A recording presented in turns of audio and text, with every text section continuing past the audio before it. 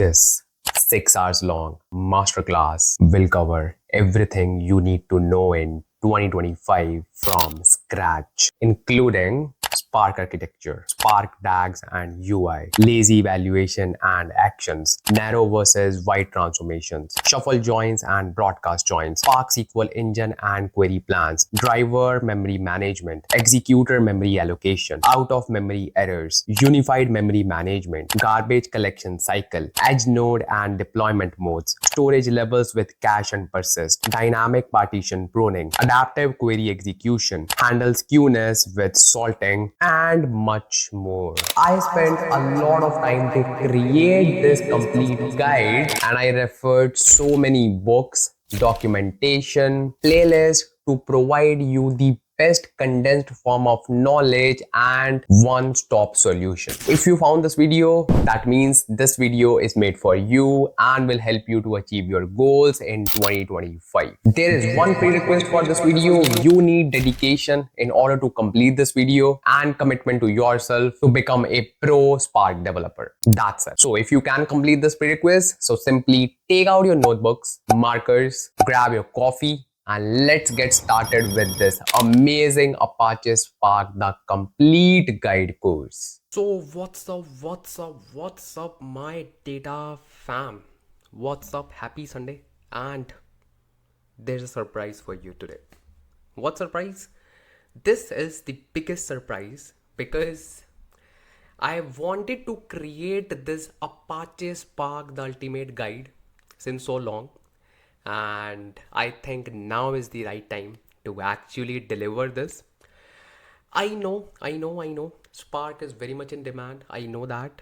And I know that I have already created my PySpark full course video in which I have just told you how you can just code, how you can just write the coding part of the Spark, you can say PySpark, using all the Python API called PySpark. That is fine. I know that. But what is this Spark the ultimate guide? Because the thing is, coding is fine. I know now you know how to code, and if you haven't watched that video, you can simply click on the link in the I button and you will see that Apache PySpark full course video. That is for the coding perspective. Okay. But now in today's video, we gonna master the conceptual areas as well. There are like so many advancements, and I would say if you are sitting in the interviews, it's very important to have that coding knowledge as well. But in order to, you can say, crack the interviews of big companies, you need to have strong grasp over Spark concepts. I can just give you some hints. Let's say how you can just read the DAGs, how you can just perform dynamic partition pruning, how joins are being happen behind the scenes. You need to know all these things: Spark architecture, client mode, cluster mode, everything. And this is one of the most important areas to crack any big data engineering or data engineering interview, regardless of any cloud platform. This is the most important part. Yes, once you land as a data engineer, okay, it is fine. If you just know the coding. Okay, it is like, I wouldn't say like it is the ideal scenario, but it will work for the junior roles. Okay, because you just need to write the code, that's it. But I would say even if you just want to crack a junior role data engineer interview, you cannot skip this part. You cannot. And obviously once you land as a data engineer, it becomes your bread and butter. Why? Because you will see on a daily basis you are actually using all these stuff. You write your code, very good. You are seeing performance issues. There you need this knowledge. You are just trying to, let's say, doing a POC, which is a proof of concept project. You will see some performance things. You will see monitoring stuff. So for all that thing, apart from coding part, you need all these things. You need to understand, hey, I'm writing this code, but what is actually happening behind the code? You need to know all these things. So that is why, and I can say that this video will be very much in detail, and obviously it should be, because this is one of the most important, and I would say the most complex part. But don't worry, this is Ansh Lamba, and you know me. I will make all the concepts so easy, so simple to understand, and you will say, hey, Spark is so easy. Spark is so easy. And that's what my goal is. I want to make you understand all these complex concepts with ease. You do not need to worry at all. So I'm really excited for today's video, and let me just tell about the prerequisite, and you will be very happy after knowing this. There are no prerequisites, nothing. This video is like for those who are planning to become a data engineer. This video is for those who are already in the data domain, maybe data analyst, data scientist. This video is for those who are like maybe software engineers or in any other tech domain, but they do not know anything about data engineering. Yes, this video is for those. Plus, even if you are a data engineer, this video is for you. Why? Because let me tell you, I know like there are like so many hirings for data engineers, and actually companies hire data engineers in bulk. Okay, in the previous years they actually hired data engineers in bulk. Okay, now they might not know all the things. Let me be very honest with you. Okay, because obviously in the technical rounds they were asking just the coding part, but now it's time to actually tune that code. Because even if you use AI, ChatGPT, you can only know the code. Hey, you will simply say how to apply left join, you will get the code. How to apply group by, you will get the code. But how to tune that? You need to know what to look at, what things to consider, how to just make some tweaks with the memory optimization and everything. How to just pick the right size of executor, everything. So that is why it becomes even more important, because AI is here. So how you can just beat the talent? This is the way to do that, because you need human intervention to do all these things. Yes, you can replace human with AI if you just want to write PySpark code, but if you want to tune it, if you want to optimize it, you need experience, you need knowledge. And I am not saying like AI cannot do it, but if you want AI to do it, you still need human intervention, because you will actually guide AI what things to look at, what are your inputs, and what needs you want to tweak. And in order to provide these parameters to AI, you need to know all these things, right? Common sense. So I would say this video will help you to become AI proof as well. Trust me, because we gonna go much more in depth in Apache Spark. Okay. So there are no prerequisites. And as I just said, even if you're a data engineer, this video is for you. Trust me. There are like so many things, bro. There are so many things. And trust me, even if I just try to revise the notes of my Apache Spark, I still feel like, hey, there's so much to learn. There is so much to just revisit. Okay. Because Spark is such a wide topic right now, and we see new things in every upgrade. So do not feel like you are already a data engineer, you do not need to know anything in Spark. No, you still need to know a lot of things. And trust me, when you will be just watching this video, you will feel like, oh, this was new. Oh, this was the right way to understand it. So I'm really excited for this video, and we are going to just like get started with this video. So just hit that subscribe button right now. And let me just welcome so many new members on my channel, because I was just waiting for this moment. And let's welcome all the new members. And if you also want to become a part of this channel, you can simply click on the join button and you will be the part of this channel. Okay, so here's the long list of our loyal data family members who genuinely support my channel and who generally want me to continue creating more and more videos, who genuinely contribute to my journey. So welcome all. And some are like recurring data family members, as you can see some green ticks. Sai, Yadiki, Lakshmi, Ravi, Dhanush, Louis, Sai, Learn Code, Juliana. So by the way, if you see your name, just drop a heart in the comments. And then we have AB, Manish, Raghunath, Anuj, Priya, Naji, Sandeep, Vasu Krishna, Sandeep, Manichand, Kelvin, Neha, Jeevan, Fred, Teach, Bhardwaj, Jamuna G, Johni, Macros, and C30 Solutions, Anupriya. So just drop a heart if you see your name, and welcome all. And if you also want to contribute to my journey to this channel, if you see this channel is fruitful and it's just contributing to your success journey, just reciprocate and just contribute to this channel and join this channel, so that I will just make more and more videos in future. And happy learning to all of you. So now let's get started with our Apache Spark. ultimate guide course. Let's see. So, first of all, Ansh, Lamba, just tell us what is Apache Spark, because we don't even know what is Apache Spark, and even if we know, we want to listen it from you. Okay. By the way, and let me just tell you again, we will try to understand all the concepts with, you can say, easy to digest approach. Okay, so instead of just telling you the definitions written on Google or written on like books, I will just try to make you understand like what are the things, because you can easily search the definitions, right? You are here to actually understand the things, right? Okay, let's get started. So basically, Apache Spark is a kind of group. Yes. So the thing is, as we know that data is growing rapidly, and we are living in an era where we call data as big data, because data is actually grown rapidly, and obviously it will continue to grow. So if we want to process our data, we want obviously compute, obviously. So earlier we used to rely on just one machine. Let's say you are just doing something on your personal laptop or your personal computer. Okay, you are, let's say, doing anything, even let's say you are just processing some data. So earlier, let's assume you were just processing only one small CSV file and you were easily doing all that stuff. But now that one CSV file is like transitioned into, let's say, thousands of files, and now you have to process all that data again, okay, on a daily basis, obviously. So obviously your laptop or personal computer cannot handle it, or even if it can handle, now let's assume your files are transitioned into millions of files.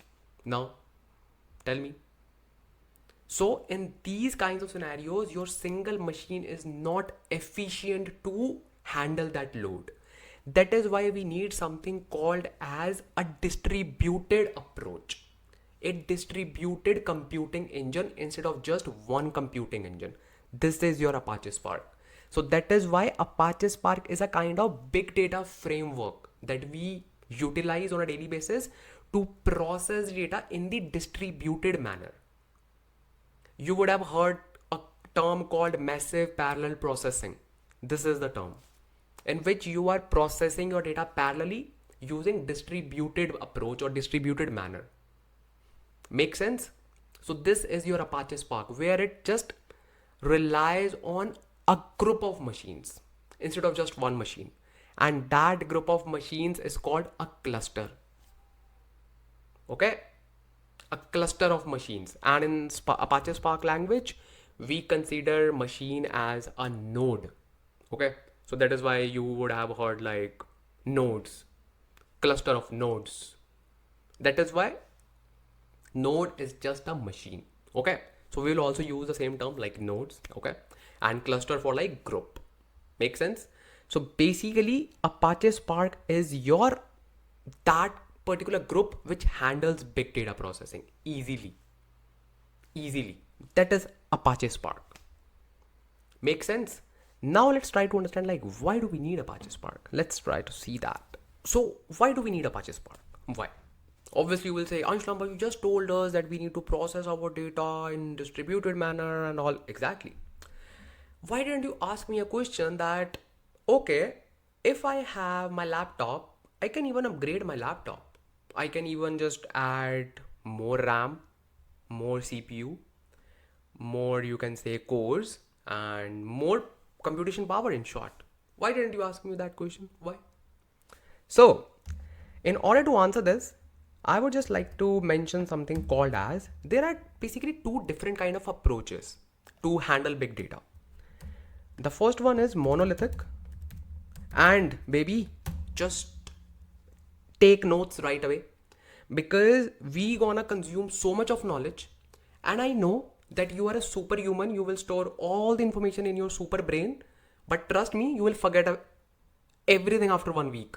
So I will highly recommend you to take notes, because I do care about you, and it's really important to take notes. Okay, whatever I'm just writing, just try to make everything available on your notebook, on your digital notebook, anywhere, but just take notes. Trust me, it will really help you a lot. Trust me. Okay, I know you follow my guidelines, so I'm happy. So first approach is monolithic and the second approach is distributed. Okay, monolithic and distributed.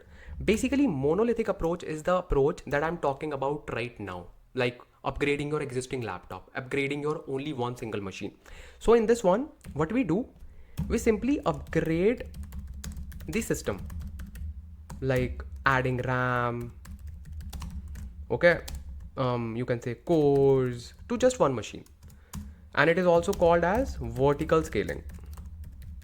Okay, where we are just adding more and more computation power to only one machine. Make sense? Okay, and what is distributed? This is Apache Spark's area. It will simply say, hey bro, why you are just putting so much of load to only one machine? Why you are just adding so much of RAM? But hold on, you need to ask this question again. What's wrong with this? What's wrong with this? What's wrong with this? Let me just tell you. Can you add thousands of RAM chips to your single machine? No. So there is a limit to scale your system vertically. There is a limit. After that, you cannot scale it further. This is one drawback. Second drawback, let me just tell you. Second drawback is availability. Availability. Just add L here. Okay. Availability. So let's say you are using a laptop and for any reason that laptop is not working. Who will process the data, bro? No one. Because you are strongly relying on just one machine. There is so much like low availability of the processing power, of the computation power. So very low availability, very low. Make sense? Okay, very good. On the other hand, distributed computing solves all these issues. It simply says, hey, instead of upgrading system, add the systems. Add the system into the network. Add more machines. Okay? You can simply say add more machines or nodes. Okay? Then second thing is, this is called as horizontal scaling. Make sense? And then high availability. Let's say you added 10 machines. You added 10 machines. One machine is not working. Fine, we still have 9 machines. We can still process some data. Make sense? Make sense? So it is similar to, let's say you got your holiday homework, okay? And you just need to complete it, obviously within a limited time period. And you will be the only one who will be completing that homework. But luckily, you have 3 to 4 siblings. And luckily, you have elder siblings. So they can help you in just completing the homework. So this is similar to that one where you do not need to rely on just one machine. You can simply distribute the work and you can just do a portion of work. That's it. That's it. This is Apache Spark. Now let's talk about, is Apache Spark the only big data processing engine that we have? Or what was the scenario before Apache Spark? How we were just working with big data before Apache Spark? So let me just tell you about that as well. So let's talk about Apache Spark versus MapReduce. So answer to your question, how we were working with big data before Apache Spark. So basically we had something called as Hadoop MapReduce. Okay. Hadoop MapReduce. It is basically not one word. It is a combination of two words, map and reduce. You can say mappers and reducers. So we were working with MapReduce instead of working with Apache Spark because Apache Spark was not there. Okay. Because Apache Spark was introduced around 2008 or 9 in the AMP lab and it was done in UC Berkeley. Okay. And it was actually a research project to identify the drawbacks or you can say issues with MapReduce. And now it's a revolution in the world of big data engineering. And do you know, the same team founded Databricks as well. Really? Yeah. So they are the original creators of Apache Spark, Databricks. So let's talk about Hadoop MapReduce. Like we were using Hadoop MapReduce and why we switched to Apache Spark. So basically the thing is, MapReduce was also doing the same stuff. Yes, it was also doing the same stuff. It was also distributing the data to the machines. And yes, it was also following the distributed computing engine, or it was also like treated as a distributed computing engine. Okay. What happened? What happened? So basically the thing is, it has like two concepts, map and reduce. Okay, so map is responsible to map your data, basically to distribute your data to the machine. Okay, and obviously those machines will be processing the data, and reduce was responsible to gather the information, to collect the information from those machines. So the thing was, the intermediate result of this processing, intermediate results can be like your transformations. If you're filtering any data, you are applying joins, you are applying, you can say aggregations, group by, anything. All those things are intermediate results. So it was writing all the intermediate results to the disk.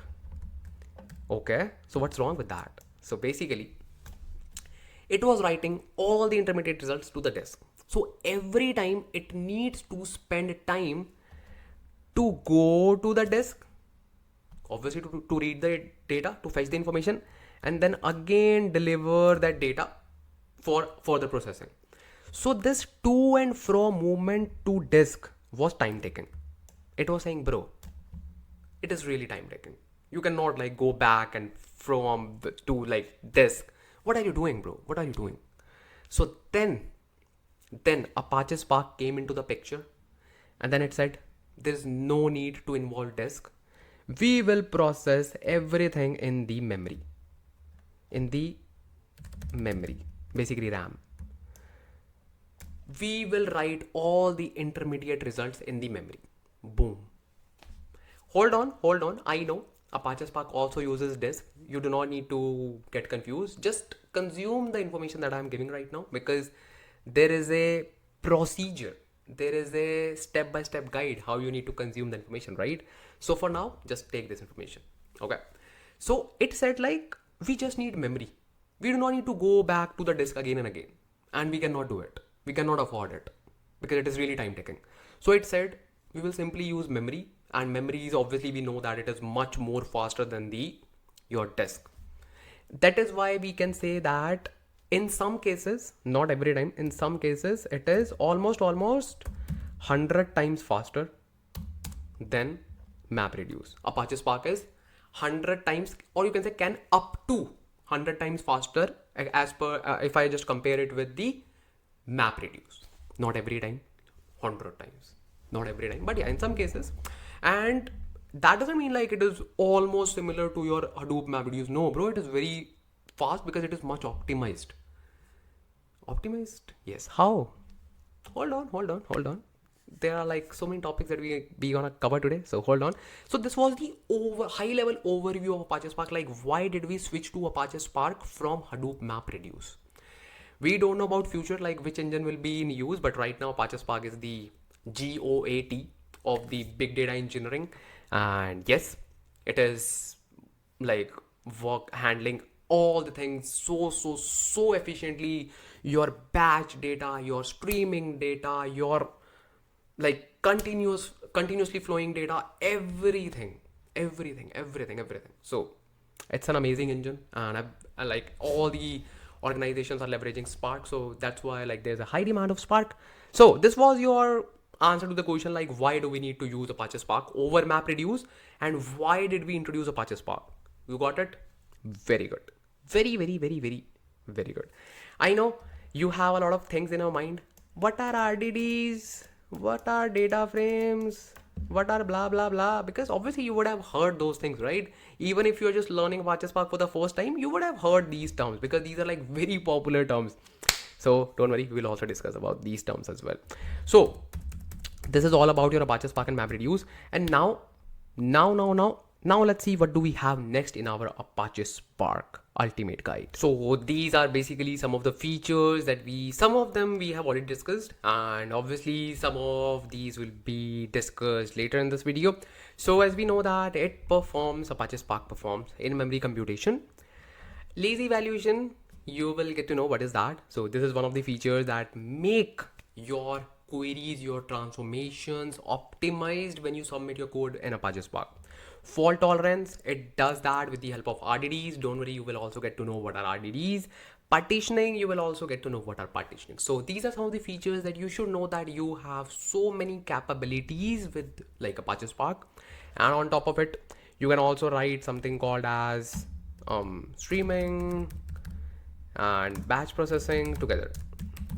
So the thing is, Apache Spark allows you to perform batch processing and stream processing using the same API.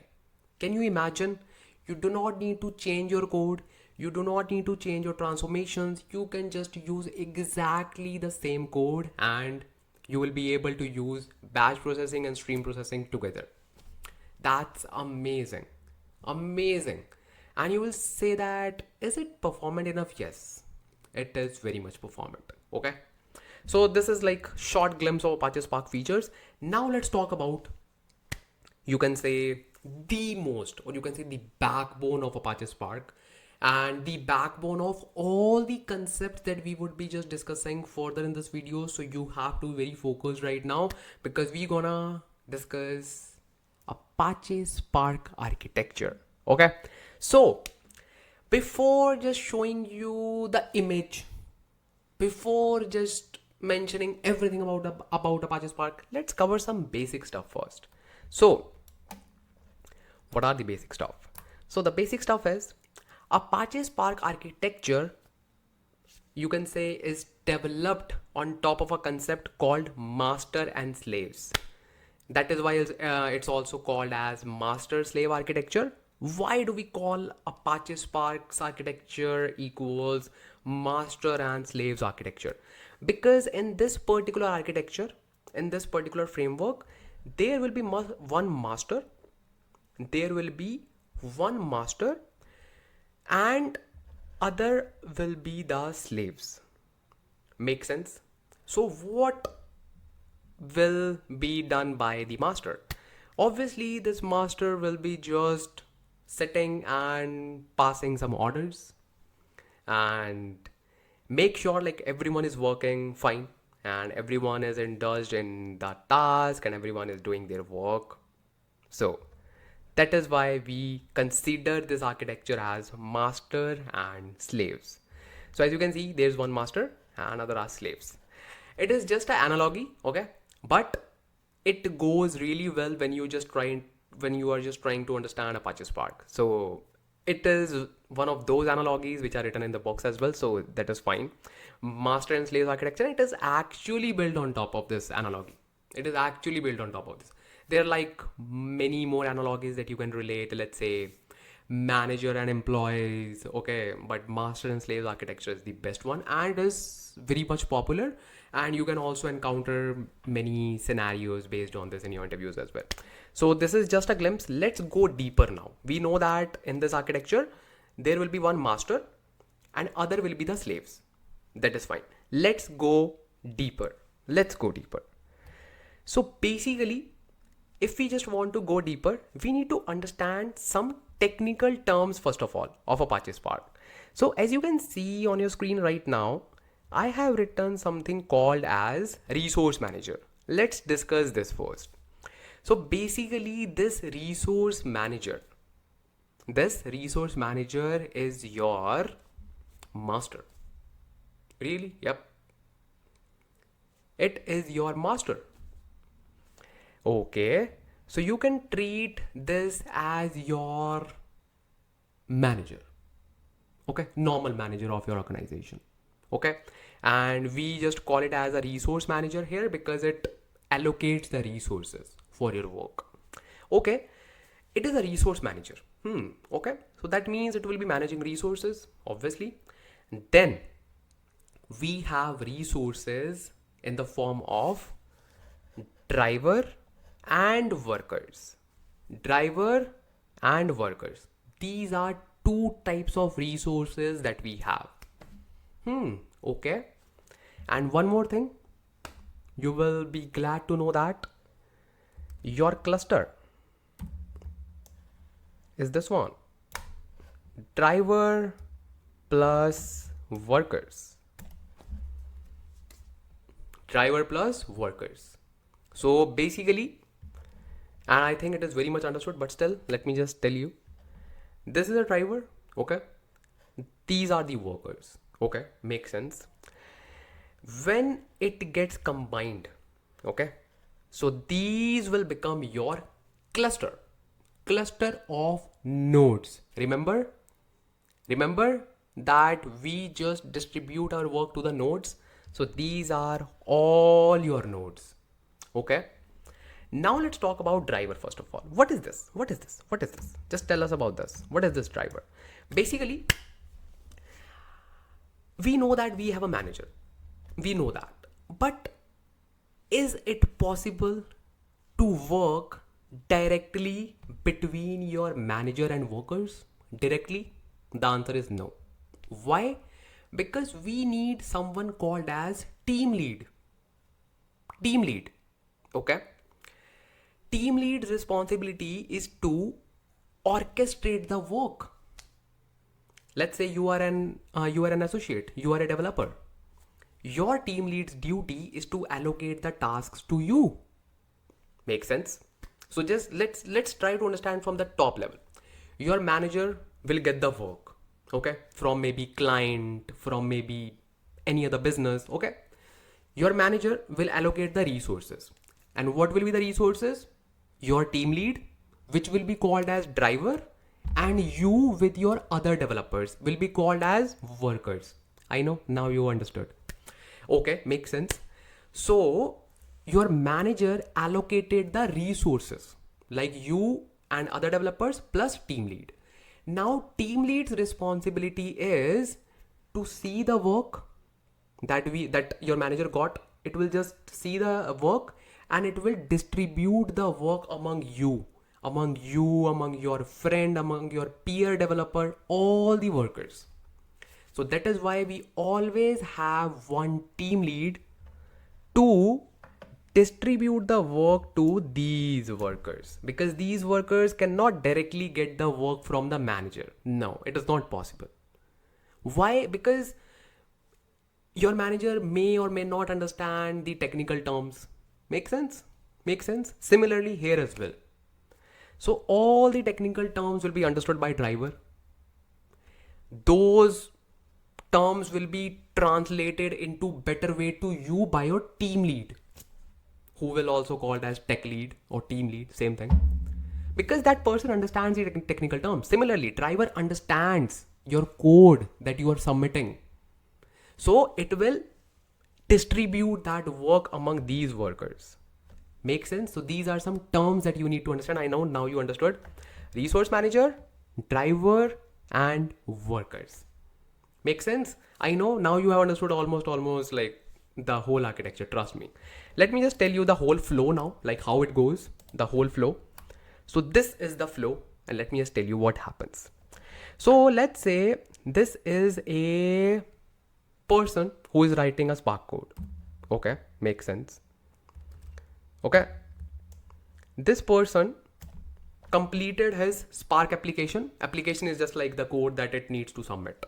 Okay, so this person will submit the code to the who is this? Resource manager. Very good. So this person will submit the code to the resource manager.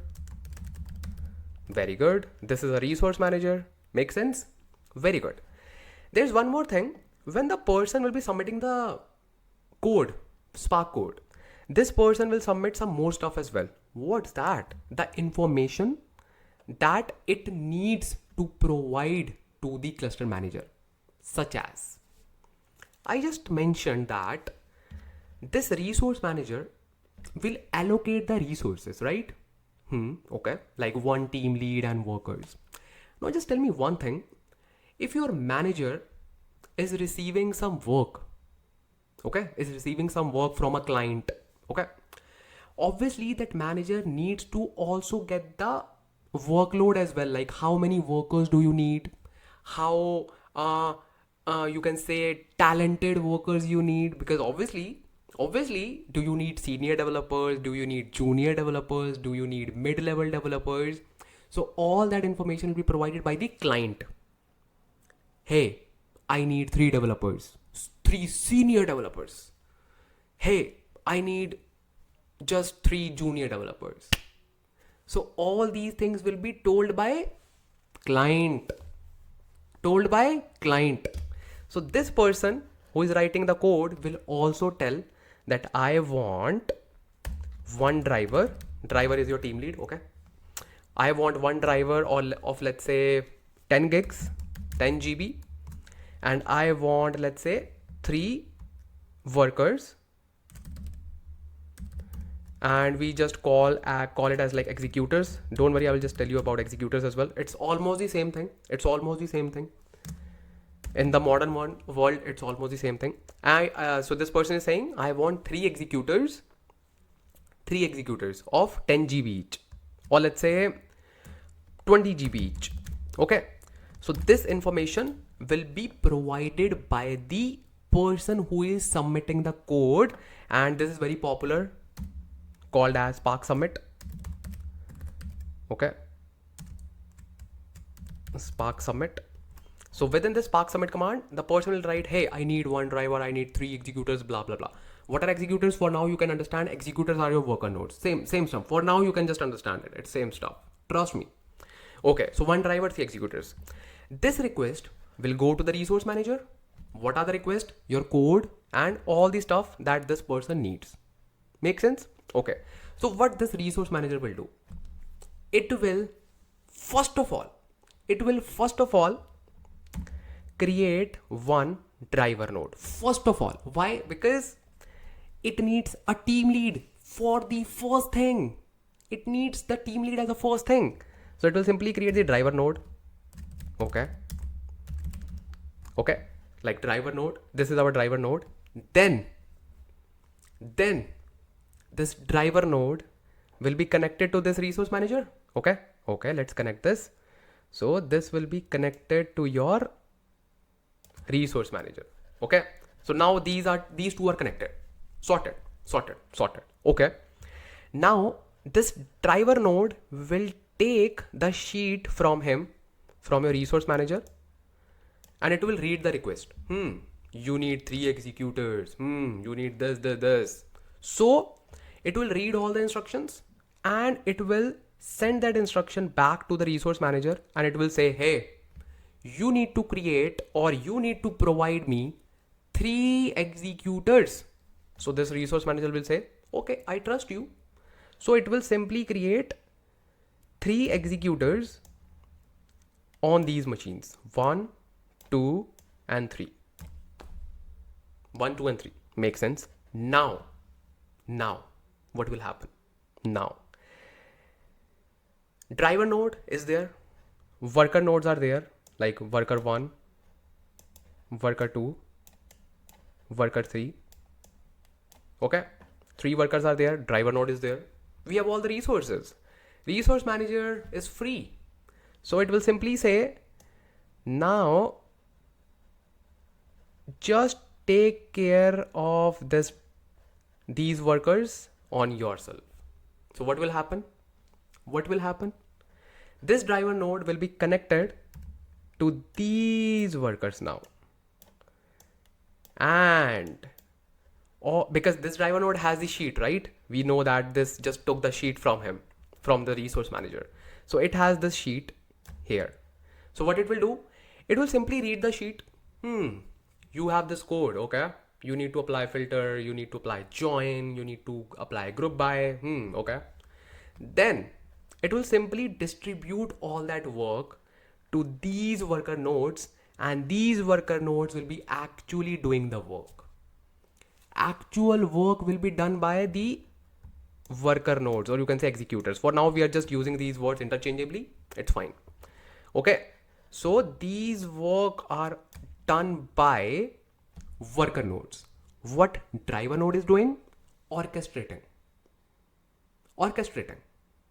Making sure like all the executors are working fine. All the executors are doing their work. Everything. Make sense? So that's what your team lead does. Team lead actually does not write your code. Team lead just, a team lead is there just for the monitoring. It's just for the overhead. It's just for like, if whether you need any help, whether you need something, I'm there. So similarly, driver node is there for the orchestration, is for the distribution of the work. But actual work is done by the developers, that are you. Worker 1, worker 2, worker 3. That's it. This is the Spark architecture. This is the Spark architecture. Now you will say, who is master here? So this is a controversial thing that I'm going to discuss. So basically, master-slave architecture keeps on changing. What? Obviously, just think wisely. When we had resource manager in the picture, this was the master and all these machines were slaves. Make sense? Very good. Now, when we have a driver node and other workers, and when these are connected, who is master? Driver node is a master, because this is giving the instructions. Make sense? Common sense, bro. And other are slaves. So that is why master slave architecture also gets changed with the state of the cluster right now. Make sense? Make sense. That is all about your Spark architecture. See, it was so simple. You just need right analogies, you just need right examples, and you just need someone who can explain things like this, and that's all. That's all about life, right? It's very simple. Very simple. Okay, so this is the diagram that we have just made. You can just take the screenshot and you can just save it in your notes. It will help you to understand. And this is the architecture that is available on the official documentation of Apache Spark. Okay, and I can just show you the documentation right now after explaining this image. Don't worry. So I know that you can see a lot of arrows, but trust me, just give only 2 minutes on this image. You will understand everything. Why? Because now you already understood the concept. Let me just help you. So first of all, what will happen? Our code. So this is the person who submitted the code. So this person will submit the code to the cluster manager. Step 1. Okay. What is step 2? Step 2 is it will simply create the driver program. Make sense? Make sense? 2. So now these two are connected. See, these two are connected. Just forget about other things. Just follow the things that I'm just highlighting. So these two are connected. So this is two-way. Why? Because you remember, it will simply go back to cluster manager. Hey, create 2 more executors. 3. Like in our example, it was 3. Just imagine there were like 2. Okay. It will simply say, okay, sir, I know you are my team lead, but still I'm just following your orders because I think you are smarter than me. You are more technical, smarter than me. So it will simply create 2 worker nodes, 1 and 2. So these are like step number 3. Okay. Step number 3. Now let's clear the confusion, worker and executors. Basically, worker node is just a machine. Worker node is just a machine. On that machine, we create something called as executors. Executors, as the name suggests, executors, which execute the work. We can host or we can install multiple executors on one machine, but nowadays, you can say in all the modern applications, we just host one executor in one machine. That is one worker node. So one worker node is actually holding one executor. So it makes sense to say that one executor or one machine, it's fine. It's like both can be used interchangeably. Do not get confused. These are very small things. You do not need to be confused in these terms. Okay. Executor, worker node, same thing. Okay. And as you can see here as well, we have like one executor within one worker node. So it is fine. Makes sense. So now this is step number 3. Now these worker nodes are directly connected to this one, to driver program. See, two-way communication. Two-way communication. So this is step number 4. This is step number 4. So whatever task this driver program will provide, they will just do it and they will return back the results. Wow. This is your architecture. This is your architecture. See, it was so simple. So simple. It was simple. Yeah. Okay. Makes sense. Makes sense. Understood? Understood? Now take notes and write everything that we have discussed. Because when you will be writing, you will think. When you will think, you will store that memory in your long-term memory area. Okay? So this is your Spark architecture. And I hope now you know this concept. This is the backbone of all the concepts, trust me. Okay, very good. I'm happy that you understood this concept. Now let's see what do we have next.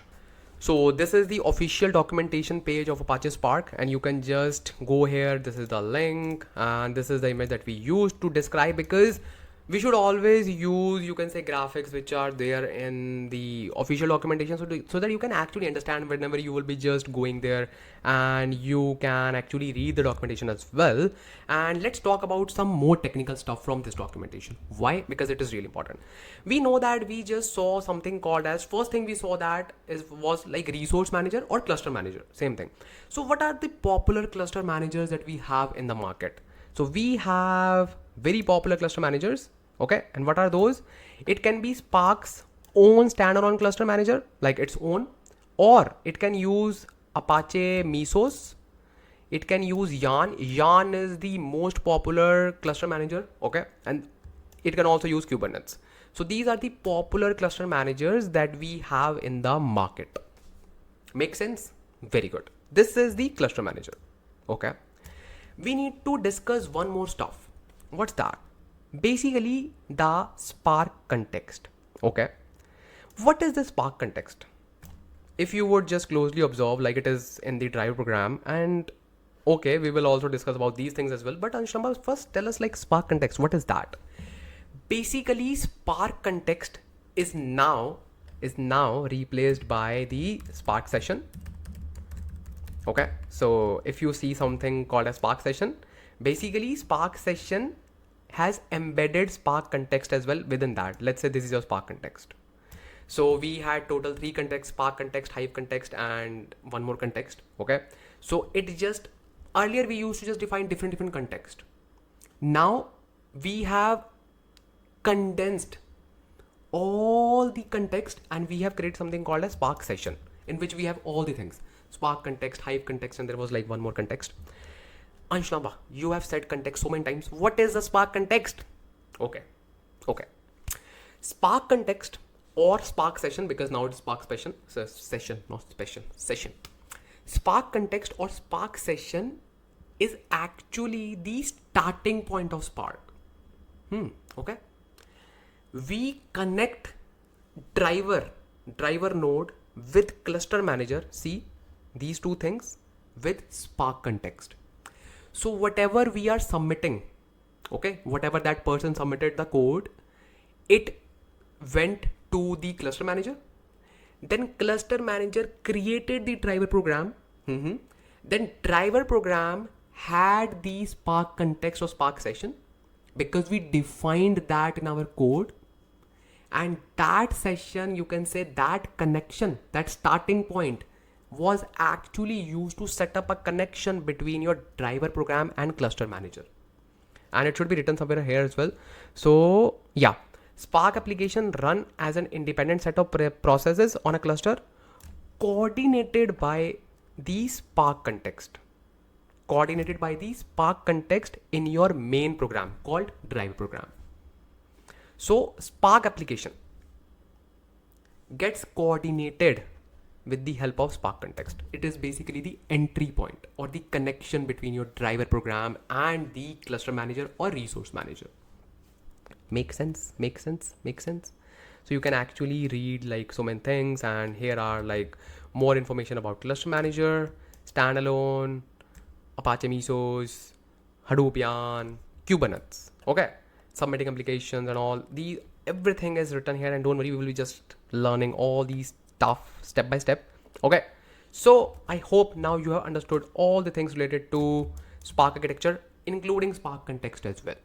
Okay, so let's see what do we have next. So let's talk about the driver node in detail. So as you know that when we have like so many machines, remember, like we have like so many computers here listed, and we decided that one machine will be treated as the driver node. So what actually happens when we pick one machine and we say, hey, you are a driver node. Hey, you will be treated as or as a driver. what actually happens behind the scenes. So basically, whenever we say that one node or one machine will be treated as a driver node, so actually resource manager or cluster manager creates something called as application master container, or you can say creates a container which is also called as application master. Simple. Let's say, bro, remember we had like machines here and we decided that we will be just picking this machine as a driver node. So what resource manager or cluster manager will do within this machine, it will install this thing, application master container. It will simply install this AMC, application master container, within this machine. Okay, makes sense? Very good. So what happens when it creates this or installs this application master container? This is a container which actually is responsible for all the orchestration, all the driver thing, all the driver program activities. What do we have within this? We have something called as PySpark main. Okay. And then we have something called as JVM main. Okay. Then we have something called as process. What is this? Hold on. So as you know that most of you will be writing your code in PySpark. Yes. But Spark is written in Scala. Okay. Yes. So it is written in Scala. So that is why we add something called as PySpark main within your application master container. So this PySpark main is optional. Understood? Common sense. You know the reason. Still, let me just tell you. If you are not writing your code in PySpark, do you need this? Obviously no. If you are writing your code in Scala, JVM is fine. Like JVM stands for Java Virtual Machine, which is responsible to, you can say, interpret or compile your code that you have written in Scala. JVM can handle that. PySpark main will only be there if you are writing your code in PySpark. Make sense? Okay. And let me just also tell you the flow. So basically, you have your Spark core. Okay. This Spark core has a wrapper for Scala or Java wrapper, and on top of this we have a Python wrapper. Now you will say, why did we create the Python wrapper? Why didn't we use Java? Because bro, there are so many Python developers, okay, and in big data, or you can say in data domain, Python is the most widely used programming language. So in order to attract Python developers to this engine, we added, not me, the team added Python wrapper on top of this Java wrapper. Make sense? Okay. And that is why we have something called as PySpark main. So whatever your code, your PySpark code is there in your application, in your Spark application, will get converted into JVM main by a process called Py4j. Make sense? So you do not need to worry about anything like how you will convert your code in Java and Scala. No, Spark will do it. Okay. And one more potential question. This PySpark main is called as PySpark driver. Okay. And this JVM main is called as application driver. Make sense? These are technical terms that you need to just write down in your notes. Okay. Good. Understood? This is your driver node in detail. We have just engineered the driver node. Okay. Let's try to understand worker node. Worker node is very simple. Worker node just has a JVM machine. That's it. Because obviously these are executors. Okay. These just need to, you can say, execute the work. That's it. Okay. So basically you just install a Java virtual machine on each worker node in order to just get your work done. Make sense? Okay.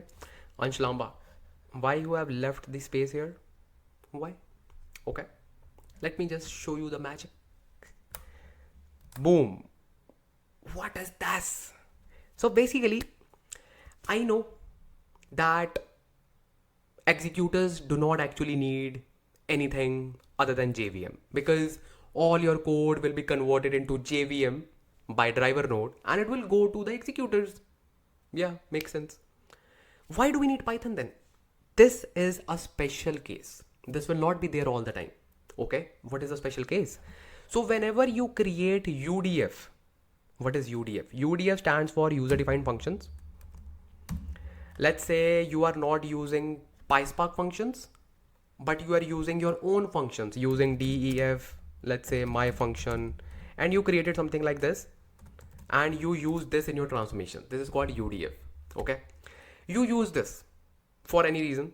Okay, and you are saying I want to use this. Maybe it can be the need of the hour in some cases when PySpark functions are not performant enough. By the way, PySpark has a long list of functions that you can pick, but still sometimes you need to do something that cannot be achieved by the PySpark functions. You have to just define your own functions. I can understand that, no worries. So in those scenarios, your executor or your worker node will install a Python interpreter or Python worker as well on top of your JVM machine, or like you can say not on top of JVM machine, along with JVM machine. Make sense? So that it can actually interpret your function that you have created. Oh, because obviously you need an interpreter, right, for Python code to just run during the runtime to execute a code. That is why it is always recommended not to write any user defined function, and obviously you need to avoid it if it is possible, because it will add a kind of load on top of your executors, because it needs to install Python and it will just take some space and it's not ideal. So that is why you should try to avoid as much as you can to use user defined functions. Okay, don't worry. So I know this was like a lot of knowledge for you, but digest it, rewatch it, revisit it, digest it, take notes. You will digest it. Make sense? Make sense? Make sense? Very good. By the way, just you can say out of the box topic. Can you see JVM here? Yeah. Now these JVMs are slowly being replaced by the C++ based executors, because those are very fast and they can just process your code natively instead of processing your code in JVM.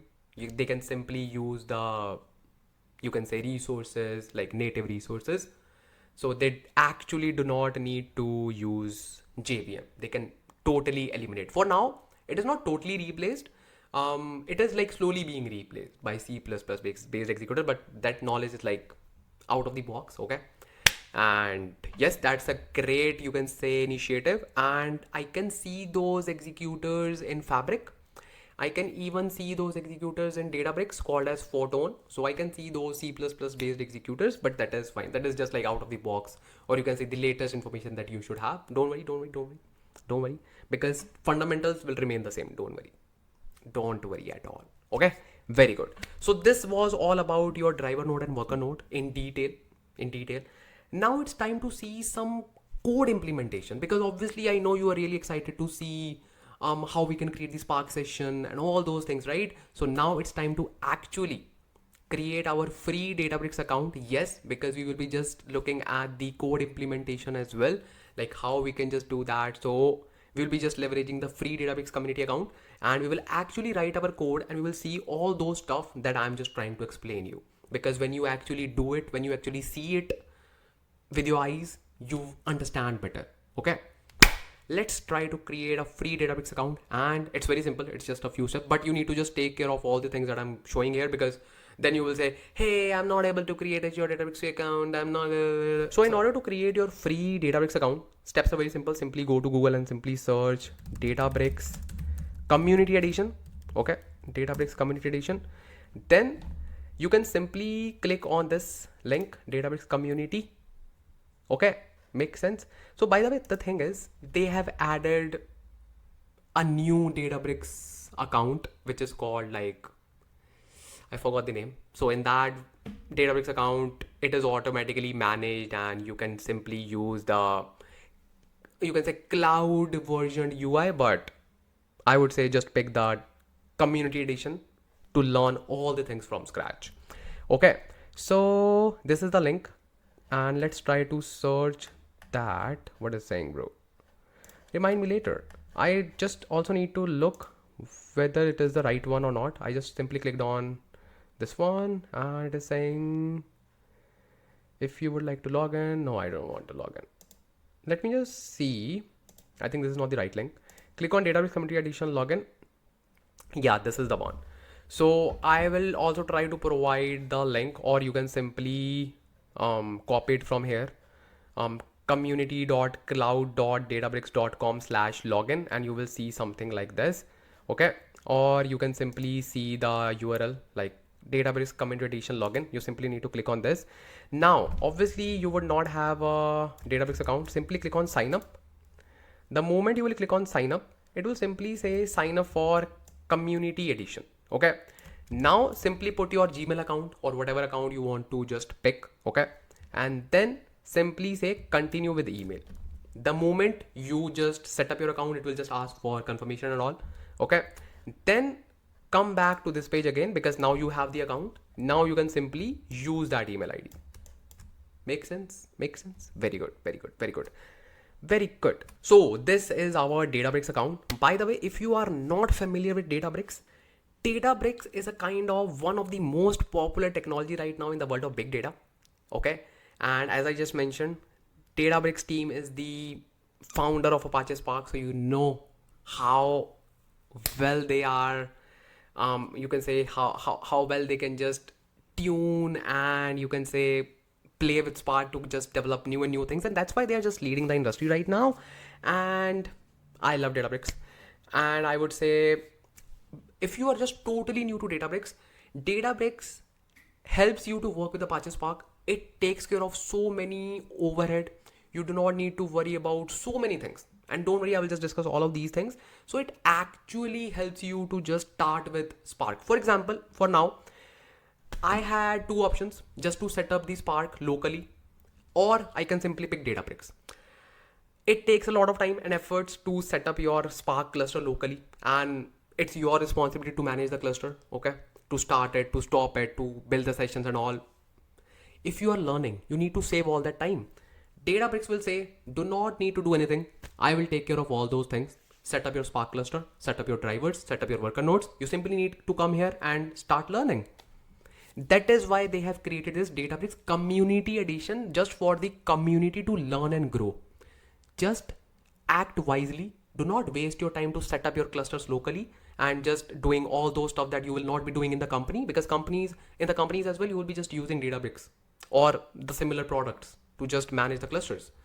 That time is gone when like you will be just when you would be just managing the clusters. No, now you do not need to do that. Make sense? So just start with Databricks. So this is the Databricks workspace, or you can say Databricks homepage.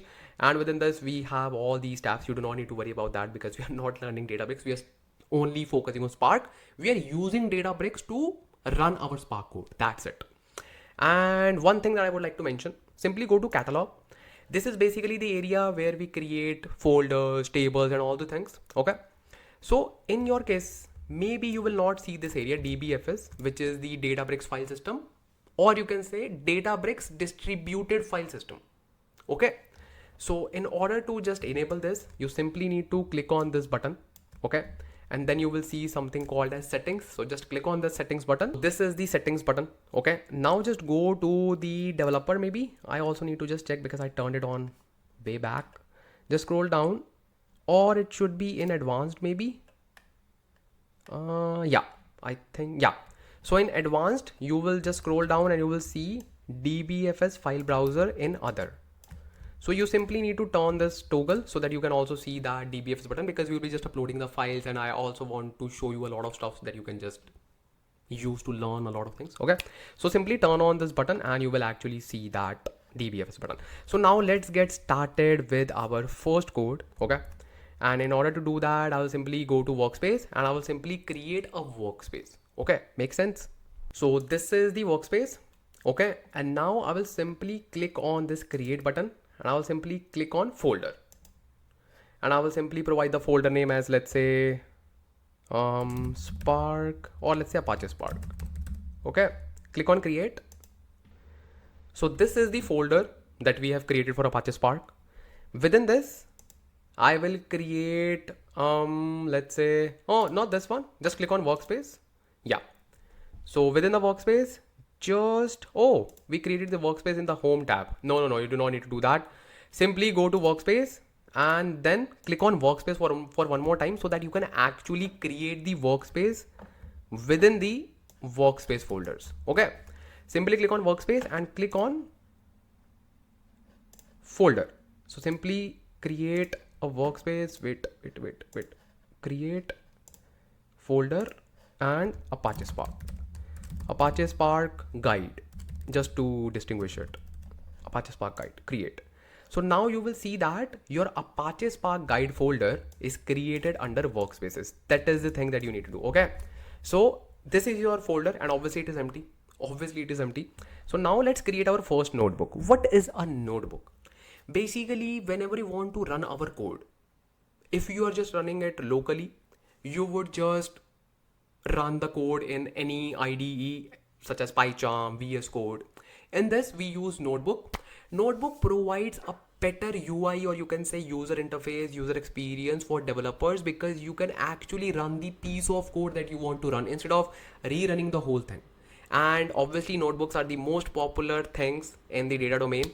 And if you are a data analyst, you would know data like notebook, similar to Jupyter Notebook, right? If you do not know, it's just a notebook in which you can treat notebook as like your whole notebook, or let's say your whole script is divided into cells so that you can run the specific cell, specific part of code if you want. That is the best thing about notebook. So simply create one and I will simply say notebook. So this is your Spark notebook, okay? Or you can say Databricks notebook, and this is the title. Let's rename it and let's call it as Spark session. Let's talk about Spark sessions first of all. Okay. So Spark session. So this notebook, we need to attach it to a cluster. Make sense? We need to attach it to a cluster. Same stuff. Let's say I'm just writing my code, but I want to submit this code. Where it will go? We know that it will go to resource manager or cluster manager, and then it will simply create the driver node, and that driver node connect with resource manager, and it will say, hey, create 2 clusters more, or sorry, not cluster, 2 worker nodes more or 2 executors more. It will create 2 executors. Make sense? So here, the best thing about Databricks is we do not need to say, hey, create 1 driver, hey, create 2 executors, hey, do this, hey, do that. No, we can simply create a cluster and we can reuse it. Wow. Yes, that's the one of the powers of Databricks. Okay. So how we can just do that? If you just go to compute, this is the area where you create the compute. Compute means cluster. Click on it and you will see all purpose compute. Click on create compute. Okay. So this is the configuration that we get for free. That means we will be running our code for free. We do not need to pay for any machine. Why? Because this is a Databricks community edition. So if you just click on this, you will see something that you have 12.2 LTS. This is just like the version that we are using of the cluster, 12.2. Latest one is I think 17. Okay. But it's fine if we are just learning. 12.2 is fine. Okay. Makes sense. So this is the Spark cluster that we'll be creating. Click on create compute. What will happen? It will spin up the cluster. See, it is just rotating. So it will create the cluster for us. What will that cluster hold? In real time, when you are just paying for Databricks, you can define driver size, number of workers and worker size. Same way you submit your command to the resource manager. Same thing. Advantage is you are just saving this cluster information and you can just reuse it. But in the free account, you cannot say, hey, create 100 machines. Hey, add 100 GB of RAM. Obviously, it will simply create a basic machine for you so that you can learn. So what it will do? It will simply create a cluster. Okay. Who? Resource manager. Who is resource manager? Databricks is managing it automatically. Okay. So it will simply create a cluster of 1 driver. Okay. And you can say 1 worker. So this cluster is there for you, which will be processing your data. So now you do not need to worry about, hey, driver memory, hey, worker memory. No. But yeah, in the real world, we define these things. And don't worry, we'll be just discussing a lot about driver and workers in the like further parts of the video, obviously. But this is something called as managed layer that Databricks provides us, so that we can actually see all those things. Make sense? Okay, that's really cool. I know you will also love Databricks. So now what I can do, I can simply go to Recents tab, and this is my notebook that I opened. So in the Recents tab, you can see all the Recents notebook. I will click on it, and you will see a button called Connect. Click on this, and you will see your cluster. It is being turned on, but you can click on it so that it will be attached to it, because whatever code you will be writing, it needs some compute, right? It needs a cluster. Very good. Very good. Now, till the time this cluster is turning on, I will just tell you about Spark session. We talked about Spark session, right? Yes, we talked about Spark session. Do you know what is the other best thing that Databricks does for us? We do not need to create a Spark session. What?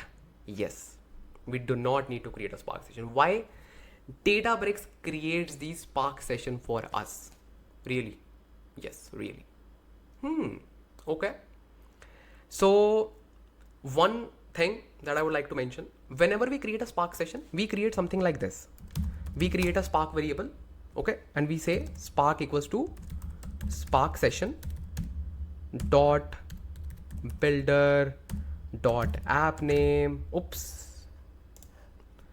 dot app name. Then we just provide the app name, let's say tutorial, and we just write all these things, right? So in the industry, this is the most popular variable name, Spark. We every time create Spark session with the variable called Spark. This is a kind of, you can say, industry standard. So Databricks actually found this as an opportunity that we can automate this session creation for our customers. So we do not need to create a Spark session now. Really? Yes. We can directly use Spark. The moment this cluster is turned on, you can actually say print Spark. Yes, you can actually say print Spark, and it will simply show the information of that Spark session. Wow. Yes. So I will just show you how our Spark session looks like and what information do we have in the Spark session. Okay. So it takes, I think, 2 to 3 to 4 minutes to turn on the cluster, because obviously it needs to create the machines, nodes, executors, driver node, installing the application master container. Now I know you are pro. Now you know a lot of stuff. So, oh, it is turned on. So what I will do, I will simply run this cell. And how we can just run this cell? You can simply hit Shift plus Enter together. Shift plus Enter. That's it. It will run the cell. Okay. So whenever you want to run any cell, simply say Shift plus Enter. Very good. So it will simply give me the Spark details. See, it has simply said that this is the Spark session which is there for me. You can even write Spark, and you will see that it will simply return the results like this, because in the cells we do not need to write print command is not required in notebook. Okay, so I got the details.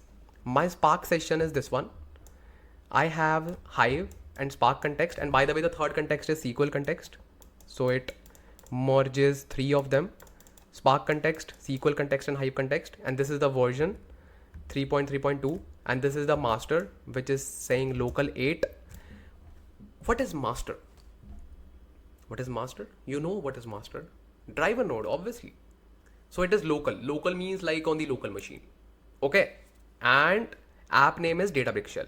So it has automatically written the code for us, called like all the code that I just showed to you, like all that, like spark.session.things, everything is like written for you, everything.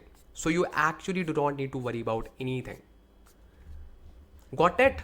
So this is the second best thing that I do like about, you can say, Spark context or Spark session, because you actually do not need to worry about anything like how to just submit the things and creating the Spark session again and again. So this code you can say is equivalent to, I can just write it for you if you just want. Let me just, and I hope that you are just taking notes, right? So this code is equivalent to Spark equals Spark S capital Spark session. I think we also need to import Spark session if I'm not wrong. Let me just import that. Oops. From PySpark.sql. So this is the library. Okay. Import Spark session. Yep. We need to first of all import it. This is imported. Now we can just simply use a Spark session dot builder dot app name. App name I will simply say Databricks shell because it is also using the same thing, right? I can give any name, but I'm just trying to show you what code Databricks is writing for us behind the scenes. Okay, Databricks shell. Then we just use backslash to go to the next line. Then it is simply saying that what else it is using? I think master, and I will simply say local. Who is texting me, bro? Who is texting me? Local and 8. Oops, not 98. 8. Then we can simply say dot get or create. If we just want to add any configs, let's say I want to say create a driver of 12 GB or blah blah stuff, you can simply say dot get or create. So let me just run this and it is fine, right? It is fine. If I just run it, Spark, I will see the stuff. See, same stuff. If I just rename it, what happens if I just rename it? If I just rename it, I will see. Why? Because I created it, bro. So this is a new session that I have created. If I, let's say, change the name, Databricks shelf Ansh, right? And if I just run this, you will not see any change. Why? Because obviously application is managed by Databricks. So it cannot create a new application for us because it is all managed by Databricks. If you are just running this code locally, you can give any app name, it's up to you. And you can even just add so many configurations as well. But all these things are managed by Databricks. We do not need to worry at all. Make sense? Very good. I'll simply delete this code. This was just for the reference that you can just write in your notes that that's how we can just create Spark session, but it is already there for us. We do not need to worry about Spark variable. So this variable is ready for us to use. So whatever you want to do with this session, we can do it using Spark variable. That's it. Okay. Make sense? Make sense. And what is the Spark UI? Don't worry. We will just talk about Spark UI in our next, you can say chapter that we have, because in that we're gonna discuss a lot about Spark UI and how to read DAGs and all. Amazing. So let's see what do we have next. And I hope, don't worry, this is just like the beginner thing and this is just related to some stuff related to Databricks. It's fine. We are just learning Spark. So if you do not understand all the things of Databricks, it's fine. Just focus on Spark, okay? Just focus on Spark. Very good. Let's see what do we have next. So let's try to understand this important concept, lazy evaluation and action. So Spark is lazily evaluated and you will know the reason why and what are the benefits of it. Okay. So let's try to understand this with an example. So let's say you are writing your code in the notebook. Okay. So let's say you are reading a file. You are creating a data frame on top of it. Okay. You are performing some transformations. Let's say you are filtering some records, then you are adding some columns, and then let's say you are aggregating the records. Okay. In total, you perform 3 transformations: filter, adding the transformations, and aggregating. 3 transformations. And you run the cell. You executed the cell. Okay. By hitting shift enter. And do you know what? Nothing will be happening. What? Yes. So let's say you read the data frame. Okay. You applied some transformations, filter, adding columns, and aggregation. You literally ran the code, ran the cell, but nothing will happen. Why? Why? Because of the concept called lazy evaluation. Concept is very simple. Don't make it complicated. So the thing is, whatever transformations you are applying, Okay, you are applying filter, you are applying adding columns, you are performing aggregations. Make sense? Spark will store all these transformations in a plan. In a plan. Okay, all the transformations, all the things. So it will save all the information in a plan. If you perform more transformations, it will add more. Let's say one more, transformation 4. It will store everything in a plan. Okay, and it will only execute this plan when you will hit the action. It is kind of switch. When you just turn on the switch, tuck, then your transformations will be actually executed. Oh, okay. And why do we do that? So basically, we do not want to immediately execute your code. Why? Because it is not optimized. We will see like how your code will be optimized by the driver node. We will see that, but for now, just understand that your code that you have written is not optimized. You will say, do you know what I have written? I have written the most optimized code on this planet. No, bro, you have not. So that is why Spark understands better than you how to pass, or you can say how to provide that code to the executors. So that's why before providing your code to the executors, it simply puts all the transformations in the plan and it will say, okay, add more, add more, add more. Then once you are okay with the transformation, once you hit the action, then it will rearrange the transformations. Maybe transformation number 4 should be performed earlier. Maybe just to optimize the code, just to optimize the performance.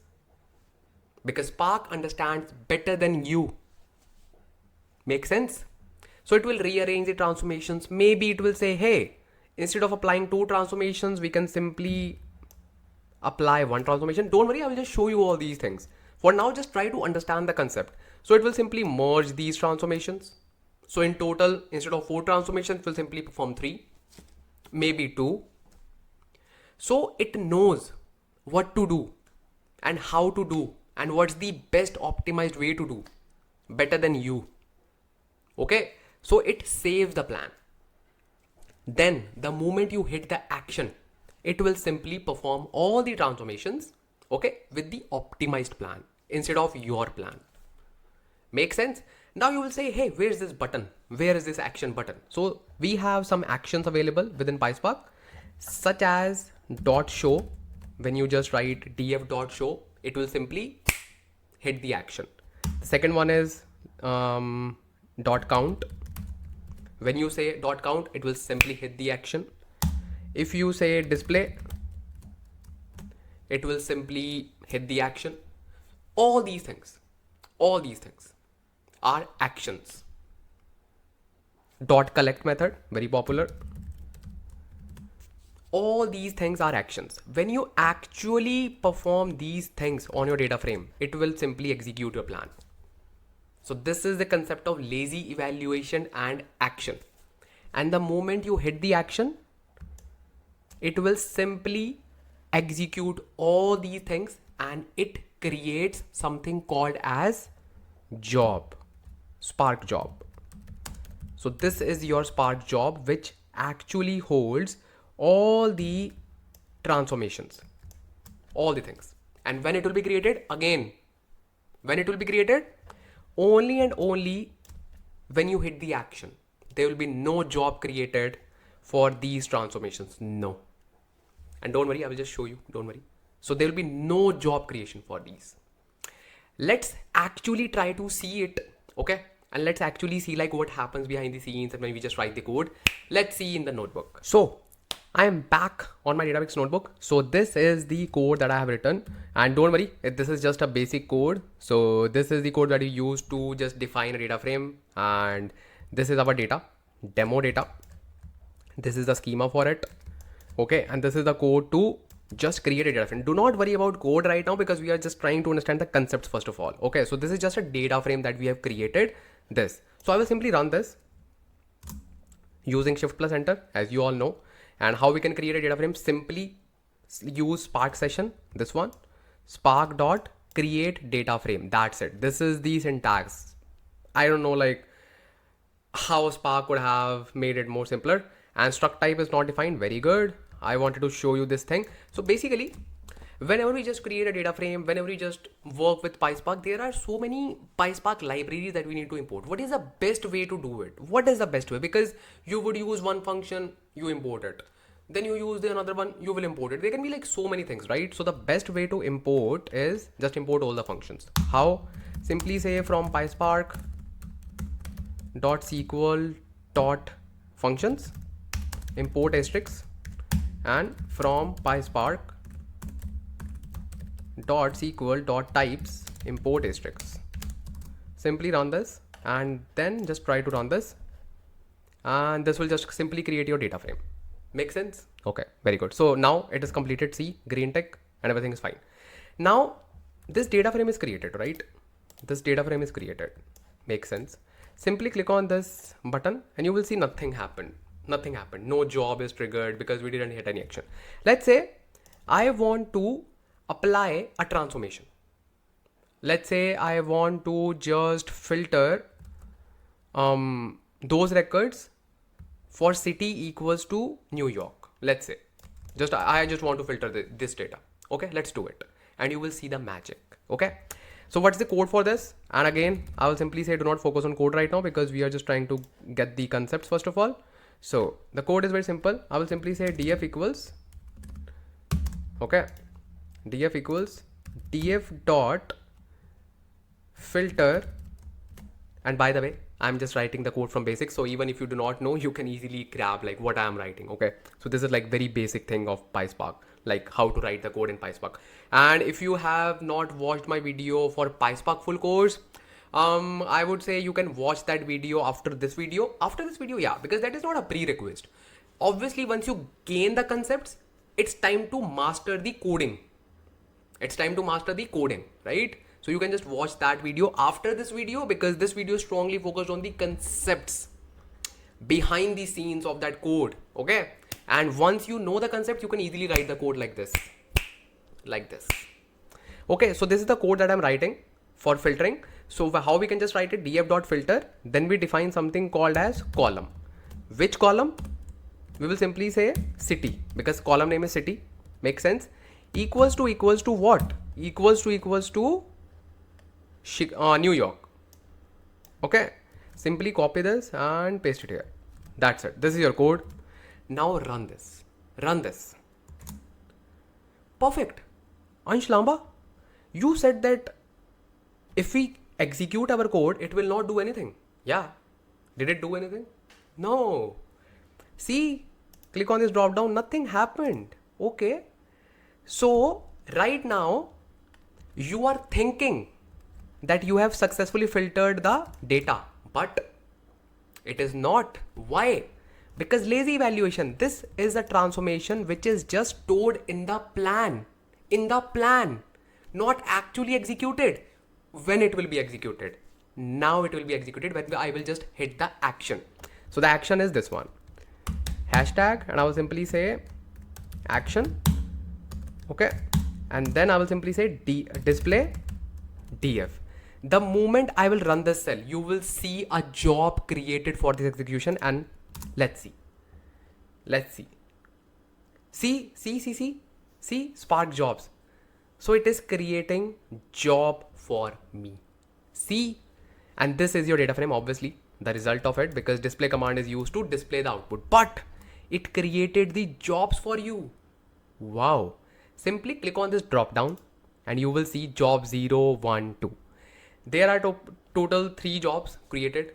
Why? Like how many? Like why did we see 3 jobs? Do not worry. We will have a dedicated chapter on jobs and all. Okay. For now, just try to understand that it creates a job only and only when you hit an action. Otherwise, there is no job here. There's no job here. Job is only created when you hit the action. That is the concept you need to gain right now. That's it. See how powerful it is. Okay. And which transformation did you apply? Filter. Now, what if I tell you that Spark has 2 different kinds of transformations? Really? Yes, two different kinds of transformations. I will just discuss about transformations as well in the next chapter. That is the very next chapter after this, like transformations, narrow and wide transformations, all the things. Okay, but I just want to show you something special right now. What's that? What's that? So let me just show you something. I told you that it creates a plan. Okay, I told you it creates a plan. Okay, let's say I want to apply one more transformation. Okay, not just filter, one more transformation. Let's do that, because now I am just telling you how you can just read the plans. Okay, how you can just read the plans, like query plans, and how you can just see the DAGs, everything. Oh, so we are just trying to see the DAGs as well. Yes, it is really important. So now let's try to see query plans and DAGs. Okay, so what I will do, I will simply recreate this data frame, or let's create a new data frame called df new so that you will understand it. So this is my new data frame.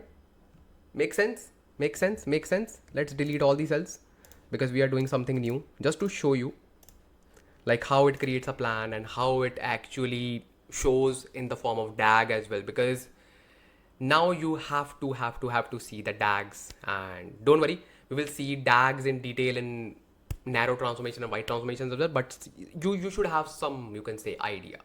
Okay, just to have a groundwork for you. So let's say I want to apply the filter, same filter we will be applying. I will simply say df new dot filter, and I will simply say column city equals to New York.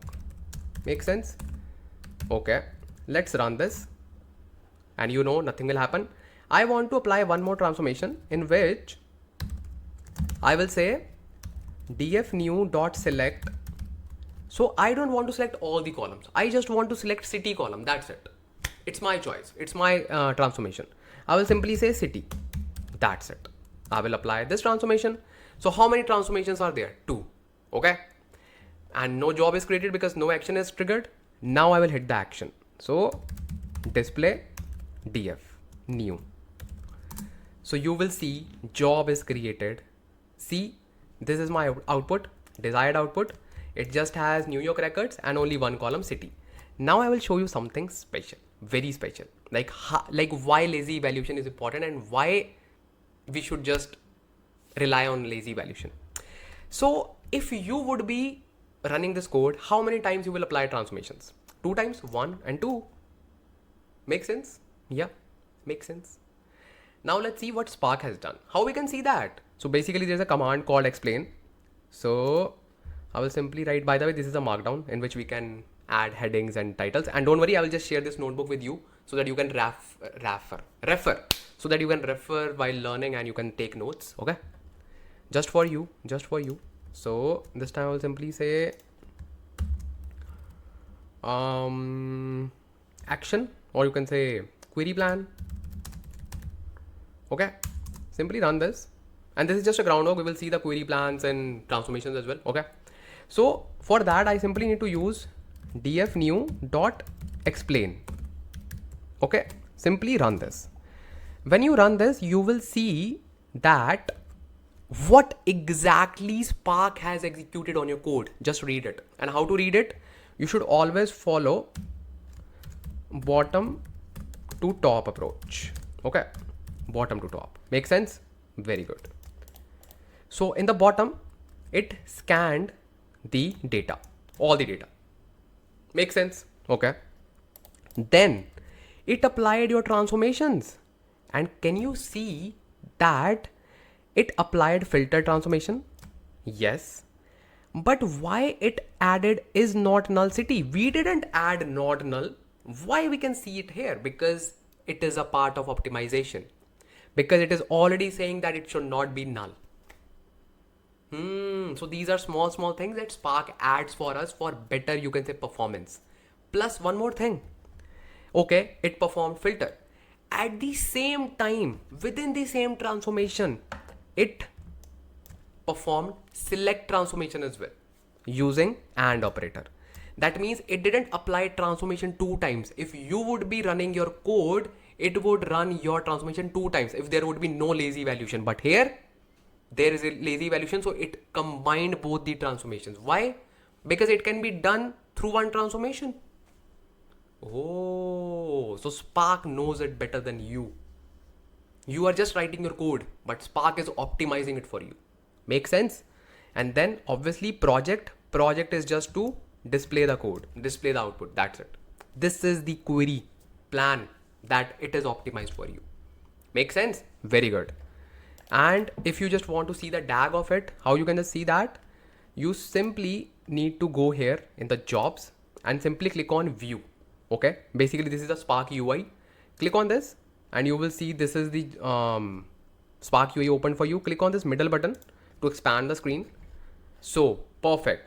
Simply go to jobs, click on this jobs and you will see all the jobs that are running for you. This is an amazing feature that Spark provides us to monitor our jobs, monitor the performance, everything. So here for now, what do you need to see? Simply click on this job because this is the latest job, job number 5.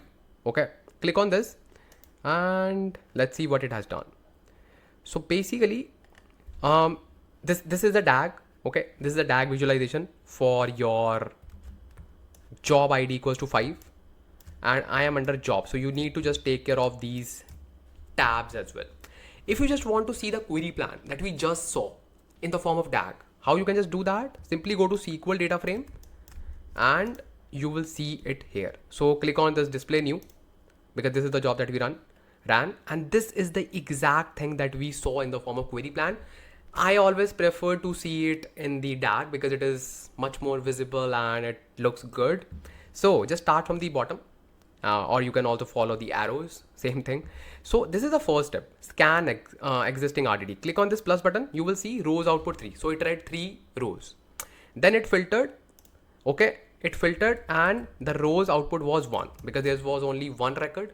So it performed filter and select statement both and it can be read in the query plan itself. See here, if I click on this, so it is written here.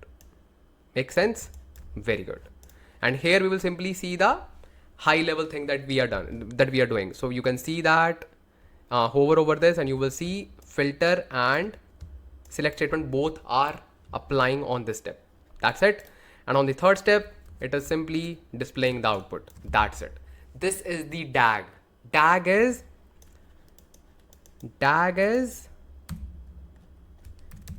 directed acyclic graph. So that means whenever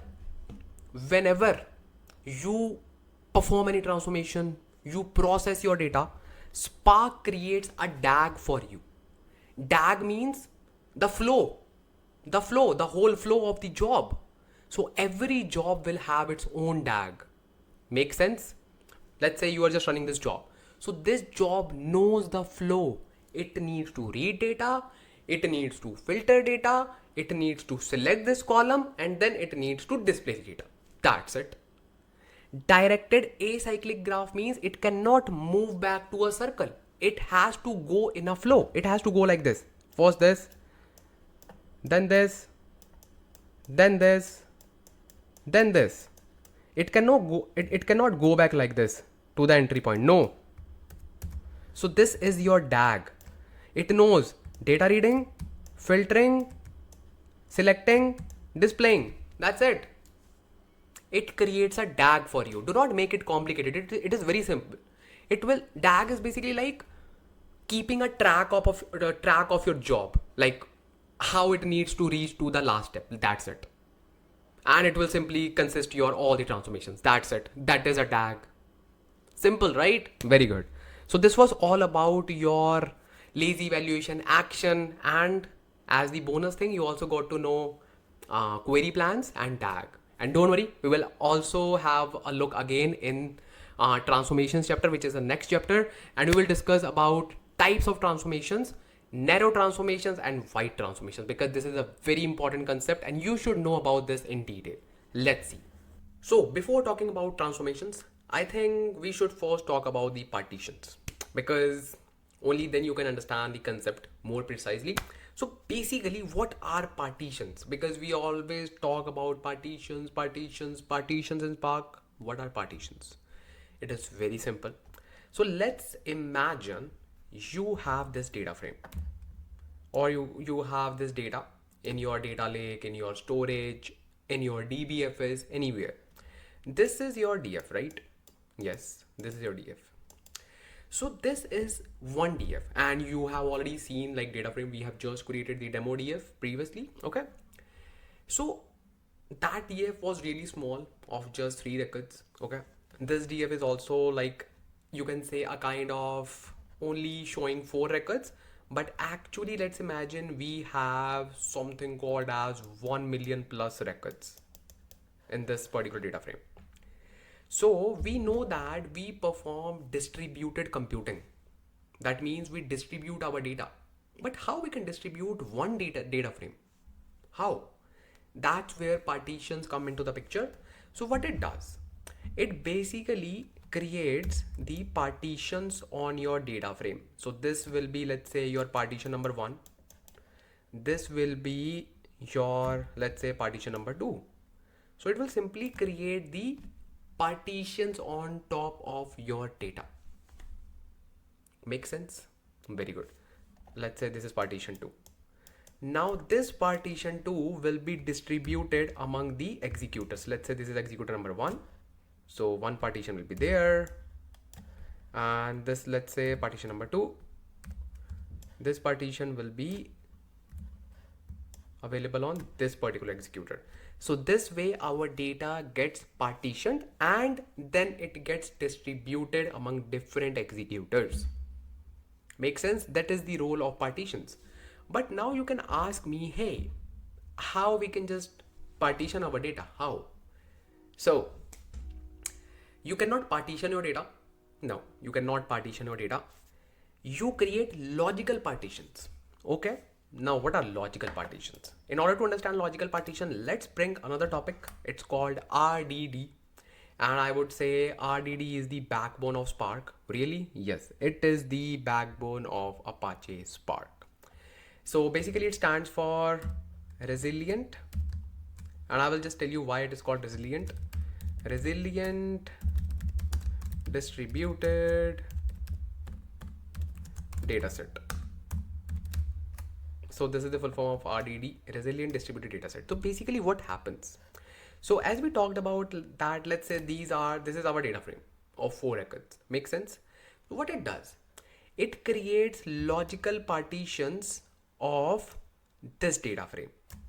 Okay. And then it stores these logical partition in something called as RDD. So if you just want to understand RDD, okay, in a layman language, if you have worked with any programming language, you would know about data types: list, tuple, dictionary, set. RDD is one of the data types that we have in Apache Spark. So this is the best example that you can just take to understand. So basically it is also a kind of list. Yes, it is also a kind of list. List of what? Logical partitions. See, it is a list and it is the list of logical partitions. Now this list is different from the traditional data type, which is list, because that list cannot be distributed, but this list can be distributed. Why? Because of RDDs, because of the speciality of this data type, of this list. It can be distributed among machines. And again, I'm just repeating, this is the logical partitions that are applied on top of your data, and it becomes RDD. This is something which gets distributed to the executors. Your data frame, or you can say your data lake which is holding your data, is not directly going to the executors. No, it will first get partitioned into the form of, you can say, RDDs, then it will go to the executor. So basically RDD is the collection of logical partitions. It is a kind of list that holds your logical partitions. So whenever this data will go to the executor, So this executor will know like which data it needs to read from the data lake, from the source, because obviously the real data is sitting there. Make sense? Make sense? Make sense? Now let me just tell you why it is called resilient. Because RDDs are fault tolerant. How? So RDDs are basically immutable. Immutable means it cannot be changed. Okay. So whenever we are creating RDD, okay, let's say you are creating a DF and you applied some transformation. So it will create an RDD. Let's say RDD1. Okay. Now, even if you write another transformation on top of that data frame, and I will just show you a lot of transformation, and you can just take the example, the previous example in the code that we just wrote in the notebook. We just applied first of all filter, okay, on DF, and on the same DF, what we did, we applied select statement, right? When you look at the code, you will feel that we are changing the existing data frame, right? Because we are using the same data frame variable. The answer is no. Every time you create a new data frame, or you can say new RDD, even the name is same, but you create a new RDD. You are not changing anything in the existing RDD. So let's say you are applying filter, it worked fine, it create one RDD. Okay, let's say RDD1. Now it wants to create select statement, like it wants to apply select statement. It will simply create RDD2. Okay. For any reason, this RDD failed. So what? It has RDD1 created already. It will simply use this RDD1, and it has DAG, right? It knows how to create the next steps. It will simply read the DAG, it will simply read the instructions, and it will again recreate the RDD2. That's how it tolerates the faults or failures in your Spark code. This is the meaning of resilient. Okay, distributed, we already know that it can be distributed to the executors. Dataset means your original data. That's the best example that you can consume to understand this RDD. It's very simple. You just need right example, right person, and obviously Ansh Lamba to understand the concept. This is your RDD. Okay. So whenever you are creating a data frame, yes, you are writing your code in data frame. We also used to write our code in RDD, but it is not optimized. It is not, you can say, recommended to write your code in RDD for now as well. We simply write our code in data frame. That gets optimized, and at the end, that information will be given to the RDDs, and those RDDs will be going to the executors. Make sense? Even if you are not writing your code in the RDD, that is fine, because you are writing your code in data frame, and data frame is already optimizing your code because of Spark SQL Engine, and we will just look at like Catalyst optimizer and all everything. So you are optimizing your code, not you, like driver node is optimizing your code, and all that information will be transferred into the RDDs. So it will basically create the RDD, and it will have all the information, how it needs to read the data, how it needs to apply the transformation, all that physical pan, remember? Then that information will be carried forward with this RDD, and it will go to the executor. Make sense? So RDD is more like a list of information that it is carrying, and it is simply passing on this information to the executors, and they simply read the information and simply do the stuff without thinking much, because they are just consuming the knowledge from the driver. That's it.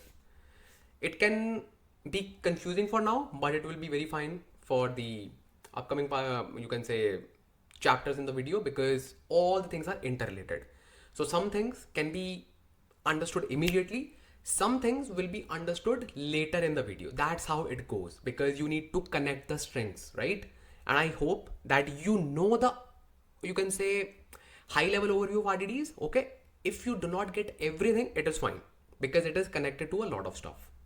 Okay, and when you will just know those things, you will see, oh, this was the concept. So that's how it goes. So you are not the only one who experiences this, so it is fine. Okay, Very good. So this is RDD and we already know the concept of partitions. Now we can easily understand and easily digest the knowledge of transformations, types of transformation that we are talking about. Let's see what are the types of transformation and what is the difference and why should we just worry about types of transformations, because we simply apply the transformations. No, you should be thinking about the type of transformation you are applying. Let me just tell you. So let's try to understand narrow and wide transformations, or you can say types of transformations, and trust me, it is very simple. So basically what happens, let's first cover the narrow transformations. Okay, let's first cover the narrow transformations. The very popular narrow transformations examples are filter, select. Okay, these are like popular transformation. Like what happens when we just apply this transformation, and just try to imagine. Okay, so let's say this is your source and these are two partitions that Spark has created on top of your data. Okay, and now you know the partitions. Okay, now if you have, let's say, 3 columns. Okay, if you are filtering any records, let's say, okay, let me just give you a duty. Okay, you are a computer. Okay, trust me, even if you just want to do some manual stuff. Okay, I am providing you 2 Excel sheets. Okay, and those 2 Excel sheets, okay, are the part of one sheet, but I have divided that sheet into two parts. Okay, and you are just calculating some stuff that I'm just telling you. Okay, very good, because if you will imagine yourself there, you will understand better. So let's say you are applying filter transformation, okay, on top of one sheet. First of all, let's consider sheet number 1. Okay, you are filtering some records. Let's say I want to filter all the values which have ID equals to 1. Let's imagine. Okay, just do it. Can you do it? Okay, I imagine you did it. Do the same stuff for sheet 2. Do it. Okay, very good. Did you need any kind of reference of previous sheet or from the next sheet, or when you were just filtering the records from sheet 2, did you need any kind of reference or did you need any kind of help from sheet number 1? Obviously no, because you can simply filter the records from the data that you have. Exactly. Now if I just ask you to remove some columns from sheet 1, you can do it. Okay, do it from sheet 2 as well. You can do it. Very good. Same question. Do you need any kind of help from a different sheet? Obviously no. So that's where narrow transformations come into the picture, where you do not need any kind of help from the different partitions. You can simply apply a filter on this partition and you can just generate the output as it is, as an independent partition. See, this output will be this and this output of this sheet will be this. So you actually do not need any kind of help from this partition, and same goes with this partition as well. Both are independent. Both are generating the output to the independent partitions. Very good. Very good. Now let's cover the wide transformation. Very popular wide transformation is very popular. Group by. Okay. Let's say this is your source. Again, the same example. And let's take the same columns as well. You have like city in your column. Okay. I have divided that data in 2 sheets. Okay. Very good. Now just tell you one thing. I want you to aggregate the sales, or let's say, sales of each city. Okay. Just do it for sheet number 1. You will do it. Okay. You will say, for example, New York equals to 100,000. Okay. Sales. Okay. Very good. Do you need any kind of help from sheet number 2? Yes, obviously, because in sheet number 2 as well, you have New York, you have that particular record. So you need help from the sheet number 2 to aggregate the values to give the final output. Makes sense. So here comes the role of wide transformations, where you need to shuffle your data. Shuffle your data means, just tell you one thing. If you're just calculating the sum of sales per city, okay, if I just hand over different sheet for different cities, like let's say one sheet for New York, one sheet for Toronto, one sheet for New Delhi, can you just find the sales? Obviously you will say, hey, I have all the records for New York, I can easily find the sum of all the sales. That's what white transformations do. So what it will do in this case, let's say in your source you have just three cities, New York, Toronto and New Delhi. It will simply create individual partitions for that particular city. One for New York, second for Toronto, third for Delhi. And then it will hand over this data to Executor so that it can easily apply aggregation, easily apply group by, because it needs reference, right? This is white transformation, where it needs to, because obviously this data is shuffled, right? Some of the data, some of the New York data is here, some of the New York data is here, some of the Toronto data is here, some of the Toronto data is here. So what it will do, it will simply apply the shuffling. Some data will be coming from here, and this is for New York. Okay, just for your reference, this is New York. So some data will be coming from here, some data will be coming from here as well, right? Some data will be coming from here. Make sense? Very good. Same goes with Toronto. Some data will be coming from here, some data will be coming from here. Same thing with Delhi. Some data will be coming from here, some data will be coming from here. Make sense? This is your white transformation. This is your white transformation. This is one-to-one and this is one-to-many. Okay, makes sense? This is your narrow and white transformations. Let's try to understand this with the help of code, and you will actually see that it will be creating a lot of partitions.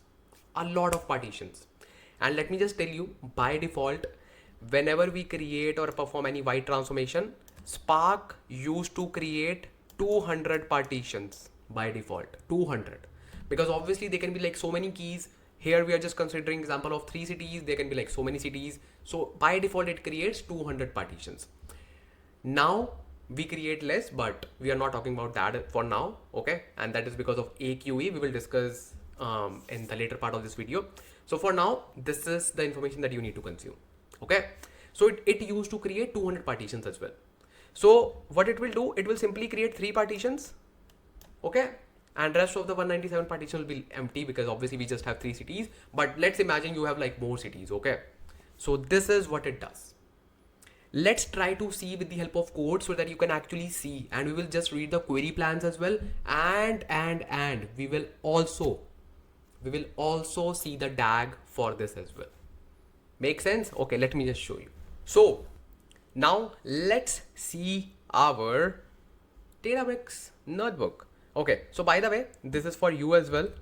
If you see your cluster has terminated, because it will be automatically terminated after 30 minutes. So you can simply create a new one. Click on this and click on create new resource and click on create attach and run. It will simply create a new cluster for you. Obviously it will take like 2 to 3 to 4 minutes to turn it on. And yeah, that's it. So what we can do, we can simply create a new notebook. Makes sense? We can simply create a new notebook. Simply go to workspace. And here I will simply create a new notebook. And this time we will simply say, let's say transformations. Okay, transformations, makes sense. And let's attach this to this cluster. Okay, very good. Let me add some heading, and I will simply say, first of all, let's see narrow transformation. Okay, narrow transformations. And we can actually copy the code from here to create the data frame, because we can just see the same data frame so that you can actually understand the stuff. So this is the code for creating the data frame, and till the time it is being turned on, so we can prepare our code. So this is the code for df new, or let's say df. It's fine. Let's create df, and here I will just show you, or let's put this code above this, because obviously, and we need to import the libraries from PySpark.sql dot functions, import asterisks from PySpark.sql dot types, import asterisks. Okay. Oh, it is turned on. It was quick. Nice. So let me first run this, and it is running. Then I can simply run. Okay, it's complete. Let's run this. Very good. And now let's perform narrow transformation. Let's say I want to apply a filter. Okay, df equals df dot filter. I want to apply filter on column city equals, let's say, New York. Okay, very good. Let's run this, and now you know nothing will happen. Lazy evaluation. Okay, this is a narrow transformation. Make sense? Okay, let me just show you what will happen when I will perform this transformation. So let's call the action display df. Okay, now we will see the job as well. So it is running. Very good, very good, very good, very good. So now this is the data that you wanted to see. Okay, because we applied the filter for New York only. Now let me just show you the plan. df dot explain. So what it did, simply scanned the data and applied the filter, and then that's it. That's it. No need to worry at all. Makes sense? And we already know like how we can see the DAG as well for this. This is job 0. Click on this. It will simply open that Spark UI, expand it, go to SQL data frame, and click on this display df. Okay, and this is your DAG for it. Now let's perform the white transformation. Okay, so in order to perform white transformation, simply recreate this so that we will be having a fresh data frame. Okay, let's write here white transformation, heading 3, bold, white transformation. Okay, let's perform a group by. df dot group by. Okay, and how you can just perform group by, it's very simple. You just need to write df dot group by, and then you simply need to put the column name on which you want to apply group by. I want to apply group by on city. Make sense? And what I want to find, or let's say what kind of aggregation I want to apply. I will simply say dot agg. Then I can simply say count of age. Okay, or let's say let's say I want to just find the maximum age. Okay, I know that we have just one record in each data frame, it's fine, but let's say I want to find the maximum age of this. Okay, let's apply maximum aggregation on top of column age. Make sense? Okay, let's perform this, and obviously we need to save it in df. Okay, now this is done. Obviously there's no job. Now let's hit an action and let's see what we will get. Obviously we will get the result. Okay, so maximum age is 25, 30, 35. That is fine. Very good.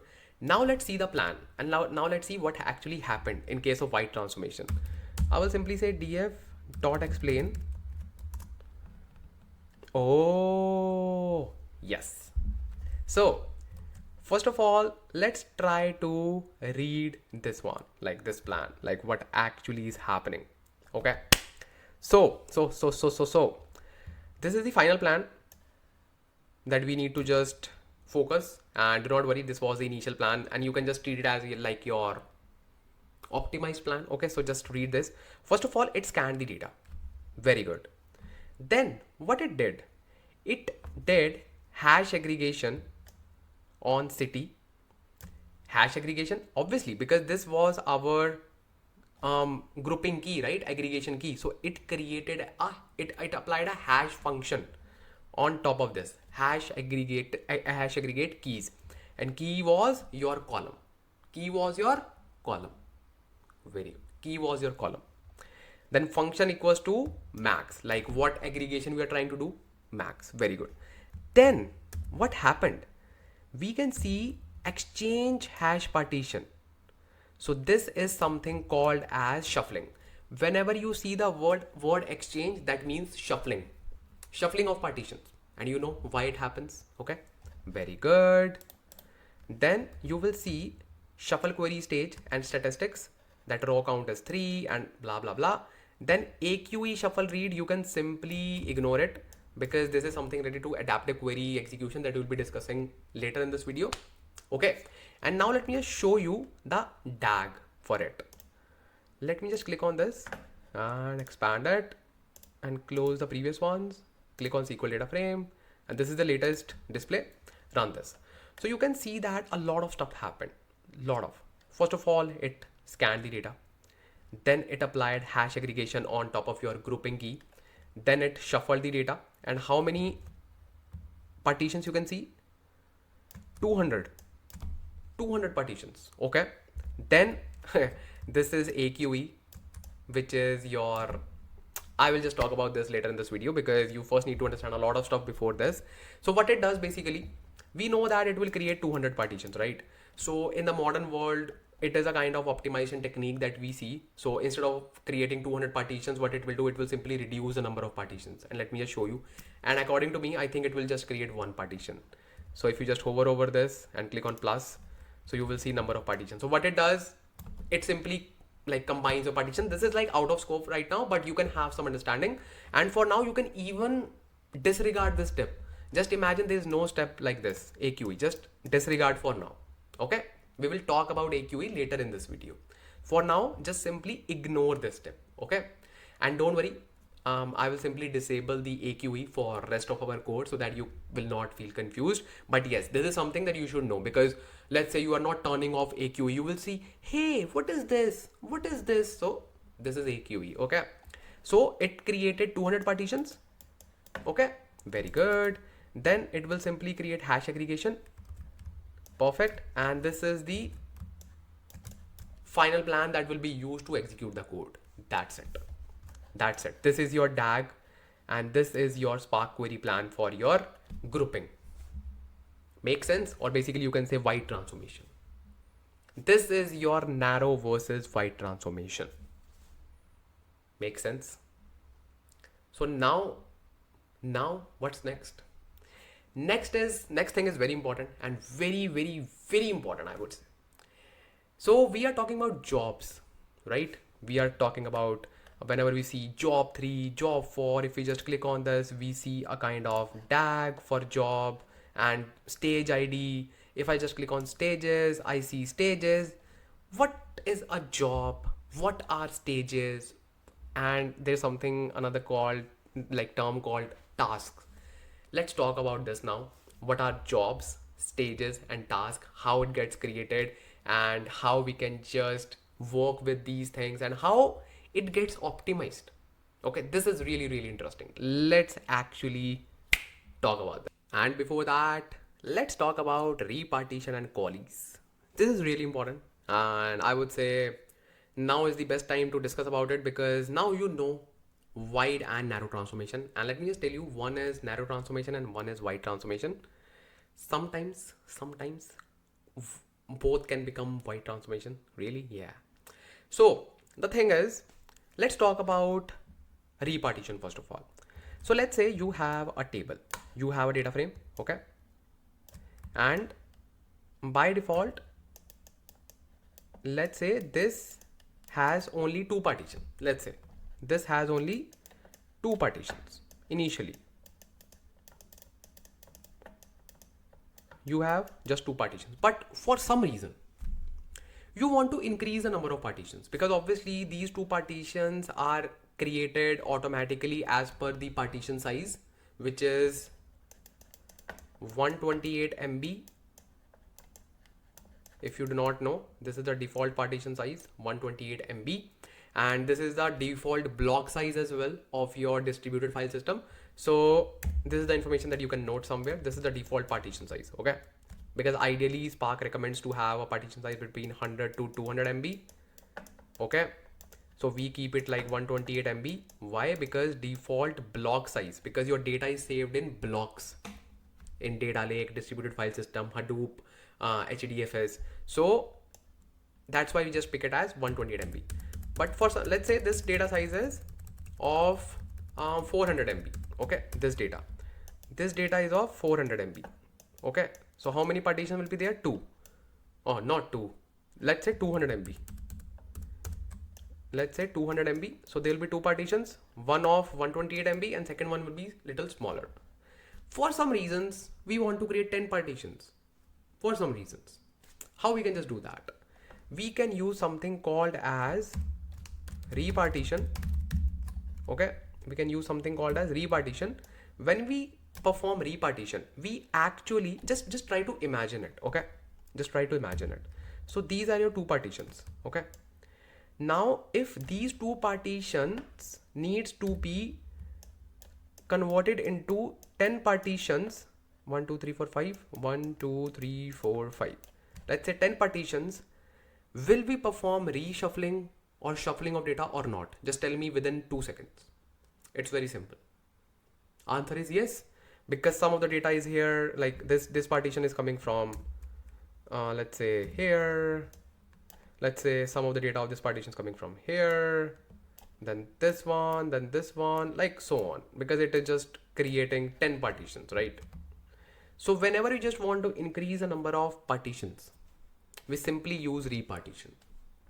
We can even use repartition for decreasing the number as well, but it is not recommended, because if we just want to decrease the number of partitions, let's say I have 2 partitions, I want to create just one, then I will use something called as Coalesce. Make sense? Then I'll simply use something called as Coalesce.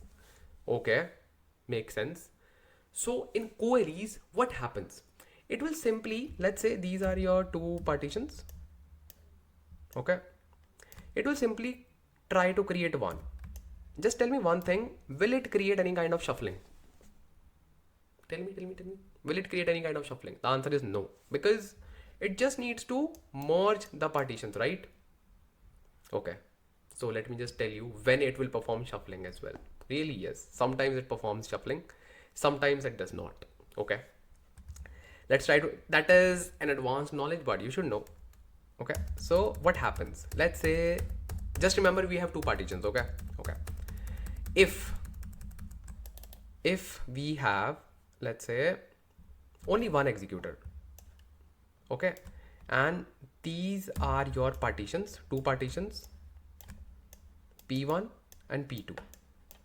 If both the partition, if we just have one executor, okay, both will go to the same executor, okay, then this executor can perform the coalesce on top of these 2 partitions, because it do not need to go to any other, or you can say anywhere else, because it just need to merge. That's it. But just imagine we have one more executor. So in that scenario, one partition will go here, one partition will go here. How it can perform coalesce without reshuffling? It's not possible, right? Exactly. In these kinds of scenarios, it has to reshuffle the data. It has to send this partition to this executor to perform the merge. Okay, in this scenario, it has to perform reshuffling. But in 90% of the cases, okay, coalesce means merging the data without any kind of shuffle, because you will not be having just 2 partitions. It is very a rare scenario, but you should know about this. Okay, you should know about this. But in real world, you will hardly encounter with this particular, you can say, concept. Okay, make sense? Very good. So this is the concept of repartition and coalesce, and let me just show you how it works with the code. Really? Yeah, we can simply see that. Let me just show you. So I am in my notebook. Okay, and let's try to see the coalesce and repartition in the same notebook. Okay, so don't worry, I will just provide the notebook so you can easily use this. So I will simply say repartition versus coalesce. Okay, so let's perform first of all, let me just show you how many number of partitions do we have and how we can just find that. I will simply write df.rdd dot get num partitions. Okay, let me just run this and you will see we just have one partition, because data size is not exceeding 128 MB. Okay, it is very small, so we just have one partition. Let's say I want to create 3 partitions. Wow.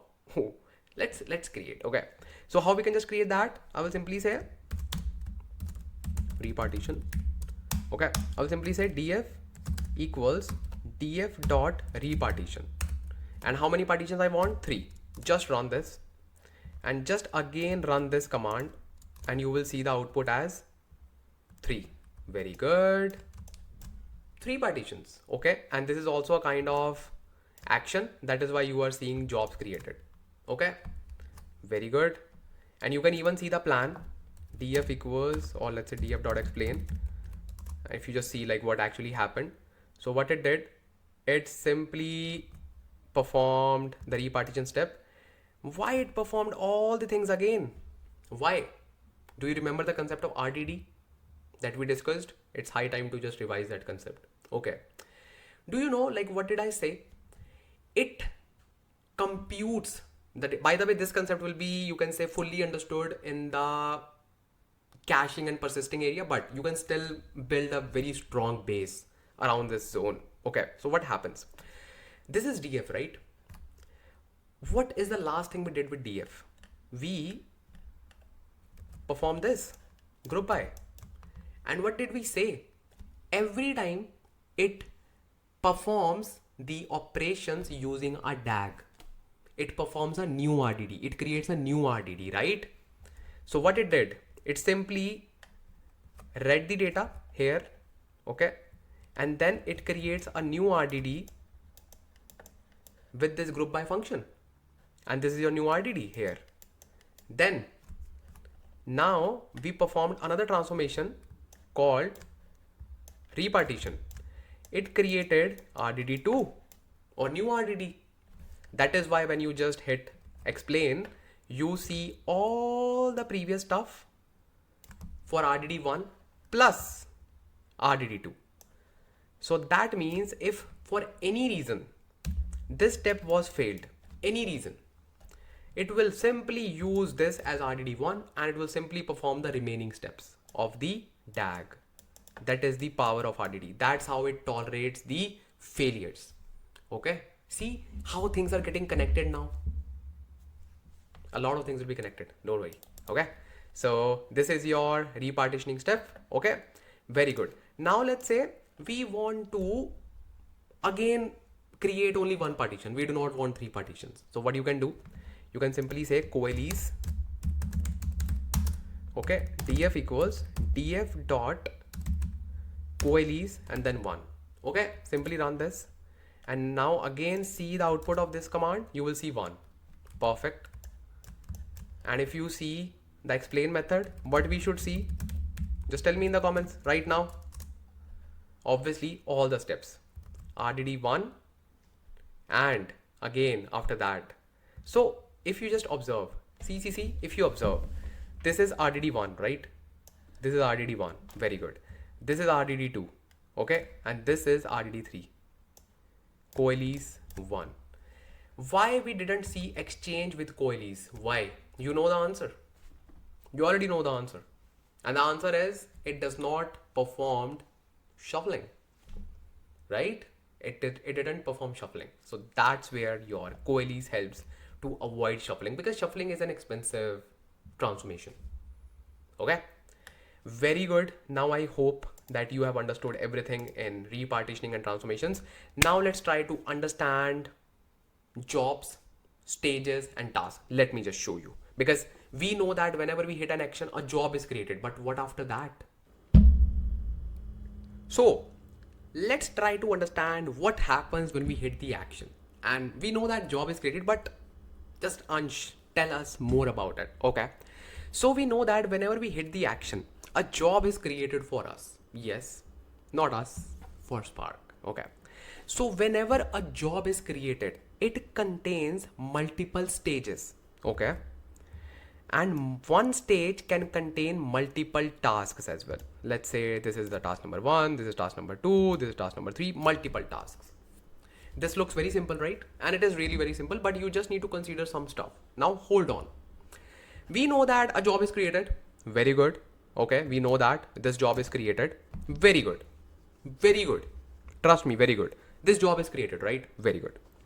Now this job will have multiple stages. Who will decide the stages? This should be your first question. And if this is your question, let me answer.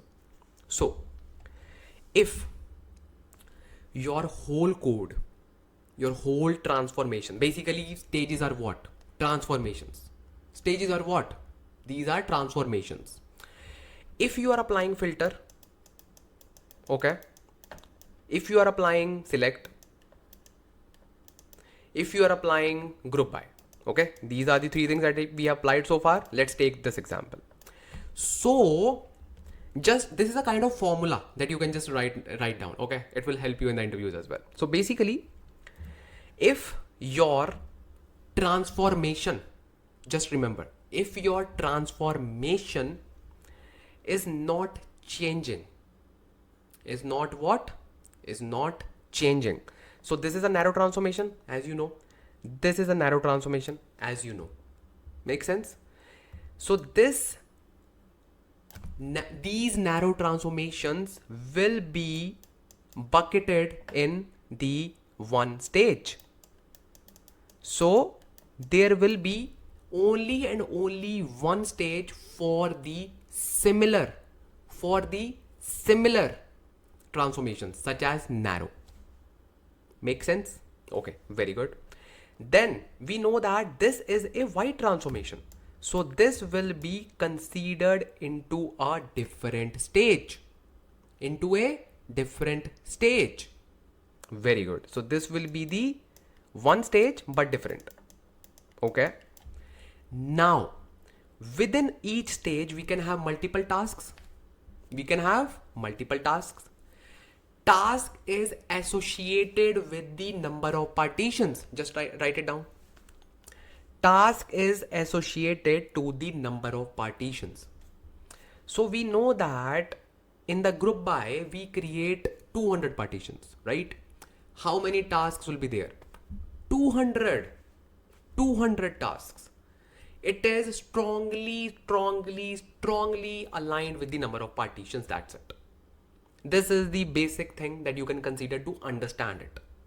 Okay, it is just for the understanding. Now let's see this with the help of code, because you will actually understand what is going on. And for this thing, we gonna read one CSV file, okay, in the Databricks, and I will just show you how jobs are getting created, and I will show you all the number of jobs, each and every job. Okay, let me just show you. In order to see the illustration, okay, demonstration, let's upload the file. And how we can just upload the file? It is very simple. Simply go to catalog, okay, and if you just go to DBFS, you will see the folders, and you can simply click on file store. And I have like so many folders, don't worry. I will simply create a new folder. Okay, simply click on upload, and in the file store I will create a new folder, and I will call it as, let's say, Apache Spark. Okay, and then I will simply click on upload. Because I have created a folder, you can also create a folder like this. Okay, so let me just upload the file. So I have uploaded this file, megamart.csv. Let me click on done, and this is uploaded in this folder. And I can also get the URL of this. Simply right click on this and copy path, and copy the this one, yeah, this one, or this, yeah, same thing, copy this one, file API format. Okay, now you will say how we can also get this file. You can also get this file by going to my repository called Apache Spark full course, and you can also click on this button, okay, or this button, click on this, okay, then you will see this file, okay, and you can also download it and you can upload it. Perfect. So now we have the file. Now let me just show you the job stages and everything. Okay, let's create a new notebook. Go to workspaces, click on create notebook. Let's call it as jobs, stages and tasks. Okay, like this. Attach this notebook to the existing cluster. Very good. Simply say from PySpark.sql.functions import asterisks, from PySpark.sql.types import asterisks. Very good. Run this. Now we will not be creating a data frame on our own. We will simply read the CSV file that we have uploaded, and how we can simply create a data frame on top of it. It's very simple. Let me just tell you. It's very simple. So we have something called as spark.read.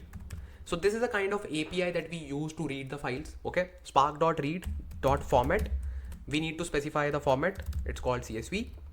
Click backslash to go to the next line. Okay, then simply type dot option. So in this particular option, we can just define extra configurations that we want, such as header. We know that in CSV we have to tell, hey, header is our first line. So we will simply say header and then true. Make sense? Then I will define one more thing. It is very important and very handy. You will love it. Actually, we know that we have a CSV file, but if we do not want to define their schema, how we can just still define the schema without defining the schema? So we have something called as infer schema and just make it true. What it will do? It will simply predict the best schema for your data frame, for your data in CSV format, and I love this feature. Okay, then simply say dot load because that's all, and simply paste the URL. Now simply remove this dbfs part because we do not need that. Just make sure you are having the path like this. Okay, otherwise you will see the errors. Simply run this and you will see the magic, and I want you to observe it. Let's see if you catch it. Let's see. Did you catch it? If you catch it, I love you. So basically the thing is, I just read the data. I didn't hit any action. Why it created 2 jobs for me? Oh, Ansh Lamba, what's this? So let me just tell you something. Basically, when we create a data frame without having files, it is not an action. But when we create a data frame on top of the files using .read method, it is an action. Okay.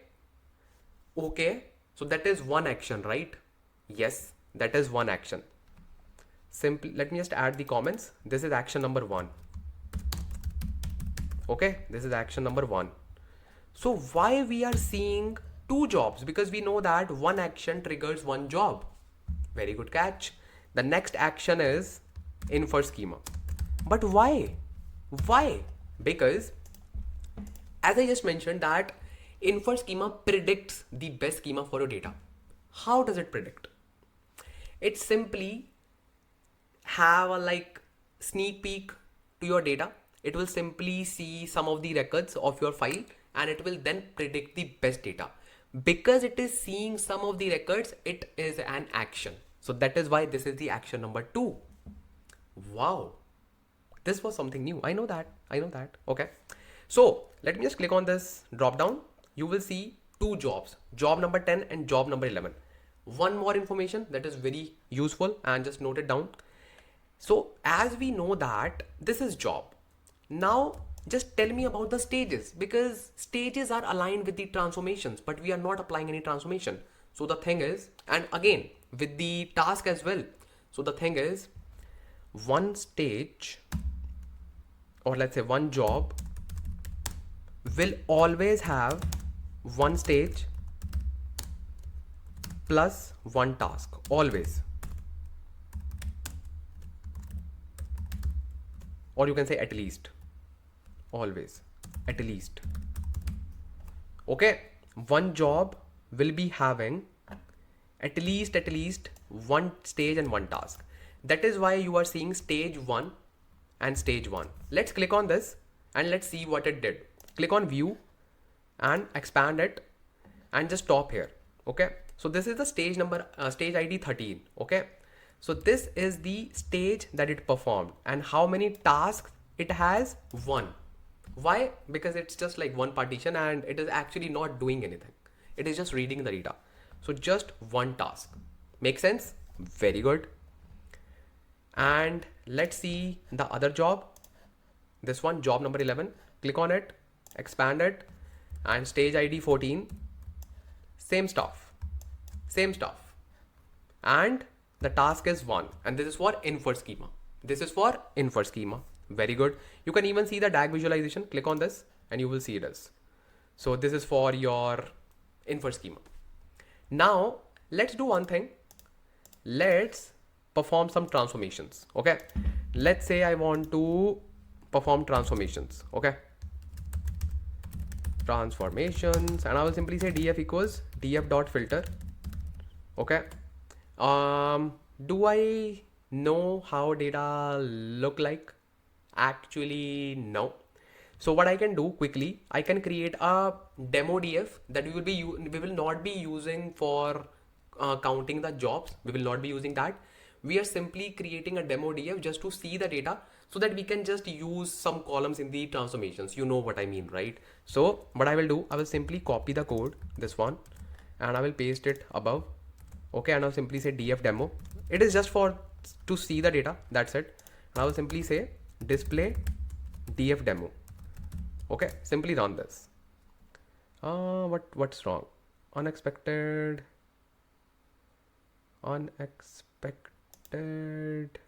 error. Let me just comment it out. Okay, what's wrong? Spark.read.format. Oh, let's remove the space because it doesn't like the space. I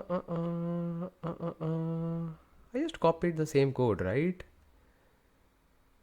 Let's remove the comment because it just messes up with the spaces and all if it doesn't like the spaces. So let's try to run this. Yeah, see? So now let's just see the data, just to see this data. Okay, order ID, user ID, and so many things. Wow. Let's say I want to filter only and only data for fashion. Okay, where product category, or let's say product name equals to sneakers. Make sense? Let's do it. I will simply say df.filter column product name equals to sneakers. Make sense? Very good. Let's perform this transformation and you know what will happen? Nothing, no job. Why? Because no action is triggered. Very good. Now let's say I want to perform one more transformation. What's that? So I want to perform, let's say, I just want to select order ID and product name. That's it. I want to do that. Okay, order ID and product name. Let's do it. So I will simply say df equals df.select, okay, order ID and product name. Make sense? Let's run this. Perfect. Now let's perform white transformation. Oh, okay. Df equals df.group by, and I want to apply group by on product name. Make sense? And what I want to aggregate? I want to aggregate sum of order ID, because I want to see like how many order IDs do we have, or basically not sum, basically count. I want to count the number of orders for product name equals to fashion, right? So count of column of order ID. Make sense? Very good. So let's run this. Perfect. Now we know that this is our code that we are going to run. So action number 1, action number 2. Okay, so we have 2 jobs so far. That is fine. Let's talk about the third job, third action. We have not triggered the action yet, but yeah, we will be triggering it. So this is transformation number 1.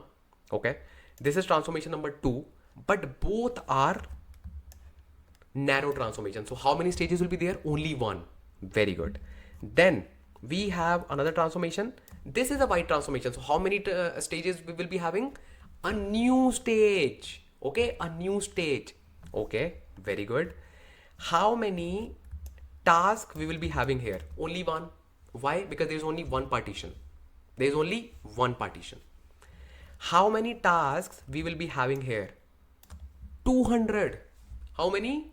200. But yes, AQ is there. That means adaptive query execution is there. So we have to turn it off first of all if we just want to see the desired result. Otherwise it will simply coalesce the things and it will not show up the real things. Let me first turn off the AQ. It is very simple. It is not a big task. I simply need to use one statement. That's it. I can also show you right now as well. Simply go to Google if you do not remember the code for it. So you can simply say turn off AQE in Spark, or you can say turn on, same thing. You simply need to use true or false. Okay, click on performance tuning and it will be something like let me see, AQE. So coalesce and yeah, here it is, adaptive query execution. So this is the thing that we need to make it false. Default value is true. Okay, we simply need to do this. And how we can just do that? Simply run this command and the top of this spark.conf.set and then just make it false instead of true. So as you can see, spark.convert said spark.sql.adaptive Coalesce partitions. Oh, wait. Coalesce partitions. No. We do not just need to apply Coalesce partition. We need to turn off the AQE on all the things. So just go back. Yeah, here's the thing. You simply need to copy this one. So simply replace it with this one, spark.sql.adaptive.enabled. So it will simply turn off the AQE for all the things. Simply run this. And now AQ is disabled. AQ is disabled. Very good. And that's what we wanted. Okay. So we may need to just rerun all the code, but that is fine. So what we can do, we can simply rerun this and we can simply remove this action because it doesn't like the spaces. Okay. Simply rerun your DF and you will see the two jobs. Very good. Rerun this. Very good. So now what we were saying? We were saying that it will simply create 200 partitions. That means 200 tasks. So in total, I am just writing display df. In total, how many stages will be there in this job and how many tasks will be there? Very simple question and you should answer this. Very good. So in this job, there will be total 2 tasks. Oh, sorry. In this job, there will be total 2 stages. One for this one. Okay, and one for this one. And in this stage, there will be only 1 task. And in this stage, there will be 200 tasks. Let's verify this. Simply run this command display df. So very good. So what we are doing here, it has simply figured out the number of, you can say, orders for sneakers, and it has created 5 jobs. Why? Because it just took 2 jobs from here. Okay, and let's see like what are the other jobs, because it does like lot of, you can see, skip. So these 4 are actually skipped and these are not actually being performed, so do not need to worry. This is our main job, which is job 17. So simply click on this view. Why these are skipped? Because we were just running our code for df, so it is just performing that thing, but it is not actually computing anything, but because it is just skipping that part. But you will see that part in the number of jobs, but job 17 is the main job. Now what it is doing, and I love this DAC, like what it is actually doing. Let me just tell you what is happening. So basically, first of all, we need to see our 2 stages in this job. Okay, makes sense. So okay, I can see only 1 task. Wow. Let's see. Hold on. So basically this is the job, and what is actually happening? This is stage ID 20 and this is stage ID 21. Stage ID 20 and stage ID 21. In the stage ID 20, it is applying your narrow transformations. In this stage 21, it is simply applying your, you can say, wide transformation, and you can actually see this stuff by going to SQL data frame, and there you will see all the stuff. SQL data frame, click on wait, simply first of all go to job, click on this, and then go to SQL data frame, completed queries, and click on this one. Very good. So here you will actually see the stuff that is being happening right now. So it will simply show you scanning. This is the file scanning. Then this is the filtering. Okay, so this is the filter that is being applied, okay, which is your filter and select statement. Then hashing, and you know what is hashing for that grouping key. Then it performed reshuffling. Okay, how many partitions do we have? 200. Very good. Then we have hash aggregation. Obviously we want to apply group by, and then collect and limit. That's it. Make sense? Very good. Now let's go to the stages. Okay, very good. So now in the stages, if you just closely observe, like how many stages do we have for like completed stages? So these are all the stages that are completed, and these are skipped stages. Okay, so now here, if you just go to jobs, this is our job, right? If I just go here, this is our job, right? Job 17. Simply open this job. Simply open, maybe from here or you can simply reopen it because I just canceled this. Simply open the job number 17. Okay, simply close this and go to job number 17. So click on jobs for one more time, and these are all the jobs. Simply open this one. Okay, click on this. So this is the job for you, and these are the completed stages. Okay, so here we are seeing one that we should not see. I know something is wrong with the execution because we didn't, I think, restarted the cluster, but that is fine. That is fine. The whole intent right now to explain is this one. This diagram is really important because you know that you should just see 200. That is for sure. And obviously, like, that is not a big deal. This is a big deal. So basically what is happening right now, this is very important. Okay, don't worry, we will also fix this. No need to worry. And this is not a kind of bug. This is just the thing that we what we did. We simply rerun the whole thing, and we actually didn't restart our cluster because we defined a new property for our Spark cluster. So it didn't actually process this thing. What thing? This one, like group by. So it actually skipped all the things. So that is why it is happening. No need to worry. I will just show you. So basically what is happening right now. So here in the exchange, so we just performed our narrow transformations. Fine. Then we know that we change the state, we change the transformation type, we change from narrow to wide transformation, right? So that is why we can see an exchange. But what is the name of this exchange? It is called write exchange. Okay, because it is writing this data to this stage. Okay, and what is the name of this exchange? This is called read exchange. Makes sense? This is write exchange, this is read exchange. So it created 200 partitions, it read all the 200 partitions, and then it performed the grouping. This step was really important, and I wanted to explain this thing. Now let's restart our cluster. Okay, let's restart our cluster, and then let's perform the whole thing again. And let me just remove the clutter. Simply remove this, and yeah, that's fine. We will simply so it is being restarted. We will simply rerun the whole code, and you will see all the things sorted now. Makes sense? Okay, and I can even do one thing. I can even merge the code within the one cell so that it will be easier for you to manage it and see the results. Let's run all the code together. Okay, and it will be fun. Okay, because you can just keep this notebook for your reference. Then, like, easily you can just create notes. Okay, then just say display df. Very good. Now it is looking neat and clean. Okay, let me add hashtag action. Very good. Data reading.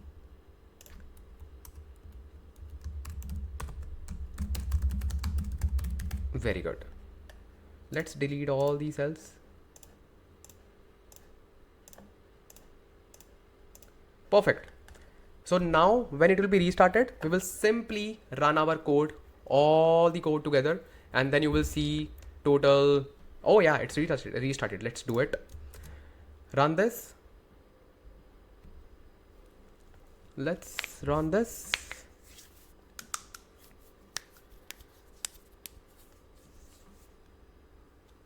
And I hope after this you will be master in stages, jobs, tasks, and all, everything. Okay, let's do this. Let's run this as well. So now it is creating a fresh df. It is not, you can say, running any previous code. Okay, because some code was saved in the memory, so that's why. So now we can see jobs being created. Very good, very good, very good. There are so many jobs. Okay, simply click on this one. Okay, and you can see only 3 jobs that are fine, that we want. Job 0, job 1, job 2. Make sense? Job 0 is for reading. Job 1 is for your infer schema. Job 2 is for your transformations. Okay, let's open this one. Perfect. Now I can explain this. Very good. So now you can see that shuffle right is 71 bytes. Okay, and as we know that, how many values do we have for group by? Just one, because we have data frame for just one, like sneakers, right? So how many partitions should be there for sneakers? Only one. Very good. So how many tasks will be there? Only one, which will be executed. But as I said, there will be 200 partitions. and let me just show you.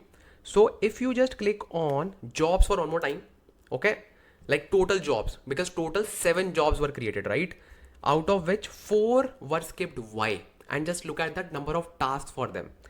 75, 100, 20 and 4. Just add these, it will be 199. So 199 tasks were like empty tasks. 199 partitions were empty. So obviously it doesn't need to do anything, right? It doesn't need to do anything. So it simply created 75, 100, 20. That means 195 and then 4. So 199 empty partitions were skipped. And there was only one partition which actually get executed. Make sense? So it is not coalescing or it is not combining your partitions, because we have turned off the executive query execution. Adaptive query execution. Executive. Adaptive query execution. AQE. Make sense? That's how it works. That's how it works. And obviously if you have, let's say, bigger data, or let's say if you have more than 1 or 2 or 3 values that you are using to aggregate, obviously it will create more and more data, more and more, you can say, tasks. Okay, let's try to sum up what we have done. Okay, let's try to sum up. So first of all, we turned off the AQE just to see the results as it is. Then we simply read the data, and there were like two actions, because 2 jobs were there. One is this one is this one. And then we had transformations. There was one task for filter and select. There was then, oh, we just copied 2 times. That is fine. It's fine. Then we had a group by for our product name, and then we performed a byte transformation. So there was a new stage for it. There were total 200 partitions, 199 were empty, and 1 was dedicated to a task. Make sense? Let's remove the select statement, okay, just to show you something. So what we can do, we can simply rerun this, okay, just to show you like how does it work like without select. So that doesn't mean like it will simply go, okay, again it skipped 2 things, like 4 things. Simply click on this view for 9th job and expand it, and you will see that it has provided you the same stuff, and this time it has shuffle right 71 bytes. And if you just click on the jobs, you will see the same stuff, like why it is just skipped the partition. So 75, 100, 175 plus 20, 195 plus 4, 199. So 199 partitions are skipped. Simple. 199 partitions are skipped. Only one partition, okay, was involved in the tasks. Make sense? So these are like 2 stages, okay, and in this only one task per stage. That's it. Just take notes. It is very important, bro. It is very important. You will forget this, like what is happening, why do we just have one task. You will, by the way, tasks are not much important nowadays, because AQE just merges or coalesces the data, but it is very important from the interview point of view and for the understanding like what is happening behind the scenes, right? So simply note it down, everything noted down. Make sense? Okay, very good. So what's up, baby? It's finally time to master the most favorite, the most important, the most popular topic, joins in Spark. Because once you understand this concept, you are almost there to understand almost all the concepts of Spark. Trust me. And just sit back and relax, hold your coffee. I also want to have coffee, but it's late here, so I cannot. But I wanted to have coffee while explaining this concept. It's okay, but I just noted down some notes that I have to talk about. So I am really excited to talk about this topic, and trust me, just sit back and relax. You will understand each and everything in joins, each and everything. Trust me. Okay, let me have my notebook. Okay, first of all, so basically, just forget about this part for now, the right hand side, because you need to just focus on the part that I highlight. Okay, so I have not highlighted this part, so for now just ignore this. Okay, and let's start. Let's say this is your data frame 1. Okay, this is your df1, and you have just read this data. Okay. And you can imagine the size of this data is of, let's say, how much of MB? 400 MB, or let's say 450 MB, somewhere around 450 MB. Okay. So by default, it will create 4 partitions of this, 128 into 3, and then it will create one small partition. Okay. So it will create 4 partitions. Make sense? And we have only 2 executors, as you can see, 1 and 2. So these 4 partitions will be distributed among these 2 executors. Common sense, right? So this is partition 1, partition 2, partition 3, partition 4. And as we all know that it creates logical partitions. So you can treat like partition 1, partition 2, partition 3, partition 4. Make sense? Just like 4 partitions. Okay. And you can just imagine we have like lots of records, but for the simplicity and to make you understand the concept, we just have like 5 to 6 records. That's it. Okay. Very good. Very good. Very good. Take it easy. Take it easy. Take it easy. Take it easy. It's very easy. Trust me, because I am explaining you this concept. So basically your executor has 2 partitions, 1 and 2, and this executor has 2 partitions, 3 and 4. Total 4 partitions evenly sorted. Okay. By the way, each executor has 4 cores, and if you don't know about the cores, basically cores are the terms that we use in generic computer sense, or you can say computer terms, and cores are responsible for like your parallel processing, like similar to that. Okay, do not get confused with the new term. So if this executor has 4 cores, that means it can perform 4 parallel tasks. So that is why 2 cores are filled and 2 cores are filled, 2 are empty, 2 are empty. Okay, very basic term, do not get confused, because half of the terms are just from your networking and IT terms. So it's very simple. So far so good. This is your data frame, which is called df1. Okay. And we have just 2 columns, ID and name. Very good. These are 2 executors. 4 partitions are evenly distributed. Make sense? Well done. Very good job. Now we need to apply a join with a new df. What is the new df and how does it look like? Let me just show you. So this is the new df, or you can say second df, second data frame that we need to apply join with. Okay, so this is called df2. Okay, this has ID and salary as 2 columns, and this is also, let's say, of 500 MB or let's say 460 MB. That means it will also have 4 partitions. Very good. So just to keep the thing simple, I have created this data frame with green and the previous one with pink. And as you all know, 2 partitions will be there and 2 partitions will be there in this executor. That means our data is red and it is, let's say, evenly distributed among the executors. Very, very, very good. So what is the current state of our executors? Current state of executors is this one. Executor 1, executor 2. Okay. This is df2, this is df1, this is df2, this is df1. Very good. Now let's talk about, now I want to apply join. I want to apply what? Join. Okay. I want to apply join between df1 and df2. Okay. Make sense? df1 and df2. So as we know that join is a white transformation. You don't know about that? Join is a white transformation. Okay, if you do not know about that, now you know. Join is a white transformation, white transformation, white transformation. Very good. So what happens in white transformation? It creates 200 partitions. Okay. And now you will actually feel why it is so much important to create 200 partitions. Not every time, but yeah, in most of the cases. Okay. It will create 200 partitions. And what will happen? Let me just tell you. So basically, 1, 2, 3, 4.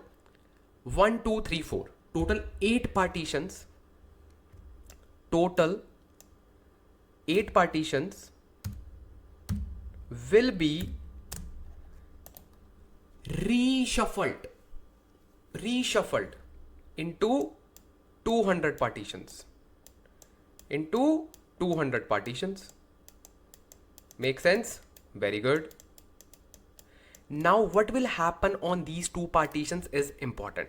As we already know some of the basic stuff in the 200 partitions, that we know that the same key resides on the same partition so that it can have all the information. Exactly. That is why I made your base so strong, because now it will be very easy for you to understand. Just tell me one thing. Let's say you have ID 1 and 2 here, okay, 3 and 4 here, ID 5 here and 6 here. Make sense? Very good. In df1 you have ID, let's say 5 here, 6 here, 1 and 2 here, and 3 and 4 here. Can you apply a join? Just forget about these 200 partitions for now. If you do not create 200 partitions, can you apply a join? This is executor 1, this is executor 2. Can you apply join without reshuffling? The answer is no. Why? Joining key is ID. This ID 5 of df2 is not available in this particular executor from df green side. Okay, df green or df pink. Let's forget about df1 2, df green, df pink. Simple. So ID equals to 5 of df pink is missing from ID 5 from green. Make sense? Because ID 5 of df green is here in the second executor. So we cannot apply the join because they are not on the same machine. They are not on the same executor.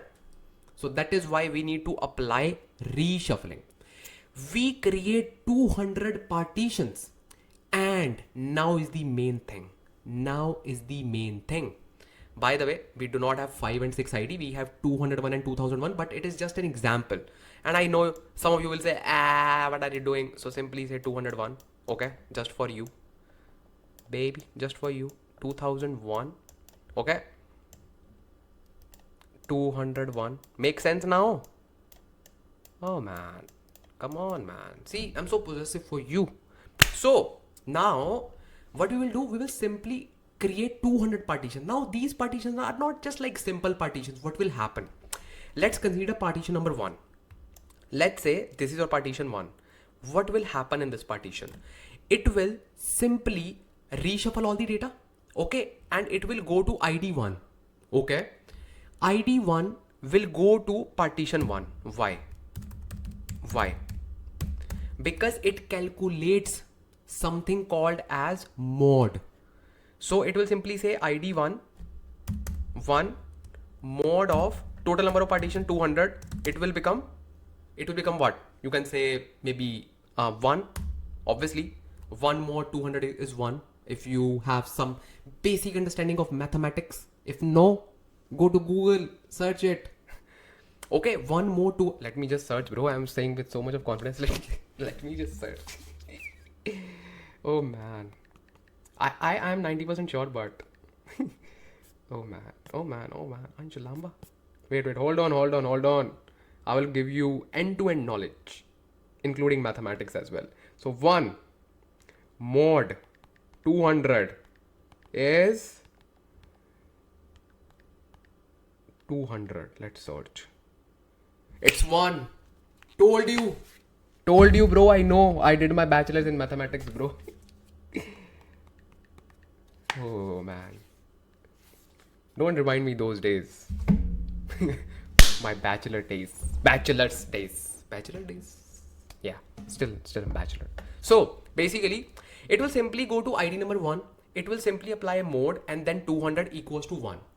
Just for the simplicity, I am just keeping it here as 1. But in real life, it just apply, because obviously if we are not using an integer column, if we are using a string column in the join, obviously we cannot apply mod on it. So it will simply create a hash column for that particular hash column. Basically, it will create a kind of long number for that particular, you can say, column value. If you are just, let's say you have a value called shoes. So you can simply apply a hash on shoes. You will get a long integer, right? So, but just to keep the thing simple, just for the understanding, because once you understand the concept, you can actually learn anything and you can actually understand anything. So it will simply say 1 mod 200 equals to 1. So this becomes 1. That means it will go to partition number 1. And we know that it is of green df. We will simply use green color here as well, because we have so many colors available. Very good. 1. This is ID1. Very good. Now it will pick, let's say pink data frame. It will say ID1. So ID1 obviously will be having the same value. It will simply go here. It will simply go here. ID equals to 1. So this is my second DF. Okay. Or you can say DF pink. This is my partition 1. Okay. This is my partition 1. Then let's say it will go to green DF again and it will say 201. What is the value of 201 mod 200? I'm sure it is 1. Trust me. It is 1. Trust me. Now I know. Okay. So where it will go? Where 201 ID will go? It will simply go to partition 1. Okay. Make sense? And obviously pink 201 will also go to the partition 1. Very good. Very good. So 201 makes sense. So this way it will populate all the 200 partitions with the same joining key on the same partition. Same joining key on the same partition. Again, same joining key on the same partition. It is really important. It is really important. So now you can see that in this partition we have ID1, we have ID1 there as well, 201, 201. So that means it will simply bring the joining keys on the same partition. Yes. Yes. Okay. Okay.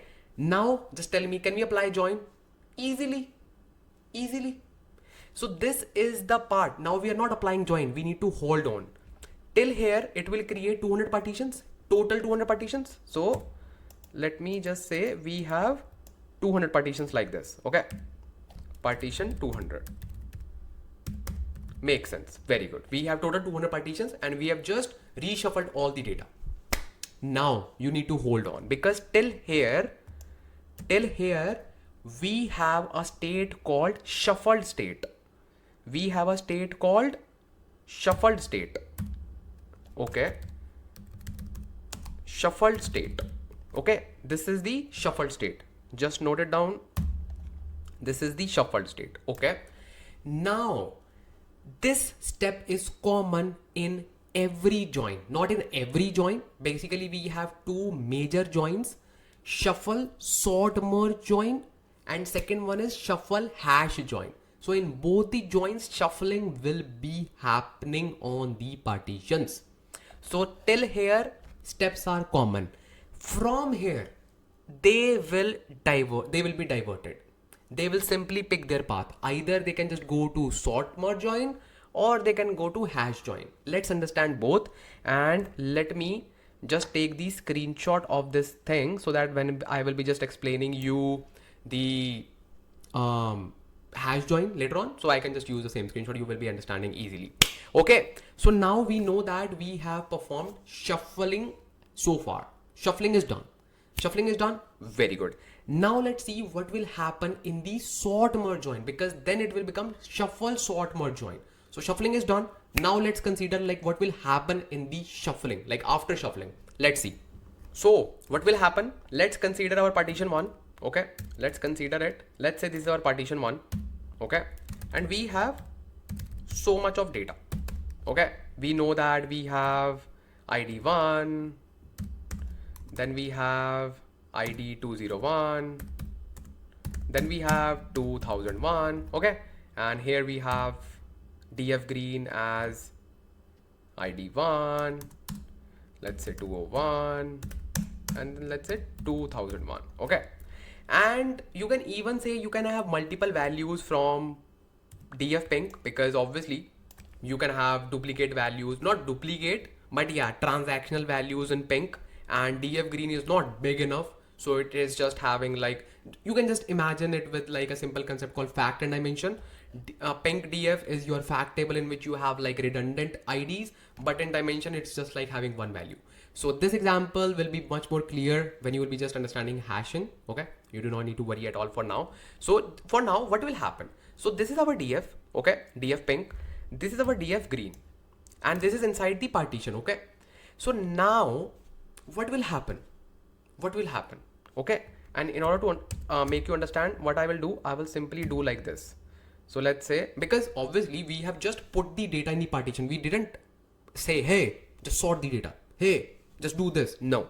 Let's say first I stored 201, then I stored 1, then I stored 2001. Make sense? It's up to me or it's up to Spark. Now in the sort merge join, what will happen? It will simply say, hey, I can easily apply join. I can easily see the 1 to 1, then I can see 201 to 201, then 2001 to 2000. But it will take a lot of time. Why? Because I need to see this value, then I need to search it in the whole long list. What if we can sort this data first and then we can apply the join? Very good idea. That's what sort merge join is. What it will do, it will simply sort the data of both the data frames. Okay, so this data is already sorted, so it is fine. But if it is not sorted, it will first sort this data frame, df pink and df green as well. 1, 201, 2001. So now just tell me, will it be quicker to apply join? Obviously, because we can see the values. So this is your sort merge join. See how simple was that? How simple was that? You just need right examples. You just need right people. You just need Ansh Lamba. Right? If you agree to this statement, just drop a comment right now. Just drop a comment right now. Right now. So this is your sort merge join. And let me just tell you, this is your by default join. Even if you do not specify any kind of join, this join will be applied in most of the cases. Okay, in most of the cases. This is your sort merge join. Okay, now what happens in the case of shuffle hash join? Instead of sort merge join, hash join. What will happen in the hash join? Hash. So what will happen in the hash join? So let's say, let's redesign this. Okay, let's say, or let me just check quickly if I missed anything. Let me just check, bro. Okay, this is covered. I just want to make sure like you will not miss anything. Okay, see, I love you a lot. Okay, this is fine. Yeah, we have covered all the things in shuffle, sort, merge, join. Yeah, code implementation is left. I will just show you after this. Yes, you will also see code implementation. Don't worry. Okay.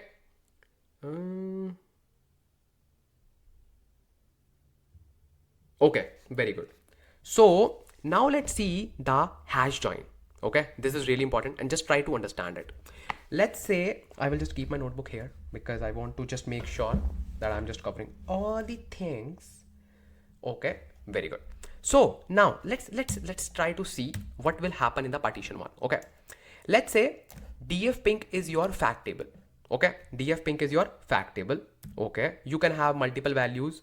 You can have like 1, 1, 1, then you can have like 201, 201, then 2001, 2001, 2001, right? You can have, right? Very good. Now on the other side, you have a dimension table, which is df green, and you have values such as 1, 201, 2001. And this is a scenario because obviously in dimension, you cannot keep like duplicate joining key. Okay. Now what will happen in what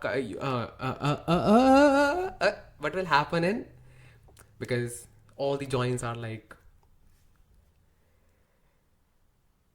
okay, it's fine now. Okay, I was just thinking about broadcast hash join. It's not about that one, so just forget about the word, the broadcast I use. Okay, so it is shuffle hash join. Okay, so what will happen in shuffle hash join? You know that this is our partition. Okay, and this is our df pink, this is our df green. So we know that in shuffle sort merge join, we simply sorted the data and merged it. Very good. What will happen in shuffle hash join? So we know that this is a smaller df, or you can say smaller table. Smaller df, it's easy to understand. Smaller df. So what it will do, it will simply create a hash table of, let me just use my handwriting, the real handwriting. So this is my real handwriting. So what it will do, it will simply create a hash table on this small table or small df. What is the advantage of it? So every time it needs to apply join, it will simply look at the joining key, okay, and this will be converted into a hash table. Hash table is basically a kind of lookup table in the form of dictionary, okay. So this will be a dictionary, so it can quickly apply the join by looking into it, because lookup tables, hash tables are always faster than your normal traditional approach of joining. Okay, so it will go to 1, it will simply look into the hash table and it will apply join. 1 apply join, 1 apply join, 201 apply join, 201 apply join, 201 2001 apply join. So it will simply look up into the hash table. So make sure this table is small enough to be easily fit into the memory, okay, because hash table will be saved into the memory, okay, and executor's memory is very important, so we cannot waste it. So we need to be very cautious before using this kind of join. Plus the second thing is, hash table will be created for each partition. That means this is partition 1, okay, the same thing will happen on all the partitions, This is the only difference between shuffle sort merge join and shuffle hash join. Shuffling will be there, then one way is sorting and merging, second way is hashing. These are the two major, you can say, joins available in the market. Whew! Wow, Ansh Lamba, you did a great job. Let me just look at the checklist if I missed anything. Okay, this is done. Okay, I actually made the notes for join specially because I wanted to explain all the things.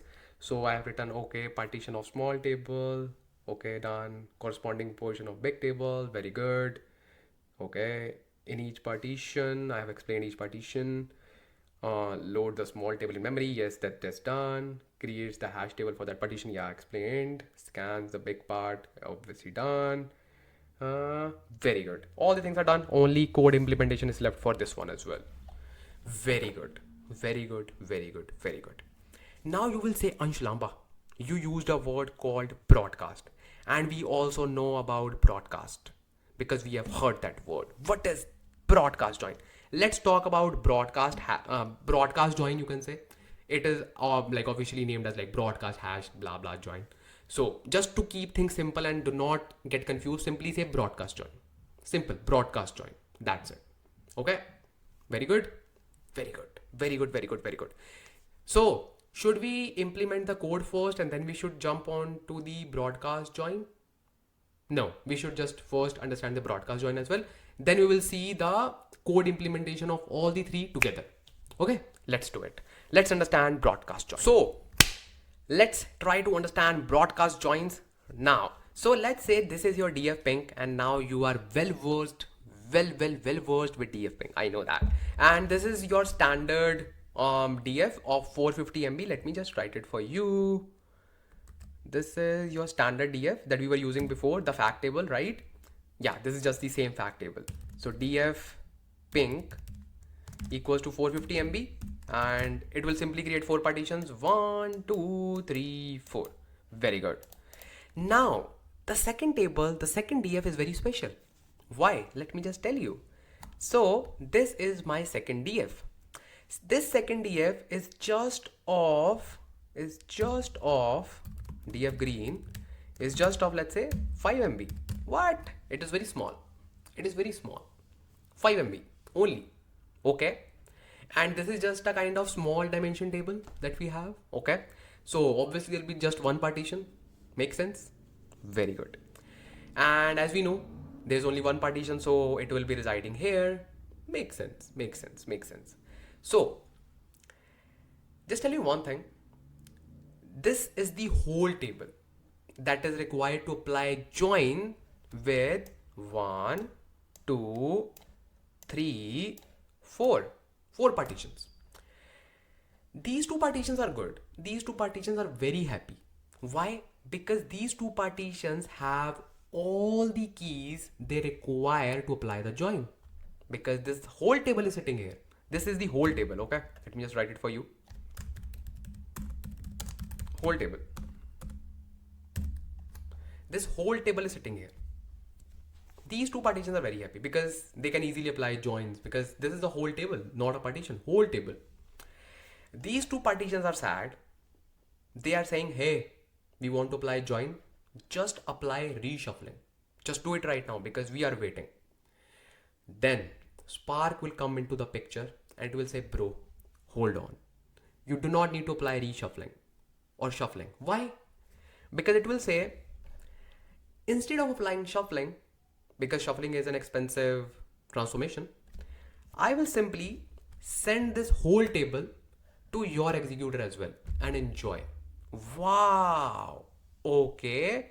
So this whole table will actually create a replica, okay, of this particular whole table here as well. Okay. Yes, this whole table. Now these two partitions are also happy, right? Very good. Now let me just show you how this thing happens. This broadcasting happens. Let me just show you. So what it will do, so this is your driver node. This is your driver node. Okay. This driver node will just store your broadcasted table, broadcasted data frame, okay, temporarily, okay. Then it will, driver will broadcast this particular data frame to the executors, to all the executors, so that they can easily apply join. Okay, so that is why it is also recommended that the table size should be small enough that can easily fit in the driver's memory as well, because it needs to broadcast. Okay, and obviously it should be easily fit in the executor's memory because it will be stored there.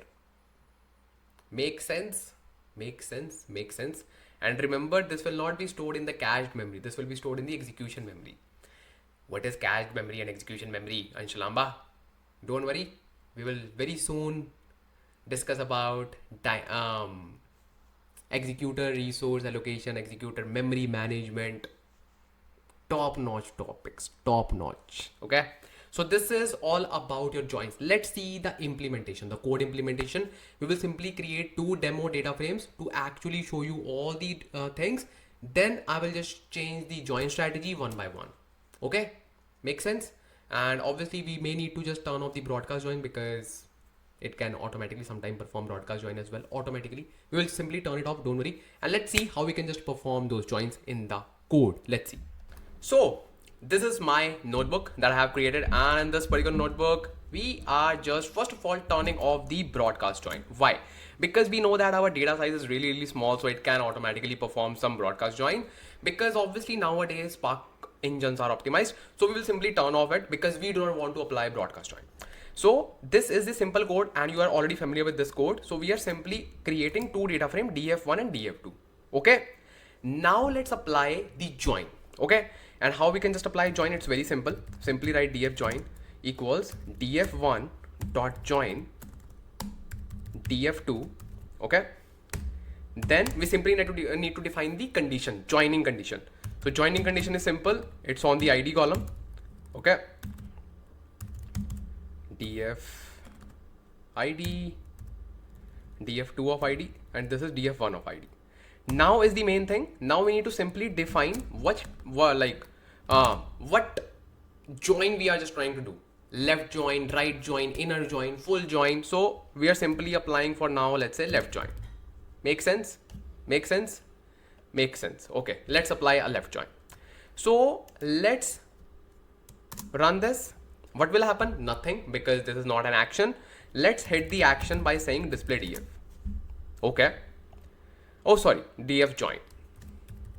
Yep. Let's run this, and you will see actually the join will happen. And I will also show you the DAG, obviously, because it is really important to understand the join.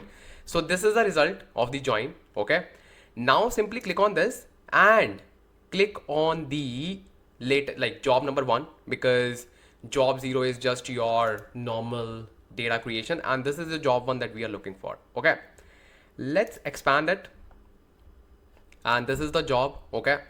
and it has total 8 tasks. Okay, just click on it and then simply wait. Okay, now you can simply click on DAG visualization, but simply go to SQL data frame just to actually see the stuff. Okay, exactly.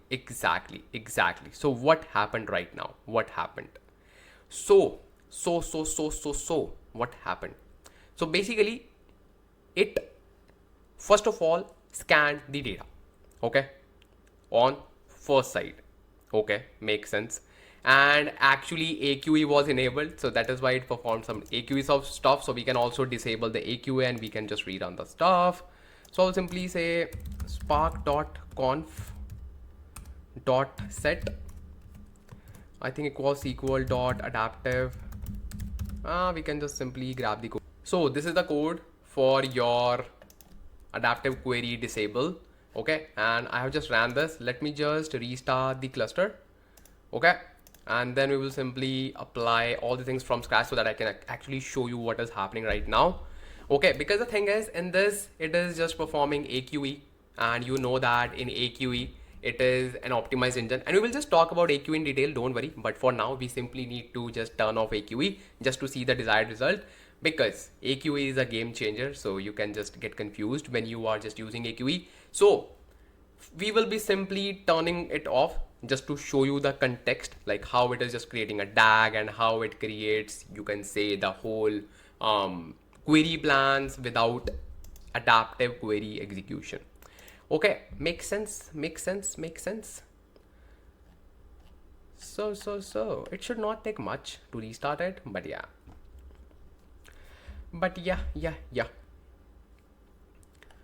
So by default it tries to apply a shuffle sort merge join, and we should see the same stuff here as well. Okay,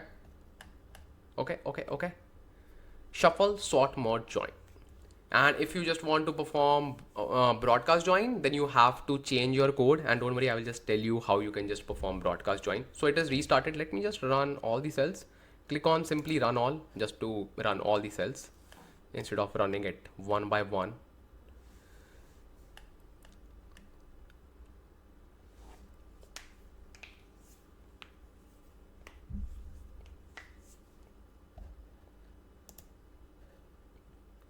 Okay, so this is completed, and it is simply displaying this. Okay, perfect, very good. So now let's see the job. Okay, and this is the one, stages 3, display job. Let's see what it has done in this one. Okay, so simply go to this one, stage ID maybe 2, or maybe this one.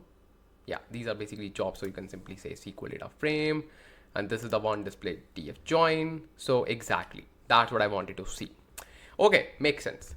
So by the way, these are just the jobs, do not get confused. Okay, and we know that our job is job 1, not job 1. Which one is that? Job 0 basically.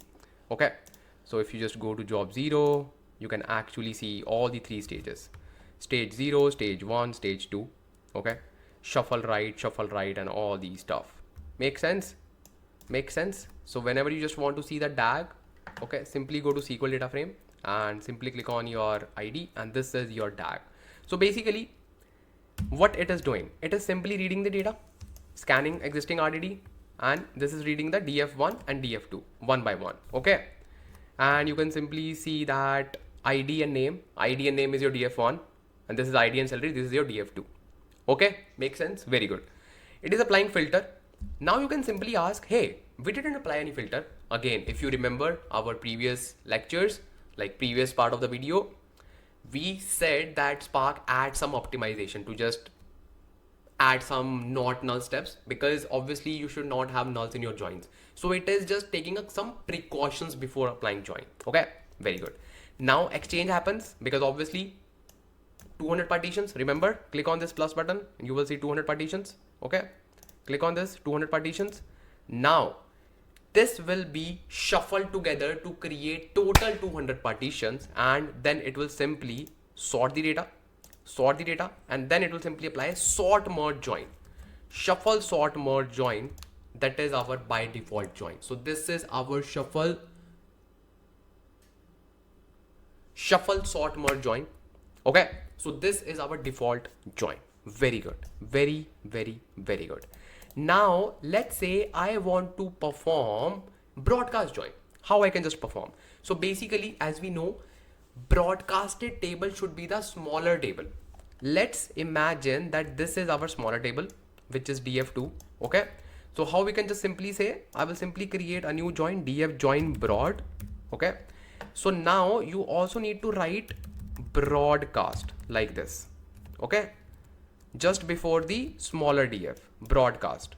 Just take notes of this. Okay, now I will also turn it on instead of -1, because I cannot say, hey, do not apply broadcast join, because I want to apply broadcast join. Okay, so what I will do, I will simply remove this. Okay, I will simply remove this and I can simply rerun it.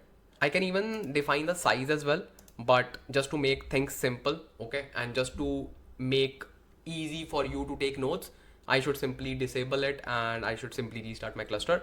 So what I have done, I will simply apply the df broad right now, and it will simply apply the broadcast join. And this time you will see a different DAG. I will not refresh this window. I will just show you the difference. Okay, let me just collapse it. Yeah, simple. So this is our normal, you can say, shuffle sort merge join, right? Shuffle sort merge join. Very good. Now we will be performing broadcast join. You can also ask, hey Ansh, Lamba, aren't we performing the broadcast hash join? Basically, you can perform broadcast hash join, but as I mentioned that you need to be very cautious with the code if you are just performing broadcast hash join, and you should only use if you are confident with broadcast hash join. And in order to do that, you can simply turn off the shuffle sort merge join. You can also turn off the shuffle sort merge join, but it is not recommended, because you should always rely on the, you can say, Spark engine to pick the best join strategy, which is shuffle sort merge join in most of the cases. Okay, and broadcast join is something that you can additionally add if it is not being, by the way, AQE will pick broadcast hash join as well for you if it is needed, but in some cases you need to explicitly add broadcast hash join, right? And what is AQE, Ansh Lamba? What is this? Why it is so much popular, and why it is just changing all the things? Basically, AQE actually changed a lot of stuff for us. A lot. And for a good cause. Okay, for a good cause. But obviously, in order to understand AQE and in order to understand Spark in the modern day, in the modern world, you need to understand all these things. Then you can easily understand AQE, like what is it doing and why it is doing, right? Because right now, AI is everywhere, right? So you need to build your concepts really strong. Okay, makes sense. And obviously you need, you know the place from where you can just get your fundamentals so strong. It's Ansh Lamba's channel. Simply hit the subscribe button, share this video with others, drop a lovely comment or multiple comments. I feel happy whenever I see those hearts, whenever I see those smiling faces, whenever I see those messages saying that, hey, I am placed at XYZ company. I really feel happy. So, bro, simply restart the cluster, because it's 8:32 p.m. right now and I started at 8 a.m. and I need to eat something. I didn't have coffee today. No worries. Everything for you, bro. And sis. Bro means like both. Male and female both. Okay. It's just bro is like, how can I explain this? How?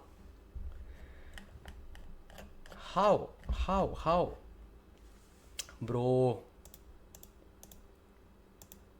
I think last time it was started really quick. It's just a matter of few seconds. Let's see. And by the way, we need to just rerun this code as well, because yes, we need to disable AQE before doing anything. Okay. So whenever you see something called as adaptive thing, like you were seeing before, just um,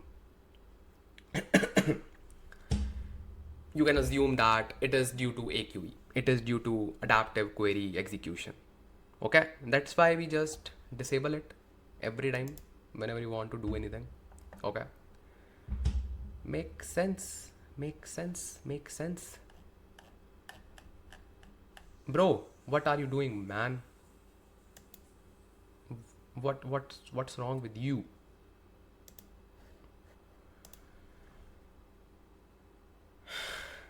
Let me just fast forward this restarting of cluster. Okay, and let me just get back to you.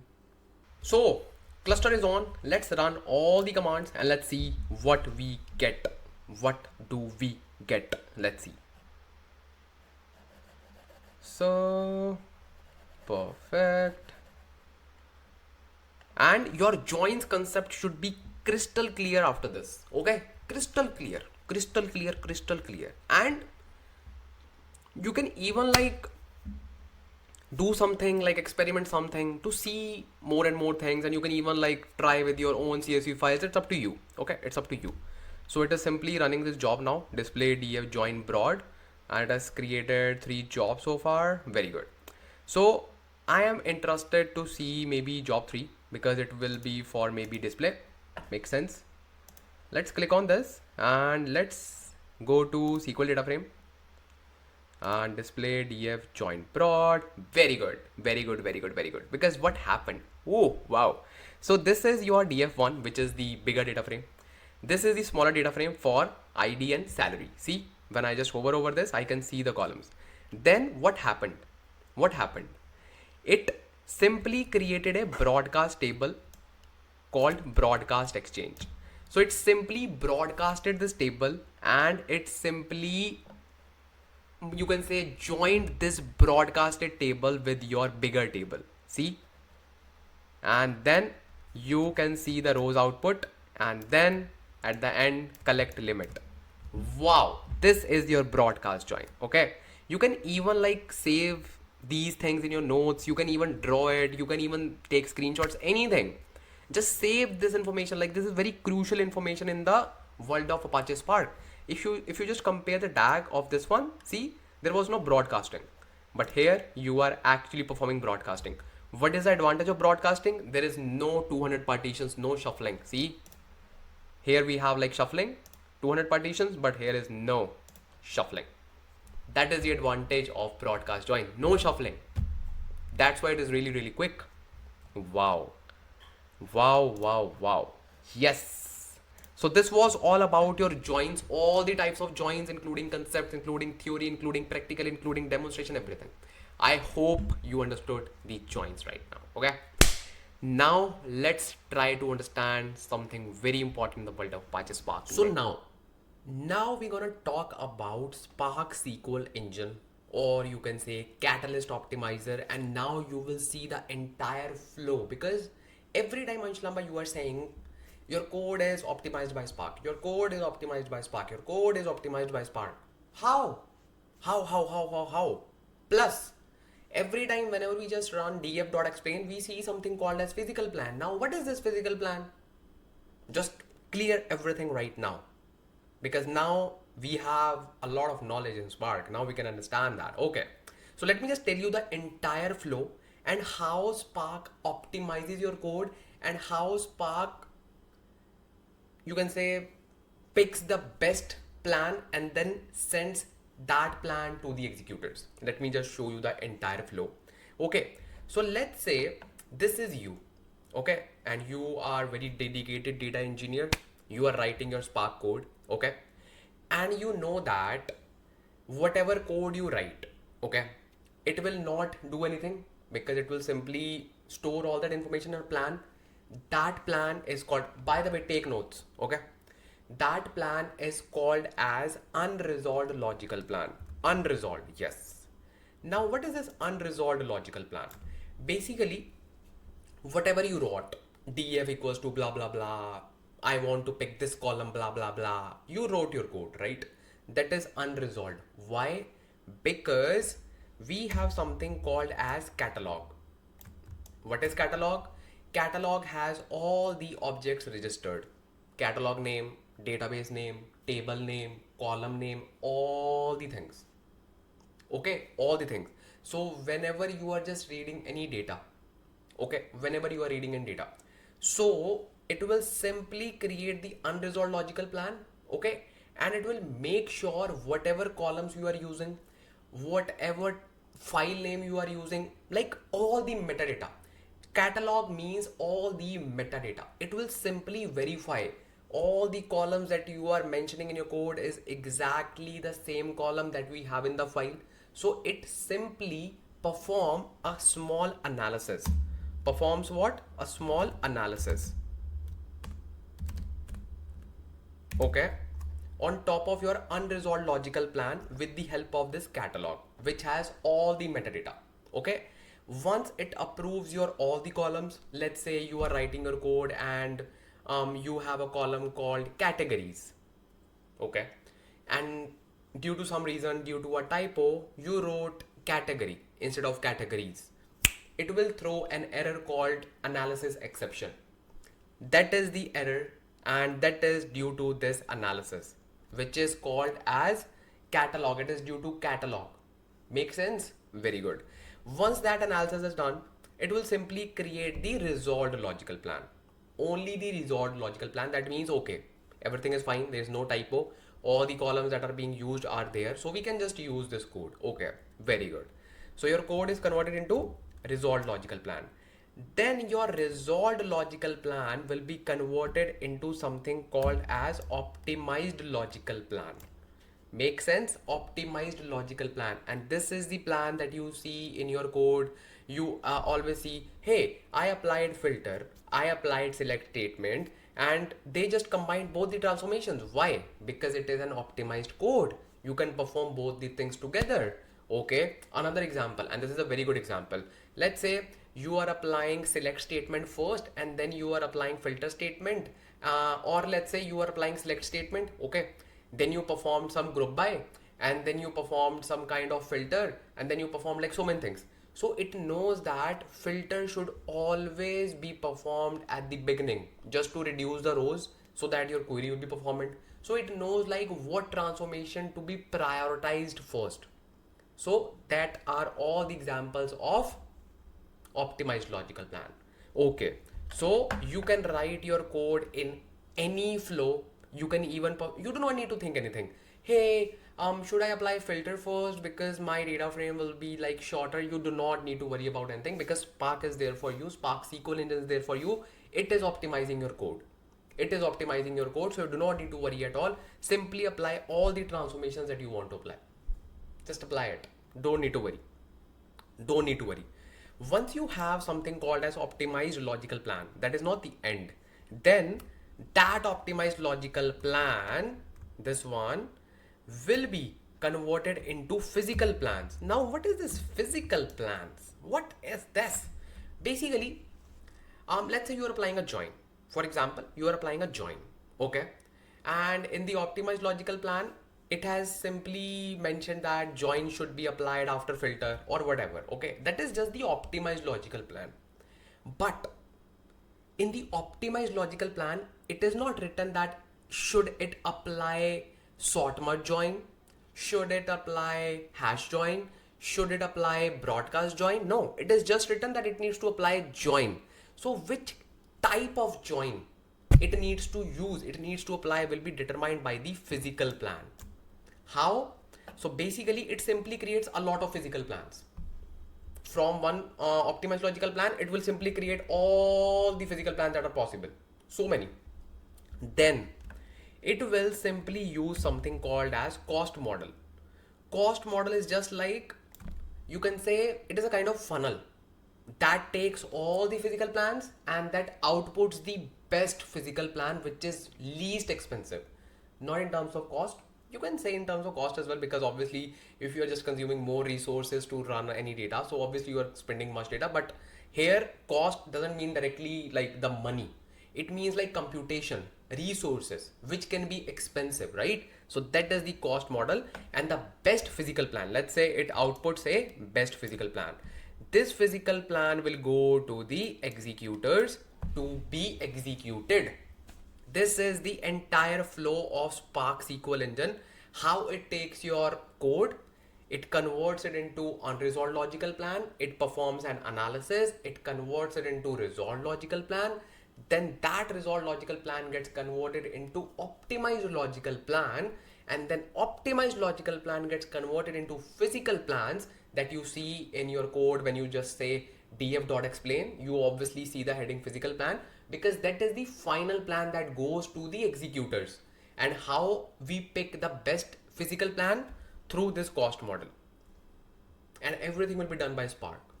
Wow, this is your end-to-end flow. I hope now you understood all the things related to Spark optimization, how it optimizes your code, how it creates a physical plan, how it sends the data to the executors. So I hope now you understood. Make sense? Very good. Now let's try to understand the very important stuff in Spark. Let me just show. So now let's look at the one of the most popular topics and very important. And this one and the next one, both are very important: driver memory management and executor memory management. Let's start with driver memory management. Driver memory management is pretty much simple. Executor one is also simple because I am explaining you the stuff, but driver is, trust me, like much more simpler than executor, much more simpler. So let's actually first of all look at like what is driver memory. We all know that driver is the heart of the whole Spark application, or you can say whole Spark framework, because driver's memory is responsible to orchestrate the work, to create the logical plan, to create the optimized logical plan and everything. So let's look at that. Basically, driver in Spark is the master process that coordinates all the tasks. We know that. It holds metadata, task scheduling, info, tags and more. Agree? Very good. Driver memory equals to memory allocated to the driver process when the Spark job runs. We will talk about it, don't worry. If driver runs out of memory, we see an error called driver out of memory, and we're going to talk about that as well. So just be with me. Everything will be crystal clear in just few minutes.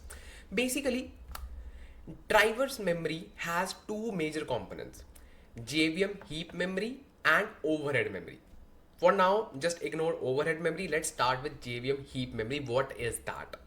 As the name suggests, JVM heap memory, or you can also call it as like on heap memory. It is basically for JVM tasks, all the Java virtual machine tasks such as DAGs, metadata, broadcast variables. Broadcast variables? Yes. You all know that whenever we need to broadcast something, we first bring that data to the driver, then we broadcast it to the executors. So this is the area. JVM heap memory is the area where we bring that data, like broadcast variables, broadcast tables, everything. Make sense? And obviously task scheduling. If we just want to schedule anything, we will be using this memory. So you can conclude that the most important area of driver memory, or you can say driver memory area, is JVM heap memory, because this will be used in most of the cases, or you can say this is responsible for most of the tasks. That doesn't mean that you should not look for overhead memory. Overhead memory is like responsible for JVM threads, shared libraries, off-heap buffers like netty, native code. Basically, in short, it is responsible for all the non-JVM tasks, non-Java virtual machine tasks. It is very good for make the process stable. And you will obviously ask me, hey, do we actually need it? Can we just skip it? And how we can just configure it? All the answers will be given to you in the next slide. So basically, whenever you just want to request driver's memory, whenever you just want to request the driver memory, okay, let's say you requested 10 GB driver. Make sense? Okay, 10 GB of driver. So actually, we are saying that we need spark.driver.memory, which is your JVM heap memory. So we are requesting 10 gigs, or basically 10 GB. Okay, make sense?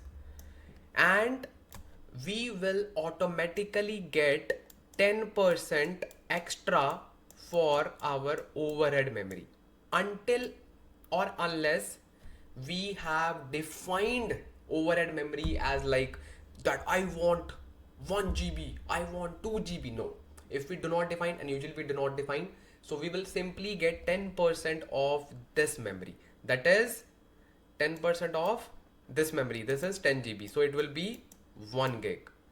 So 1 GB will be going to our Spark driver memory overhead automatically. Now. So in total, we'll be getting 11 GB, right? Exactly. So you request the memory for your JVM heap process, but we will also get 10% added into that. That means 10 GB plus 10% of it equals 1 GB. Now, every time it is not equivalent to 10%. Why? Because in some cases, if you are requesting, let's say 1 GB of driver, not 10 GB. So in that particular case, you will get 384 MB. Ansh, Lamba, we also know a little bit of mathematics. So 10% of 1 GB is not 384 MB. So I know that. So that is why you will either get 10% of total executor memory that you requested or 384 MB. And how you need to decide, or maybe how Spark will be deciding it, basically whichever is higher. So in case of 10 GB, the 10% of it is like 1 GB. 1 GB is greater than 384 MB, so we'll be getting 1 GB. In case of 1 GB executor, 10% of it is 100 MB. Obviously it is less than 384 MB, so it will simply get 384 MB. Make sense? Very good. Very good. And overhead memory is like also useful for like other things, that objects it is creating for us, like containers, and also it needs some space, right? So all those things will go under this driver memory overhead. See, it was so simple. So simple. Now, Ansh, Lamba, tell us about driver out of memory, because we have seen a lot of interview questions regarding driver out of memory, driver out of memory. So basically, let's talk about it. Driver out of memory can be there due to a lot of reasons, okay? And today we'll be just talking about the major ones, or you can say the popular ones. So as we know that drivers heap memory will broadcast the, you can say, broadcast variables, okay? If you just want to broadcast the variables or broadcast data.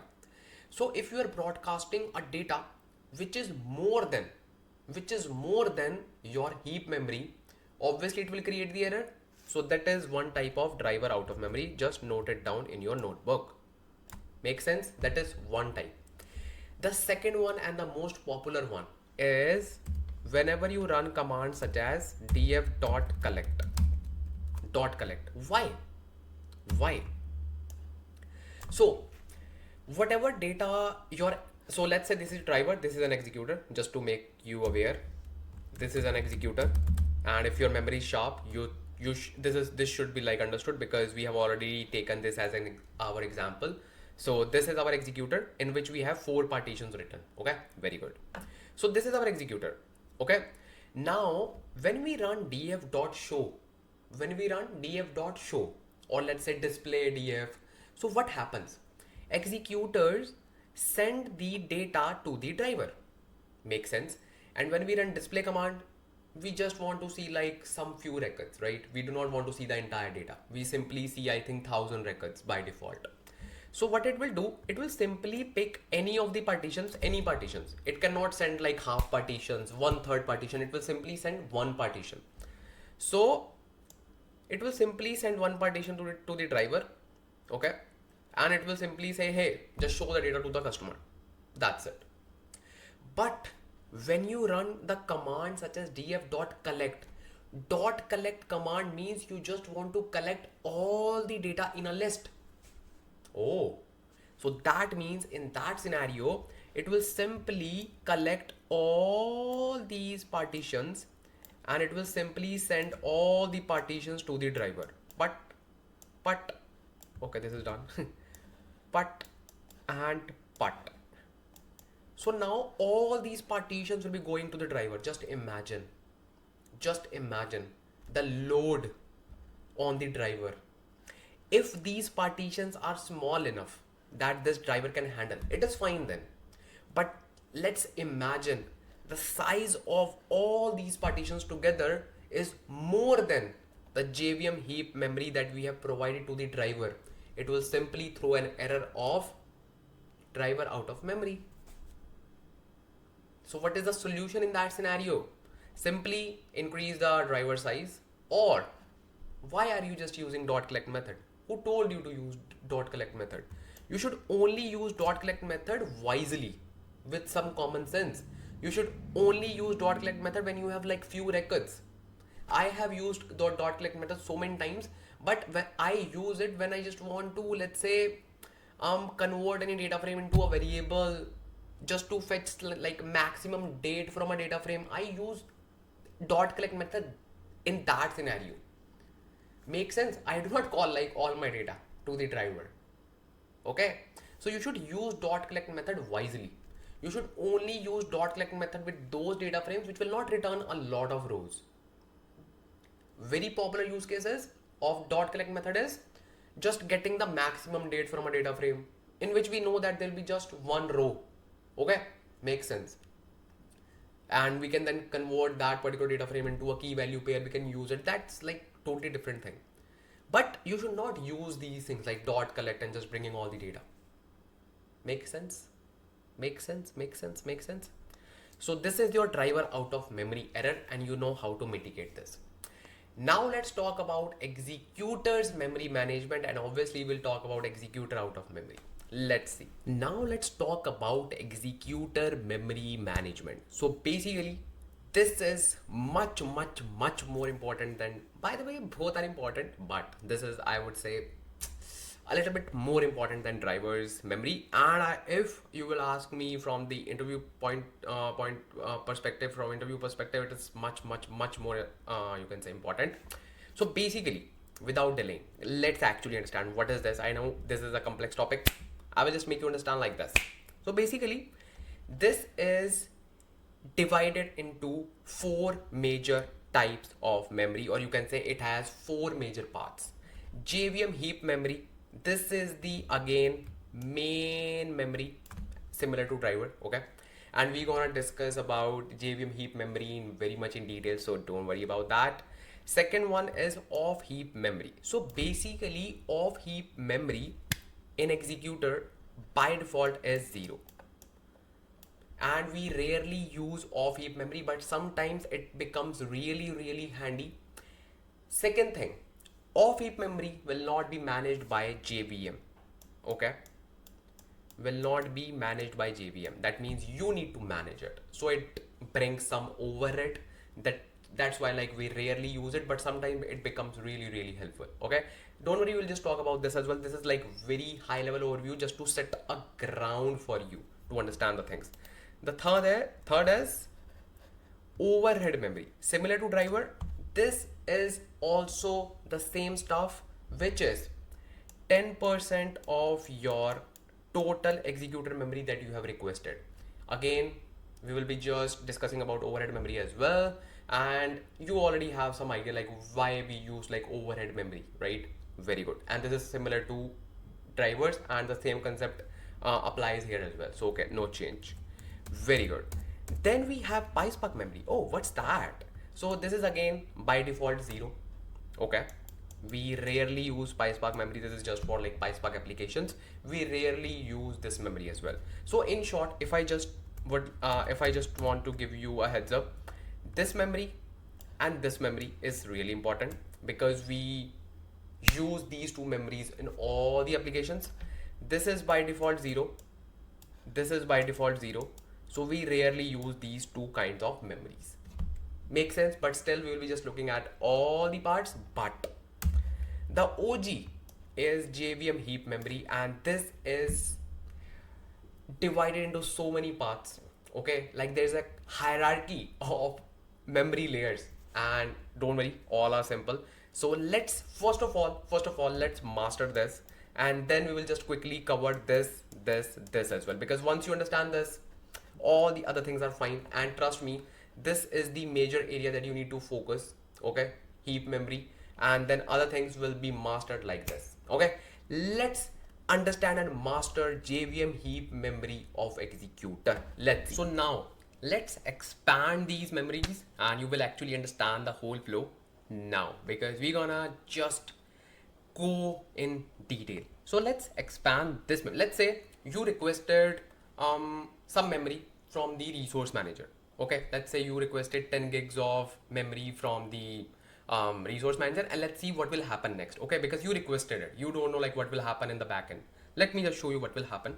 So basically, let's say you requested executor memory equals 10 gigs equals 10 gigs. Okay, and you will request it using this particular configuration, spark.executor.memory. So this is your JVM heap memory, like on heap memory, or you can say main memory. As we just talked about, this is the main memory, and we're gonna expand this as well, so don't worry. Similarly, like similar to driver, you will also get 10% of the total executor memory as well additionally. So in short, when you requested 10 gigs, that doesn't mean like 10 gigs is equivalent to both. No. 10 gigs means only this memory, and this will be available for you additionally. So 10 plus 1. So total your executor, this one, total executor's memory will be 11 gigs, including overhead. But you always request 10 gigs. So you just get 10% additionally whenever you request the memory. Make sense? Okay. And now as I just mentioned that we gonna expand this, because in driver, we do not have much stuff to do. So that's why we do not expand this memory. We do not like go deeper in this inside this memory, because we do not have much stuff to do. It just needs to orchestrate it, and that's it. But here in executor, you need to do some extra work to learn as well, and obviously in order to tune your executors, you need to know all these things. Okay, so now it's time to actually expand this memory. Make sense? And again, I'm repeating, this is the memory that you will get when you request from the resource manager. Okay, so for now we are just taking the example of 10 gigs. Make sense? Very good. So let's expand this memory now. So this is the memory. Wow, this is your JVM memory total memory, that is 10 gigs.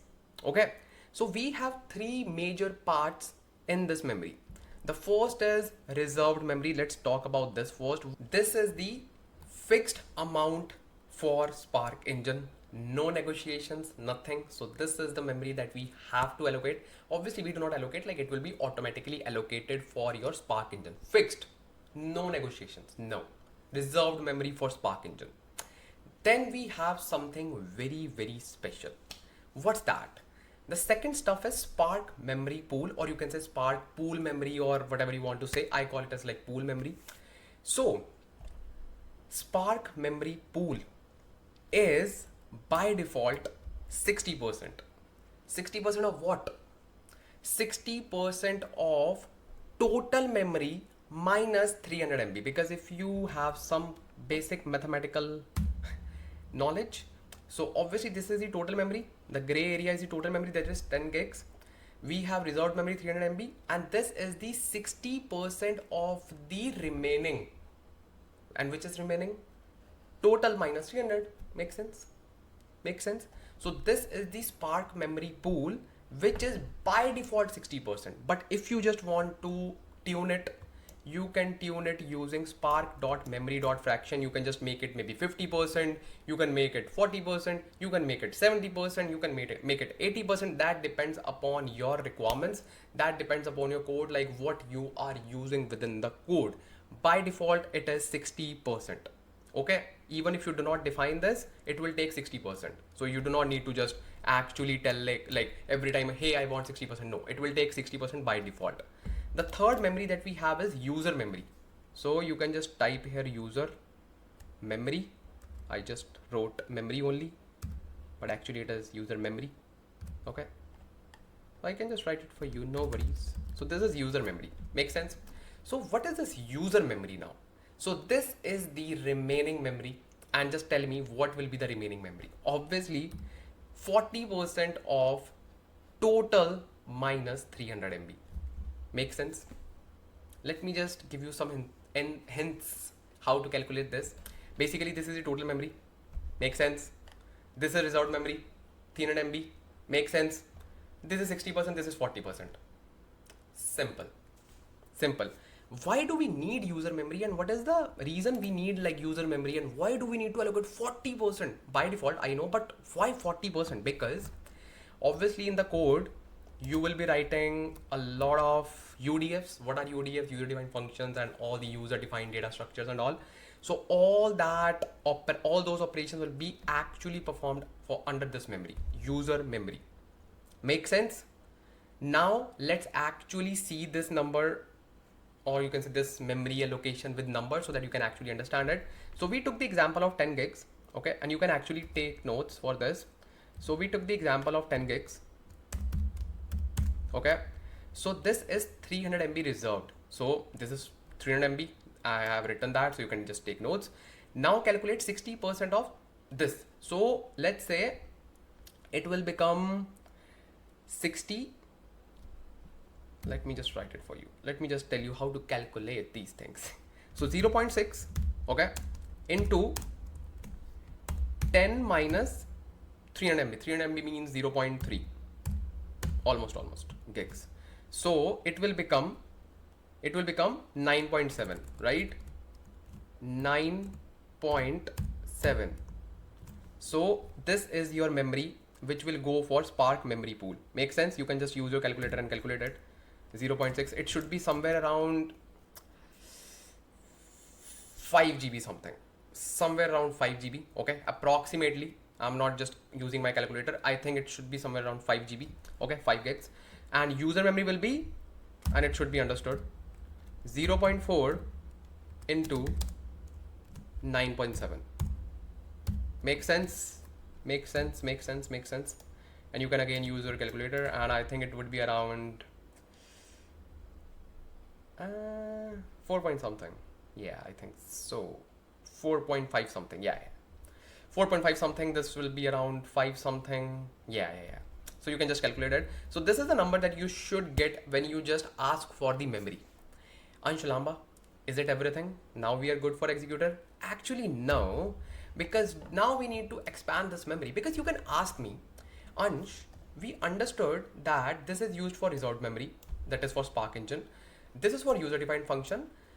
Where are our transformations happening? It is happening in this memory. Okay, where is our cached data located? It is under this memory. Oh, okay. So we need to just expand this memory as well. Exactly.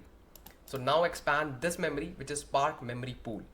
So this is your Spark memory pool, and don't worry, it is very simple. Let me just tell you. So this is your Spark memory pool, and we already know like what memory do we have here. We already know, right? We know that it is 0.6 into, let's take an example of 5 gigs just to keep it simple. Okay, so you can actually calculate the exact number, but for the simplicity we are just taking 5 gigs. Okay, let's say 5 GB total memory. So we have two major memories within this. One is storage memory, the second one is executor memory. In the storage memory, you cache your data. It is used for caching. If you are just caching your data frame, don't worry, we will just talk about caching in detail. If you are just caching your data frame, you will actually use this memory, storage memory. Makes sense? And it is also called as long-term memory. Why? Because you actually store your data that you can refer later in the code. It will not be eliminated. Okay? Whereas on the other hand, executor memory is the memory which is used to perform your transformations, join, group by, everything will be happening on this memory. 50% of total. So this will be, let's say, 2.5 gigs. Okay, and this will be 2.5 gigs. Make sense? Very good. And this is also called as like short-term memory. Why? Because obviously it will not keep your or hold your data, because it needs to process a lot of data. So if it would be just holding your data for long term, it cannot process the data. You will be just having like executor out of memory again and again and again. Make sense? Okay. So now, Ansh, Lamba, you said like this is 50%, this is 50%. Who defined this number? No one. It is by default 50%, 50%. But if you want to change it, you can just use spark.memory.storage fraction, and you can define maybe 60-40, 70-30. It depends like how much data you want to cache. Maybe you do not want to cache much data, so you can just reduce this memory. Common sense, okay? So this is by default. Now one very good point, let me just tell you. So can you just see this line? This is the, you can say, a kind of divider between both the memories. The good thing is, this is not a rigid boundary. This is a flexible boundary. What? Yes. Even if we define, let's say you defined that you want 50%. You want 50%. Let's say you defined that you want 50%. I know that is by default, but still, let's say you define 50%. Still, this boundary can move up and down. Really? Yes. That's where the concept of allocation and borrowing come into the picture. That means, in short, I will just talk about this as well in detail. In short, let's say you are just storing your data in the storage memory. You're caching your data, okay? And this memory is full. But now you need to cache more data. And your resource manager knows that you do not have much thing to do here, and you have a lot of data, like lot of space here. That means this area can be expanded and this line will be shifted towards bottom so that it can use some space from this area. And vice versa is also true. This line can go up as well. So still, if we define 50%, this can go up and down. This can go up and down. This is flexible. Makes sense? Very, very, very good. And I know you just got a lot of information, a lot of, you can say, hierarchy within the executor memory management. Just take notes of everything. And now let's talk about this line, how it becomes flexible and how allocation and borrowing come into the picture, how we can just change it. Let me just tell you. So let's talk about unified memory management. And basically unified memory is, let's say, another name for your Spark pool memory, in which we have two memory, like executor memory and storage memory. Some people also call it as like execution memory. It makes sense. Okay. So execution memory slash executor memory or storage memory. So this is the unified memory. So let's try to understand like how it works, because we know that this is the separator. This is the separator between that, and by default it is like 50-50%. So this is 50%, this is 50%. We know that. And we also know that this divider is flexible. It can move towards right, it can move towards left. Make sense? Okay, very good. So let's try to understand with the scenarios, because once you get all the scenarios, this will be a piece of cake for you. So now let's try to understand it. Let's say you are using executor memory, obviously for joins, group by, everything, right? All the transformations. And this 50% quota is completed. Okay. Now it needs more memory to, let's say, perform your more transformations. Okay. So what it will do? It will see that it has some space. Wow. So what it will do? It will simply occupy this space and it will come here. Let's say it needs this space. Make sense? So it can occupy this space because this space was empty. Sorted life. It can just take the space. Very good. Now let's say, okay, let's talk about this in the next scenario, because this is scenario number 1, because I want to just include all the scenarios, because if you will miss any one scenario, it will just leave confusion in your mind, trust me. So this is scenario 1, when we have space available, right? Okay, let's look at the scenario number 2. So this was our scenario, right? You can also call it as like scenario 2, because now we gonna do some tweaks. So let's say you are using memory till here, right? Your executor, or you can say your execution memory, is being used till here. Now let's say your execution memory needs more space. Now what will happen? This is really important. So what it will do, it will try to evict these cached memory, because we know that in the storage memory we store like cached data. It will simply try to evict this and it will occupy this space as well, but using LRU, you can say, method, which is like, so basically whatever block of the data is least used, or you can say least used cached data, that would be a better word, least used cached data, it will be evicted. Okay, it will be evicted, or let me just write it, it will evict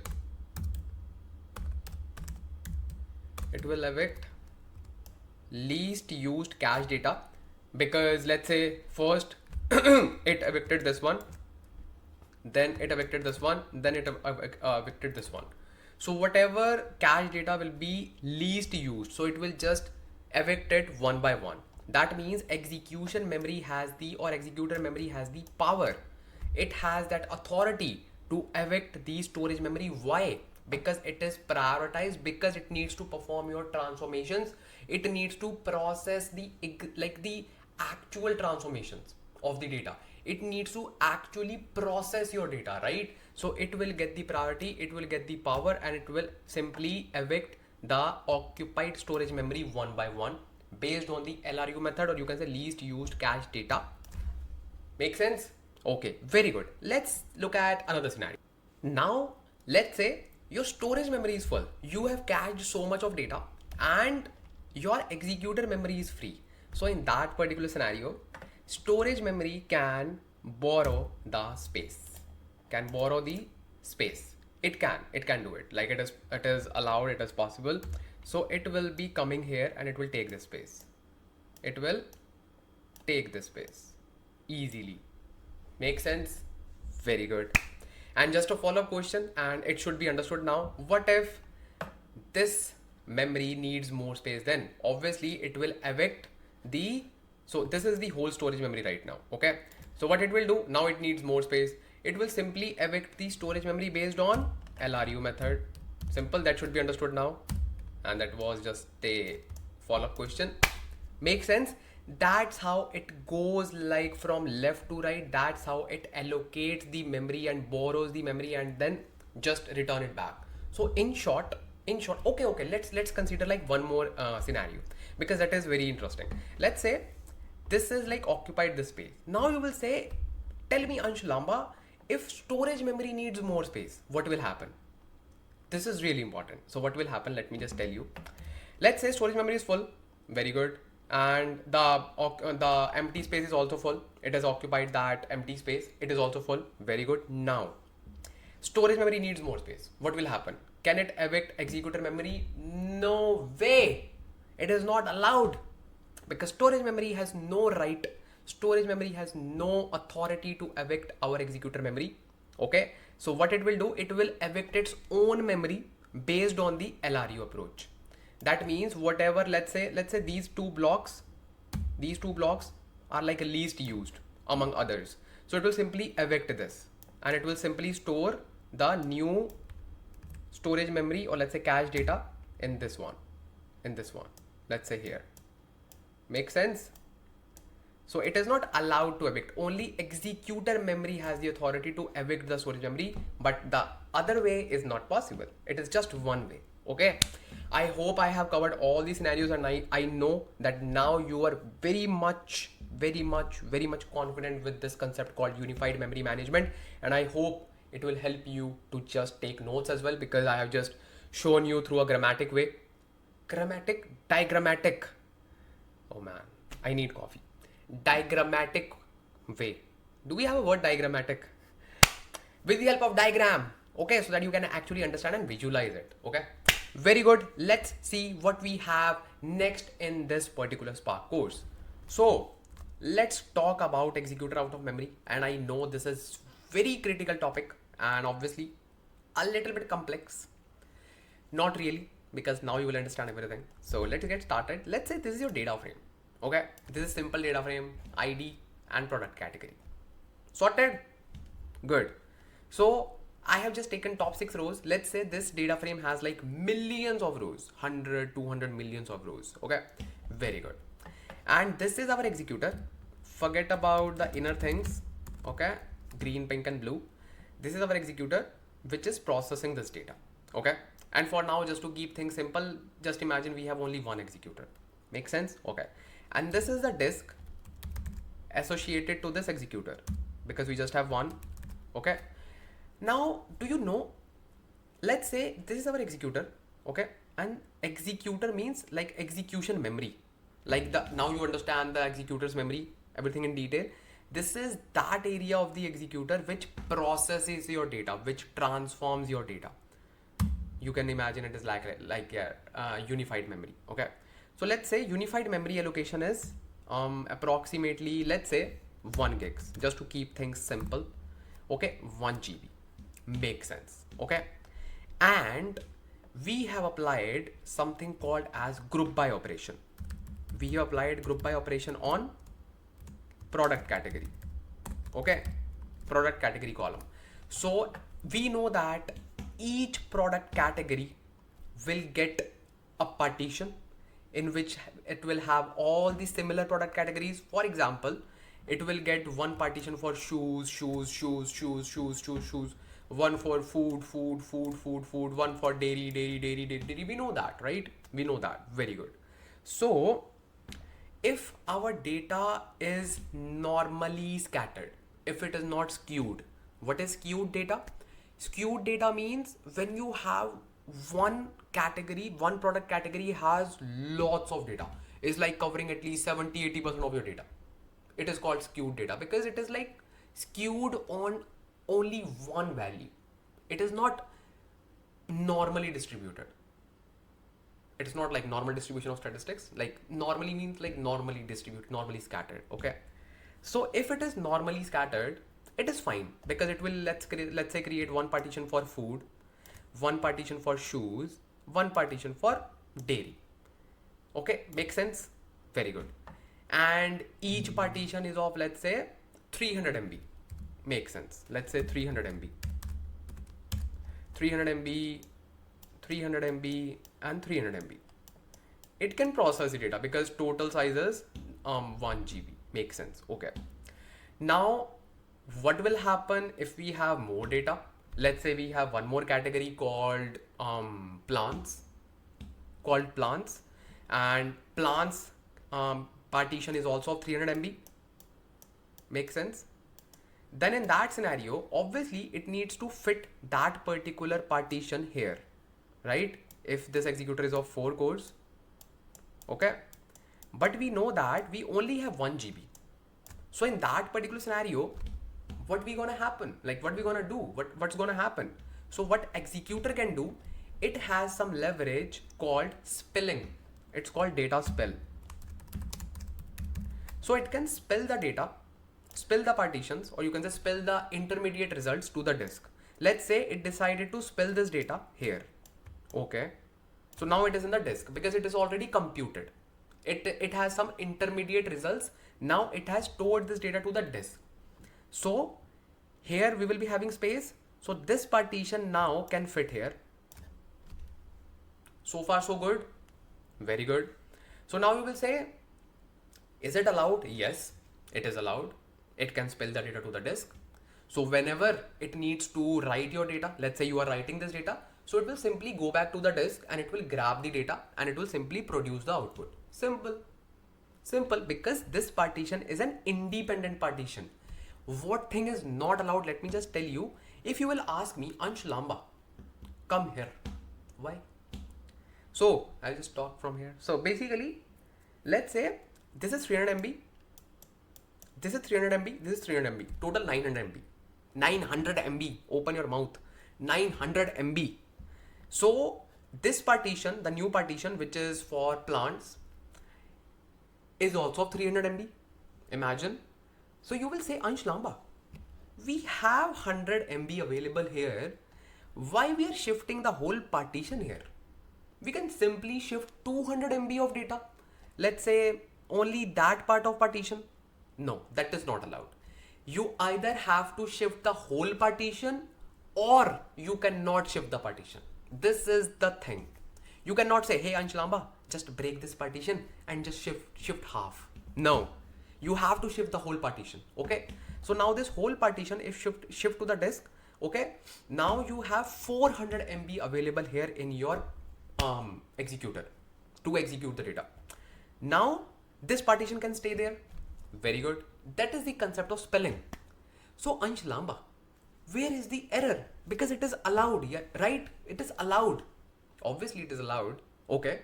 So here comes the question, if executor can spill the data to the disk, why it throws the error called executor out of memory? Because we have so much of memory in the disk, so much. So the thing is, let me just tell you when it will throw the error.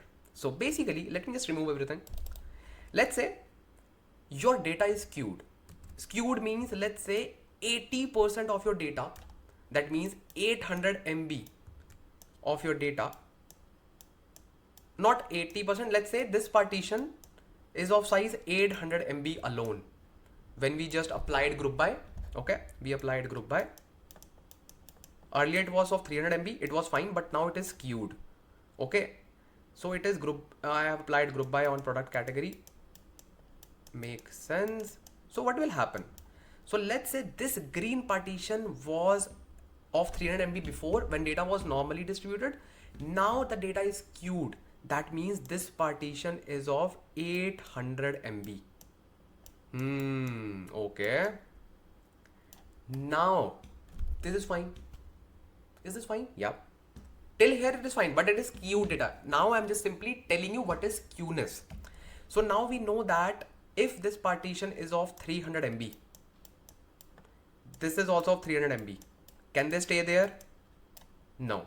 They will simply be spilled to the disk, right?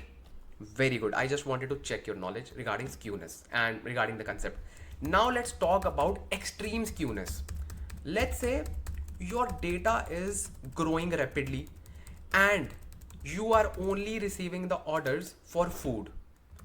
With the time, let's say your data is growing, but only food product categories are being sold with the time. Now your data size, or you can say partition size, has become of 1.5 gigs. Oh, yes. It is good news for you. Why? Because your store is doing well. You are just selling so much of things, but data is skewed, right? Data is skewed. So again, you applied group by and all the food IDs need to go on the same partition. So now this partition is of size 1.5 gigs. Now just tell me one thing. Can it stay there? Because executor memory is 1 gig. Can it stay there? No. Very good. Can we spill this data to the disk? Yes. So it will go here. Okay. Sorted. Sorted. Okay. This is fine, but we need to process the data, right? We need to process this data. We can spill this data. It is like in disk. Okay. But what about the processing? We need to process this data, and in order to process this data, this needs to go to the executor, and executor's memory is 1 gig. Now is the time to throw the error called executor out of memory. Executor is saying, hey bro, just tell me what to do, because I have just 1 gig of memory and you are just giving me the partition of 1.5 gig. How I can just do that? So now is the time to throw the error executor out of memory, and this is the scenario. Now, here you have two options. You can either expand the memory. You will simply say, I have a lot of money. Okay, let's give it 2 gigs of memory. Let's give it 2 gigs of memory. Okay, very good. Clapping. Very good. Now, let's say after a month, you got more orders. Your store is growing rapidly. Now this data size is 3 gigs. Again, will you expand the memory? You can, but it is a foolish approach. You cannot like expand the memory again and again. No. Here comes the concept of eliminating the skewness. You should focus on eliminating the skewness instead of just expanding the memory. Make sense? Make sense? Very good. So how we can eliminate the skewness? Here comes the concept of salting. Salting is an approach with the help of which we eliminate the skewness. Make sense? Make sense? Make sense? Very good. I hope now these things are getting absorbed in your head. Okay. So now you got the concept. Okay. Now I know you are really excited how we can just fix the skewness, because this is just a partition. You said we cannot break the partition. You said we cannot this, we cannot do this, we cannot do that. How we will just fix the skewness? Let me just tell you how you will fix that. You as a data engineer will fix the skewness and you have to do it. Don't worry, I'll just tell you how, and I will just tell you a lot of techniques. Okay, a lot. Let's learn one first. Okay, it's called salting. Yes, salt, SALT, salt. It's real salt. Okay, let me just tell you what's that. You got the concept, you got the error. Okay, let's try to fix it. So let's finally talk about salting, and trust me, this is very important topic and very easy. Very easy. Trust me, very easy. So in front of your screen, you are seeing a data frame in which you can see the skewness, you can see a lot of food values, see, and we have already talked about this is fully skewed. And obviously it is good for your store owner because he or she is gaining a lot of sales, but you as a data engineer needs to work with skewness, right? But that's fine, because now you know like what are the right resources to learn data engineering, right? Hit the subscribe button right now and just share this channel with the others right now if you want to support me and if you love me. Okay, nice. So basically let's talk about this. Let's say you have this column, okay, and you are seeing so many food values. Now we know that whenever we will be just trying to apply the group by, it will create the partition of 1.5 gig, and we cannot handle that. It is not practically possible to handle this. Make sense? Very good. What we will do? What if I tell you that you can even add a column called, let's say, salt. Okay, this is a salt column. In this salt column, you will simply pick some random values, and obviously random values, but they should make some sense. Like, do not like purely random values, but you should pick the right size of salt. You know that your data is like of 1.5 gigs. Okay, you need to divide this partition, let's say, in 4 mini partitions. 1.5 divided by 4, it will be equal to 350 MB something. 375, I think. 375, 750. Yeah, 375. Mathematics honors, I told you, bro. So 375 MB is fine. Of like one partition size, it's fine. Like, it's totally depend upon the requirement and the solution and the architecture. But in our case, we know that 4 partitions are fine. Okay, very good. So what we will do, we will simply pick the salt size equals to 4. What does it mean? It means that it will simply create an array of 0, 1, 2, 3, 4 values. It will randomly assign any value from this list. Let's say this will assign 0 here, 1 here, 2 here, 0 here, 3 here, 3, 2, 1, 0. Randomly. Very good. So now we will apply group by on 2 columns. Food 0, food 0, food 0. This will be one partition. That is this. Food 1, this is one partition. Food 2, one partition. Food 3, one partition.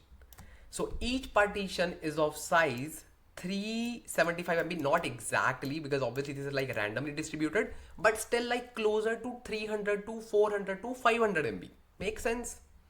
So this is now reduced to 4 partitions, and now we know that our executor can process this partition independently, and if it needs more space, now this partition can freely go here in the disk and can be brought back. Why? Because this is like independent partition size and can fit in the executor memory for computation. Makes sense? This is the concept of salting. We simply add a salt, but with some, you can say, wise approach. We need to figure out like how many partitions do we need and how many partitions should be efficient. We decide the salt size, then we assign the random numbers between this list, and then we simply divide our partitions. Basically, we apply the group by operation based on 2 columns instead of just 1. This is salting. Make sense? Very good. All these concepts are really important. all are really, really important. Okay, so this is your sorting. You should take notes. Okay, and in like bigger companies, you will be seeing that some developers have already developed the sorting code, and you will be just looking at that and you will be like, why they are doing this? This is the reason. This is the reason. Make sense? Very good. So now I hope it is sorted now. I hope that you know the concept of sorting. I hope now you know everything. Okay, very good. Very, very, very good. Because concepts are much more important than implementation. Trust me. Trust me. Once you know the concept, see, writing the code is not a big deal nowadays. ChatGPT is here and all those AI applications are there. But in order to understand that, you need your brain. You need your brain. You need your brain. Okay. So now this is also covered. Sorting is also done. Now let's see something new, which is totally, I would say, independent of this. Not totally independent because everything is linked to Spark and executors. But yes, it is totally a different topic, I would say. So let's see what's that. So let's talk about caching. Caching is one of the most used method because whenever you are writing the code, okay, and don't worry, I will just show you the demonstration as well for caching because you will understand by looking at it. So why do we need caching? And caching is something that you should already know because whenever you, let's say, use a mobile phone and whenever you see those recent applications open your mobile phone in the recent tab, that is also kind of caching because they are like caching your data. They are not eliminating it so that you can simply reuse from the part where you left it. This is caching. Similarly, caching is another important thing that we have in Spark. So let's say you are writing your DF. Let's say you are creating DF1 and you simply read the data frame. Okay. Then you created DF2 and you used DF1 in order to do something. Let's say filter. You applied the filter. Okay. Then you created DF3 and let's say you use DF2 dot, let's say you perform some aggregation. Make sense? Okay. So all these things will be done by the executors, obviously. And all these things will be performed in this area, executor memory, as you all know. Okay, because this is the area where we perform like all the transformations. So what will happen? So obviously it will first of all create the DAG. Okay, it will create the DAG of all the transformations. DAG for DF1, then DAG for DF2, then DAG for DF3. Makes sense? Because that is what we get. So first of all, it will calculate DF1 using this, and DF1 will reside here. DF1 will reside here. Very good. The moment we start creating DF2, it will simply eliminate this. Why? Because this is a short-term memory. Then it will simply create the DF2. Now in order to create DF2, where is DF1? Where is DF1? Nowhere. Nowhere. Why? Because DF1 is eliminated. Because this is a short-term memory. So in order to create DF2, it will first create DF1. It will simply go here first. Here. Then it will create DF2 using DF1. Oh, okay. Let's say you want to create DF3. Okay, and obviously this will be eliminated because it needs more space for DF3. So DF3, oh, let me use a different color. Let's use green. In order to create DF3, where is DF1 and DF2? Nowhere. It will simply recompute DF1 first of all, then it will create DF2 using DAG, then it will create DF3. Oh, okay. But let's say you are creating a DF4. Okay, let's say you are creating a DF4 and you are again using DF1. Okay, you are applying another filter. Okay, you are creating DF5, you are again using DF1, you are doing something else, blah, blah. Again you are using DF6. Again, this is the first time. Oh yeah, so DF6, again you're using DF1, not DF6, DF1, and you are doing something blah, blah. So every time you're using df1. So every time it needs to go to the first step to compute the df1 and then perform your things, right? What if I say I can store this df1 in a long-term memory? This is your storage memory. I can store this df1 here, and the moment I store this memory here, I do not need to recompute it. It will save me a lot of time, lot of resources. I will simply go here for df4, I will simply go here for df5, I will simply go here for df6, and I will use df1 one by one, and I can just do my calculation. This is the concept of caching. I can store the data in the long-term memory. Okay, let's try to see this with the help of code, with the help of, you can say, notebook, and I will just show you how it will perform caching. So now let's talk about caching, and let's quickly create our df. And this is the code, and this is the same code that we are using in the other notebooks as well, so you will be feeling aligned with the code and approach. Okay, so this is our df1. Okay, let me just run this, and this will simply create your df with two columns. One is id, the second one is name, and these are like simple records, 5 records, and this will simply populate your first data frame. Okay, let's see what do we have in the first df. So it is created. Let me just say display df1. So it will simply obviously populate the data frame, and now it will simply run the job as well. Okay, because we are displaying the data. So okay, perfect. So this is my df1, and it has created the df1. Okay, that's why we are able to see it. We cannot say like it is just a plan. It has created the data frame. Now what I will do, I will simply create df2, and I will simply say df1 dot filter. Not filter, let's create another column. So in Spark, in PySpark, if you just want to create a new column, you just create a simple function called with column, and in this you create the function by obviously giving it a name. So let's say I want to create new column, and I will simply name it as new column, just to make things simple. And I want to simply apply a kind of constant transformation. What is that constant transformation? So in this, I don't want to actually compute anything. I simply want to enter a value called yes, and it is a kind of flag. So let's say I am creating a new column called flag.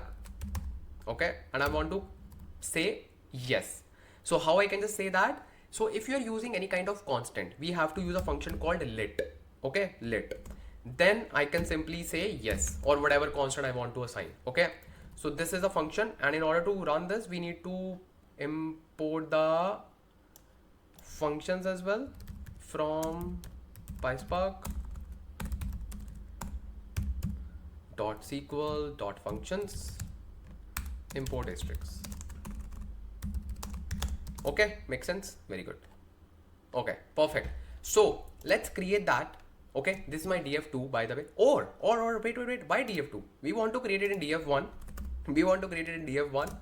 Okay, perfect. Let's see the df1. Perfect, because that's how you will see that the difference between caching and normal computation. Okay, so this is my df1, and Spark has created it for us, not just a plan, real data frame. Okay, so now what we can do, I want to create a df2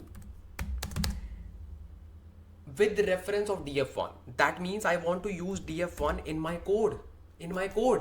So I will simply say I want to filter df1.filter, and I want to apply filter on column, let's say id. Okay, and I want to simply get the id equals to 1.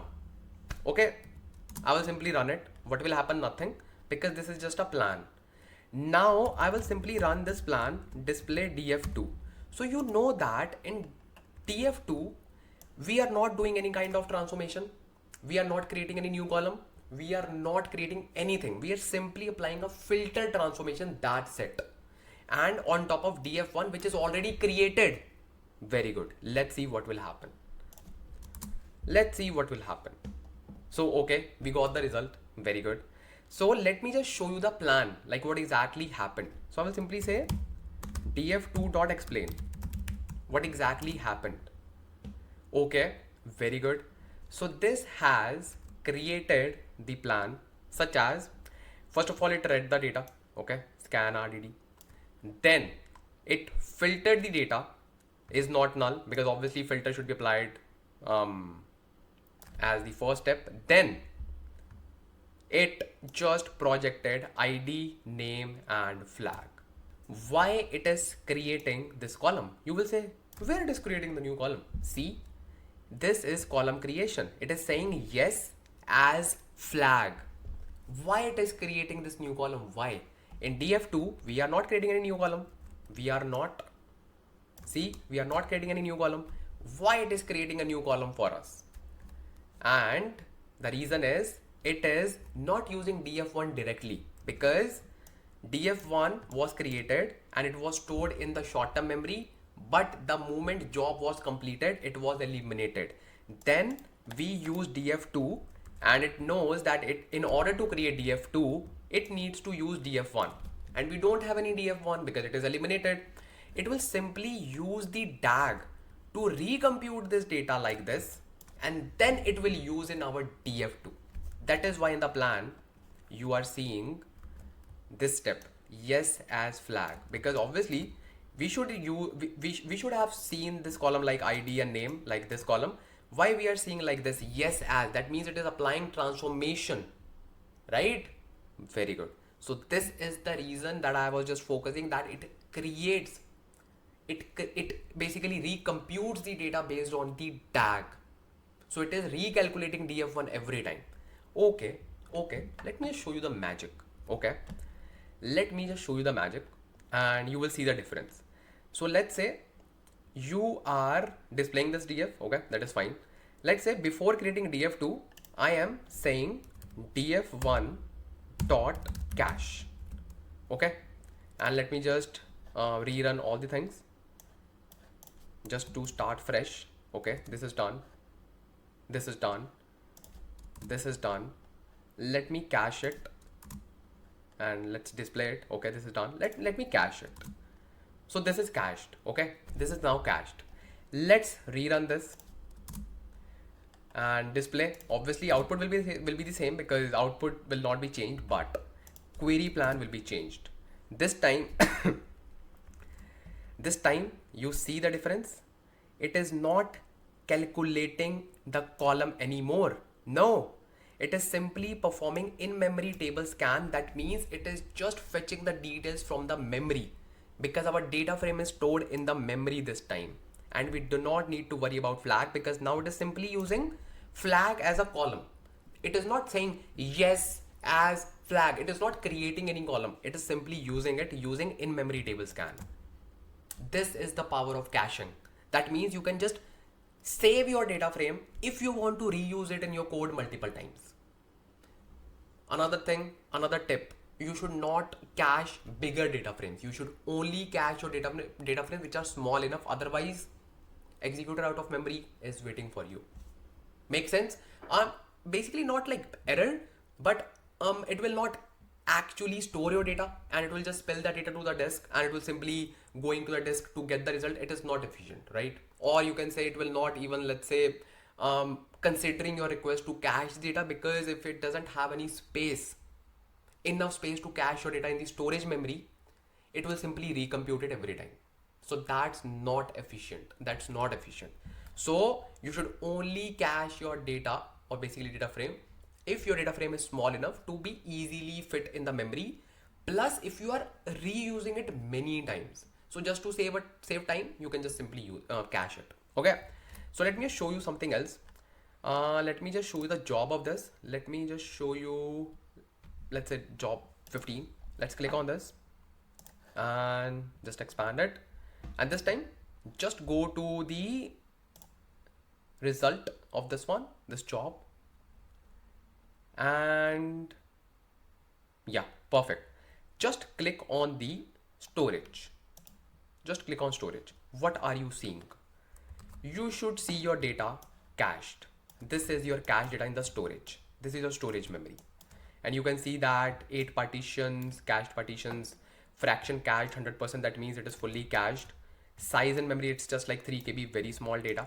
Size on disk 0. What is this size in memory and size on disk? What is this? So basically, this thing will be much more clear when we'll be just looking at persist. Now, what is this persist, man? We understood cache. What is persist? It is much more related to cache, and everything is persist. Cache is just a special kind of version of persist. Ansh, Lamba, don't make things complex. Just explain us. Okay.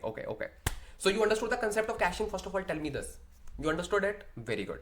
Now let's talk about the storage level and this size in memory and size on disk. Like what is this and what's the difference between all these things? Basically, just to give you a hint, whenever you want to perform caching, okay, we have so many options because we have memory and we have disk. We have both the options, right? So we can prioritize where we need to cache our data, where we need to store our data. Oh, so it's just for like flexibility to store your data which is cached. Exactly. That's it. So let me just tell you in detail what's that. So let's talk about the storage levels, and you can also say like persistence. So basically what happens, caching is not like an independent thing. No, it is just like a kind of wrapper, or you can say it is just a kind of special use case of persist. So originally everything is for persist, everything. Okay, but what happens when we use persist, we get a lot of flexibility, we get lots of storage levels that we are just discussing right now. One of those storage level is memory and disk.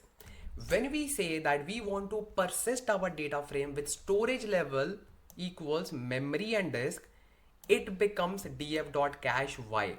Because Spark identifies that people were using memory and disk storage level a lot, because obviously it is fast, it is efficient, and it gives you flexibility to store your data on both the sides, memory and disk both. And as you can see, it will first try to save your data in the memory, and if it can just save the data in the memory, it will save it. Otherwise it will save rest of the data in the disk. If memory is not enough, it will spill the rest to the disk. That's it. It will just spill rest of the data to the disk. Make sense?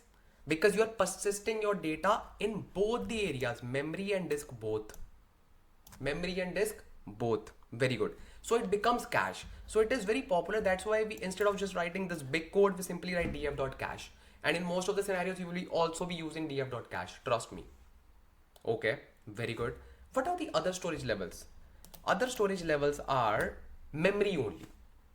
Now, memory only means you cannot spill your data to the disk. So you will say, what if our data is not being stored in the cached area, or you can say storage memory? It will simply recompute rest of the data. So it will just try to cache the data as much as it can. Other data, or you can say rest of the data, will be recomputed. Make sense? So data is stored in RAM as deserialized Java objects. If not enough memory, recompute the partitions when needed. Simple. Now this becomes really controversial, because a lot of you will say, hey, memory only is for caching. When we say df.cache, that means we are saying memory only. But some of you will say, no. We say memory and disk both. So let me just clear your confusion. If you are using data frame API, it means df.cache equals to storage and memory and disk both. If you are using data frame API, it becomes memory and disk. If you are using RDD code, and I don't know who is using RDD code in 2025, okay, because it is not recommended to use RDD because it is not optimized. But yeah, in rarest scenarios, you can use RDD just to perform ground level transformations. So if you use RDD API and if you use like .cache, in that scenario it becomes memory only. So do not get confused, okay? And obviously we write our code in the data frame API nowadays, so it becomes memory and disk, not memory only. Update your information, update. And I think we stopped using RDDs like a decade back. I don't know who is still using RDD. So by the way, the next one is disk only. This is really nice because you do not need to worry about memory. Just save your data in the disk, but it's really slow. Okay, because it stores all the data on the disk. The next storage level that we have is memory only 2. What is this? It is exactly same as memory only, but it will be 2 times replicated, because by default we get 1 time replicated. It is just for the fault tolerance. Okay, I rarely use like 2 times replicated, but you should know. Okay, very good. Next is experimental. It is new. So I was talking about off heap memory, right? And I told you that we rarely use off heap memory. By default it is 0, but in some cases you can utilize off heap memory to store, or let's say to cache your data, to cache your data, just to, let's say, put some less overhead for GC cycle, because obviously when you cache your data you create a lot of temporary objects. But off heap memory is not easily maintained. You need to maintain it. Java will not maintain it. Like Java virtual machine will not maintain it. Plus, first of all, you need to enable it. So you can just use this code to enable it. And yes, it is an experimental mode. So you can just experiment it if you want. I have not experimented it. So if you want, you can. So these are like all the storage levels that we have within this Spark. And I hope now it is clear. Let me just show you the code as well. Let me just show you. So we are in our notebook, and let's run the code for one more time. And instead of using df.cache, let's use df.persist. Okay, and we'll simply say storage level dot memory only, let's say. Okay, let's run this. Oops, storage level is not defined. Oh, we need to import it. What's the library to import storage level? Import storage level. Oops, import storage level in Spark. I just need to look at the library.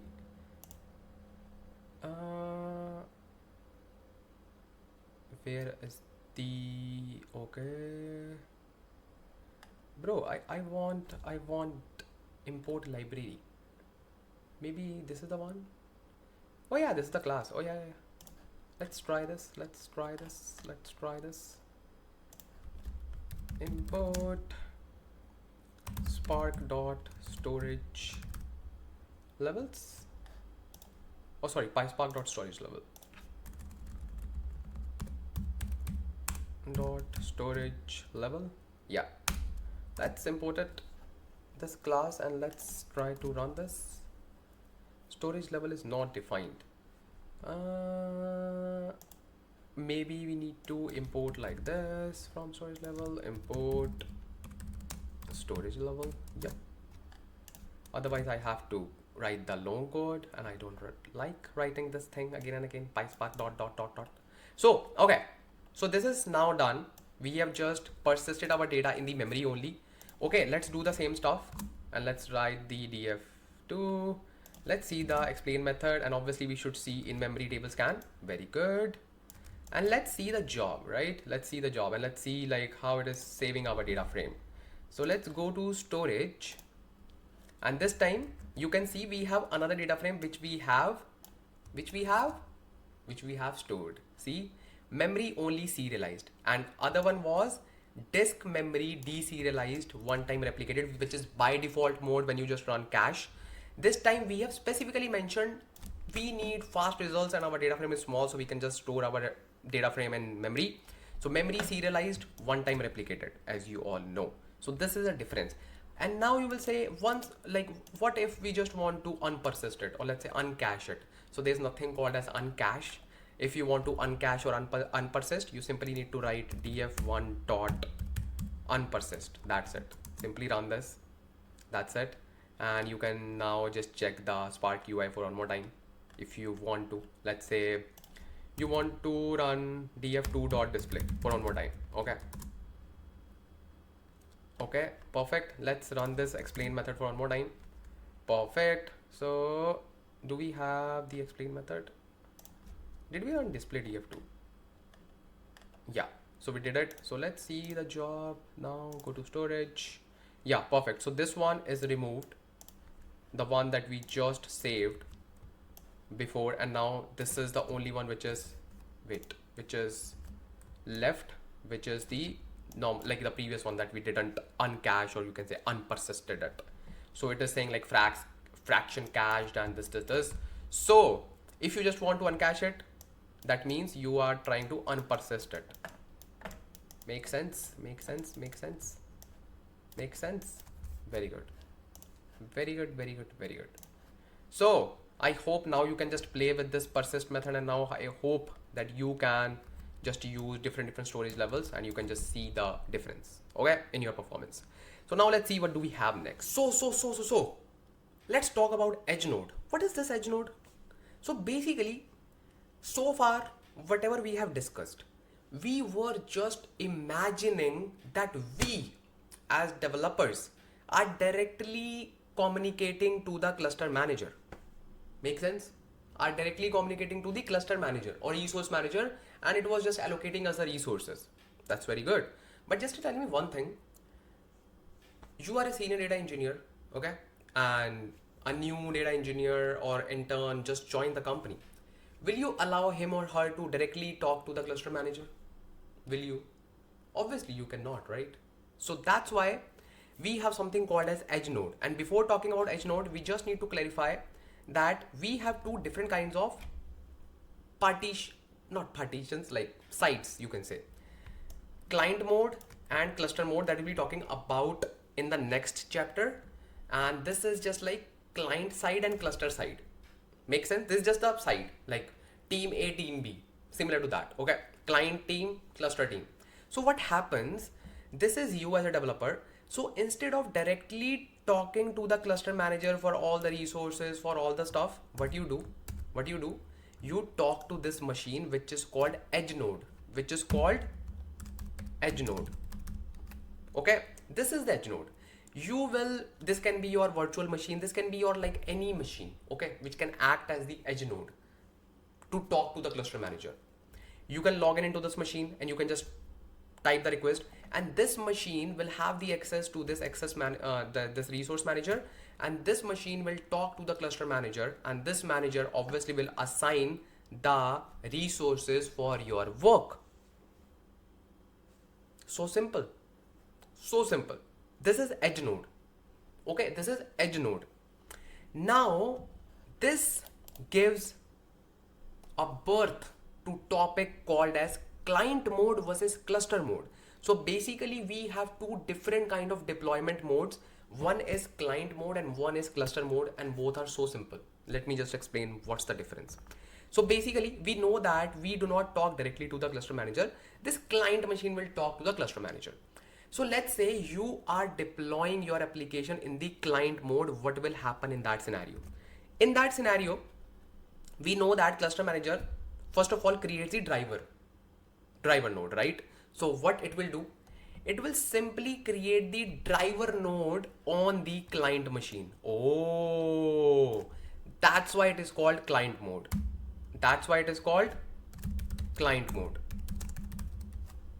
And where are the workers? Obviously on the cluster. Obviously there is no negotiation in that. So these are the worker nodes. This is your client mode, because your driver mode, or you can say driver node, is this client. Okay, now you are using a cluster mode, and in most of the scenarios you will be using cluster mode, okay, but in some cases you use client mode as well, okay. In some cases, in most of the cases you just use cluster mode, okay. So let's say you are using cluster mode. What will happen? You know better than me, I think so, because I have just explained this so many times, so I hope now you know. So what will happen? It will simply send the request to the cluster manager, resource manager, and it will simply create the driver node, or you can say driver, on one of the machines, and rest of them will be worker nodes. Make sense? This is like simple approach.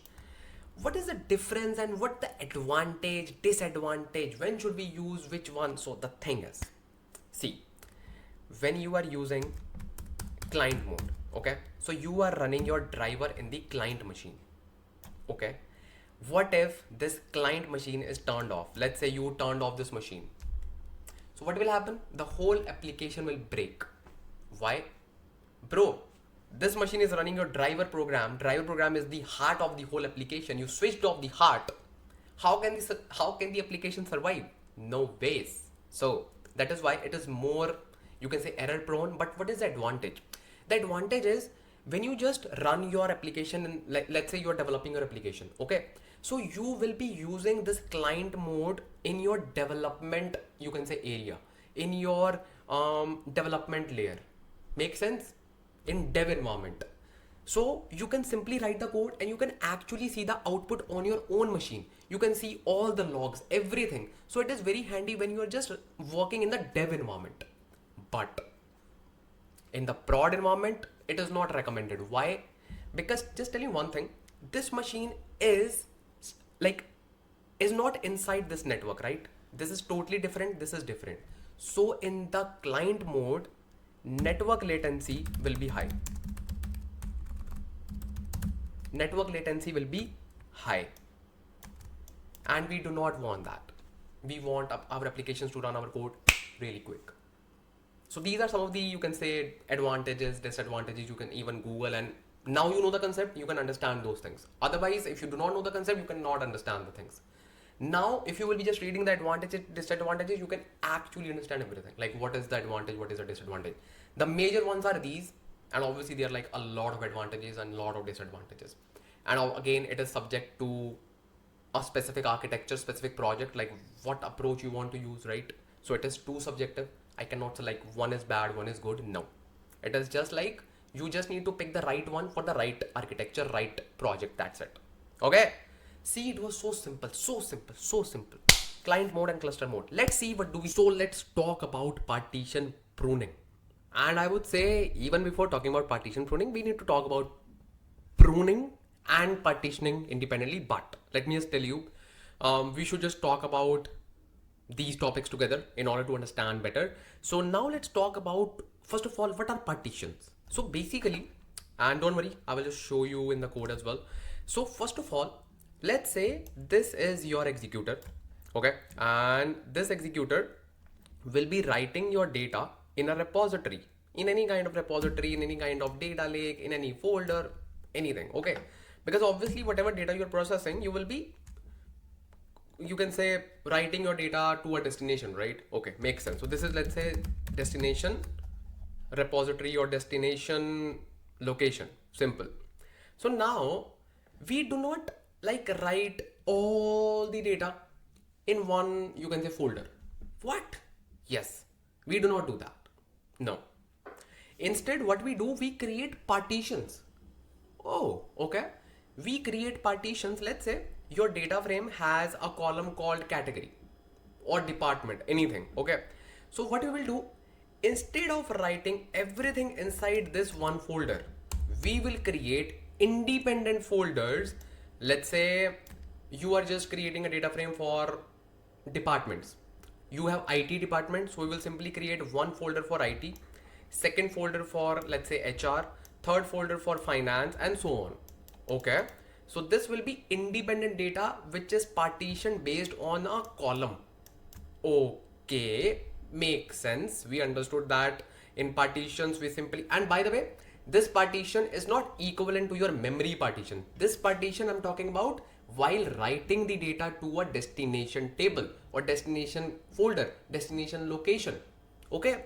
So you will say, okay, we understood it, but what's the advantage? Why do we need to just do this?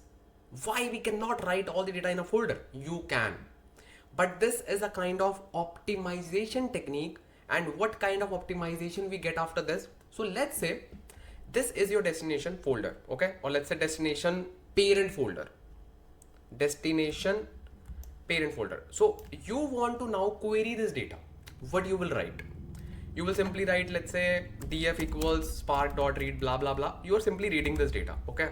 You are simply reading this data, and while reading this data, you are applying a filter, simple filter, like let's say dot filter, just for the HR department.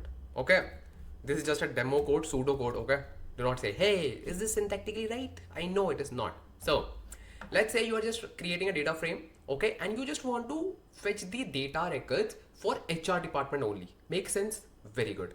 So what Spark will do, if you do not have the partitions, okay, let's say these partitions do not exist, okay, let's say this is the only folder, let's say this one, this is the only folder which is available now. So this particular data frame, this Spark will simply go to this folder and will read all the data, all the data. Let's say you have 10 GB of data, 10 gigs of data, so it will read 10 GB of data. And you are obviously spending resources to read that data. Obviously, Then after reading this data, it will apply filter. Make sense? Common sense, bro. Okay, makes sense. Now, if we have partitions, if I have partitions, what I will do? I will simply say this is for HR, okay? This is for HR, this is for IT, or let's say finance, okay? And let's say this is for IT. Make sense?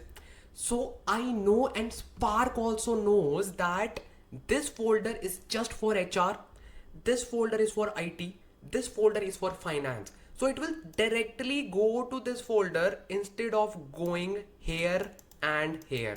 Make sense? Let's say your HR data was only and only of 1 gig, that is 1 GB. So you saved 9 GB of processing. Obviously, bro, obviously, you saved that scanning part of 10 GB of data. You simply scanned 1 GB of data. This makes your Spark jobs run so quick. So that's why we always perform partition, and this concept is called partition pruning. How? Because you are pruning the partitions. You are not fetching all the data. You are pruning the partitions. Make sense? Make sense? Do you want to see this in code? Let me just show you. So I'm in my new notebook, and let me just connect this with the cluster. So basically I have prepared a demo data frame. So obviously simple data frame that we are using so far. In this I have added one column which is department. Okay, just to align you with the original example. Very good. Okay, very good. And these are the columns, and this is the Spark code, simple. And this is the code that we use to write our data. To a location. This location I will provide right now, and this is the code, simple code. What is this code? df.write, okay, and then dot packet, because we want to convert our data in the packet format. Packet is like one of the most popular columnar based file formats for big data analytics. Partition by department. This is that statement which performs partitioning based on a column, and you will actually see the folders in real life. I will just show you, don't worry. And this is the mode. Basically it tells Spark if data is already there, what it needs to do. Either it can overwrite, append. So we have so many modes. Okay, so let's actually provide the path. So in order to provide the path, I will simply go to catalog, and I will go to not to catalog. Basically I can simply go to this catalog just to see the DBFS. So I have file store. Okay. Oh, I have so many folders. I know. So I will simply create this one, Apache Spark. This is the parent folder. Let's say I want to create a folder inside this. Let's say this one. Make sense? Make sense? Okay. Let's create folder within this called output data. And within that output data, you will see the partition. Let me just show you. So I will simply grab the path from here, this one. Okay, and you need to make some tweaks in this path. So do not just paste it directly. You need to remove this DBFS path. Okay, and I think you also need to remove file store, like backslash. Let's see, no worries. If it throws error, we can just correct it. I will simply say upload or output data. Make sense? Very good. So I think we are good. Let's run this. If we see any errors, I can simply remove this backslash because I think we need to remove it. And if no, then it should be fine. It should be fine. This is basically an optimization technique, but obviously competition is high right now. So it's my duty to show you and just tell you everything. So it is done. Let me just show you what did we get. So it has written the data successfully. Okay. And if I go to DBFS and if I see output data, click on this. Perfect. See, I have folders. Department equals finance, department equals HR, department equals IT. It is so good. And within these folders, you will see the data. See, these are the packet files. Wow. And in order to just show you, I will just show you something else as well. So basically I will create another copy of this data. Like I will write the data in another location, but at this time I will not use partitions. Very good. I will not use partitions. So I will simply say output path. I will change this and I will say output data without, let's say without partitions, so it's the same thing, output path new, and I will simply change it here as well because I want to show you like what will be the difference while scanning the data. Okay, so this is also done, and we can just check, go to catalogs, dbfs, file store, Apache Spark, output data, and output data without, we should not see those folders. Perfect. We should just see the partitions. That's it. 8 partitions, 1 2 3 4 5 6 7, and yeah, 8, sorry, 0 1 2 3 4 5 6 7 8. So by the way, why 8 partitions? Why? Because we have 8 cores. We have what? We have 8 cores in our executor. Obviously, bro, I just showed you. So if you just click on this, and if you click on configuration, you will see that we have 8 cores, and each core is responsible for the parallelism. So by default, we get 8 partitions. These 8 partitions are in-memory partitions, but partitions that we are creating in the form of folders, that are partitions for the storing the data on the disk, partitions on the disk. Okay, so if you just click on Spark UI, and if you just click on maybe executors, and then it will take, I think, just a few minutes to load. Yeah, so can you see cores equals 8? So we have 8 cores. Okay, makes sense. Very good. That's why it created 8 partitions by default, because each partition is responsible for the output. Okay, very good, very good, very good. So now, are you ready to see the magic? So let me just show you the difference. Let's try to read the data one by one. I will say df with partitions, with part. Okay, I will simply say df, spark.read dot format is Parquet. Okay, then dot load. Let's load the data, and the location is, we already know. Oh, this is the location, output path. So we can simply provide this location here in the form of variable. So let's try to read this, and let's see display df. Oh, sorry, df with part. Okay, makes sense. Oh, where is y, Ansh? Lamba, where is y? So basically now it will simply load all the data. Why? Because we are not pruning our partitions. We are just creating the partitions, but we will just prune our partitions with the predicate. So just click on this job, and if you just expand it, you will see SQL data frame. Just click on this, and you will see scan partitions. If you just click on this, and you will see how many number of files read, how many files it has read. 6 files. Number of partitions read, number of files read, number of partitions read, yeah, 3. So these are the partitions: 3 IT, HR, and 1 more, I think, finance. And how many total partitions it like number of files it read? 6. Sorted, because in each partition I think we have 2 partitions. I can just like 2 files, I can just check just to confirm. Apache Spark and output data, and let's say HR, yeah, 1 2 1 2 1 2. So it read all the partitions, right? Very good.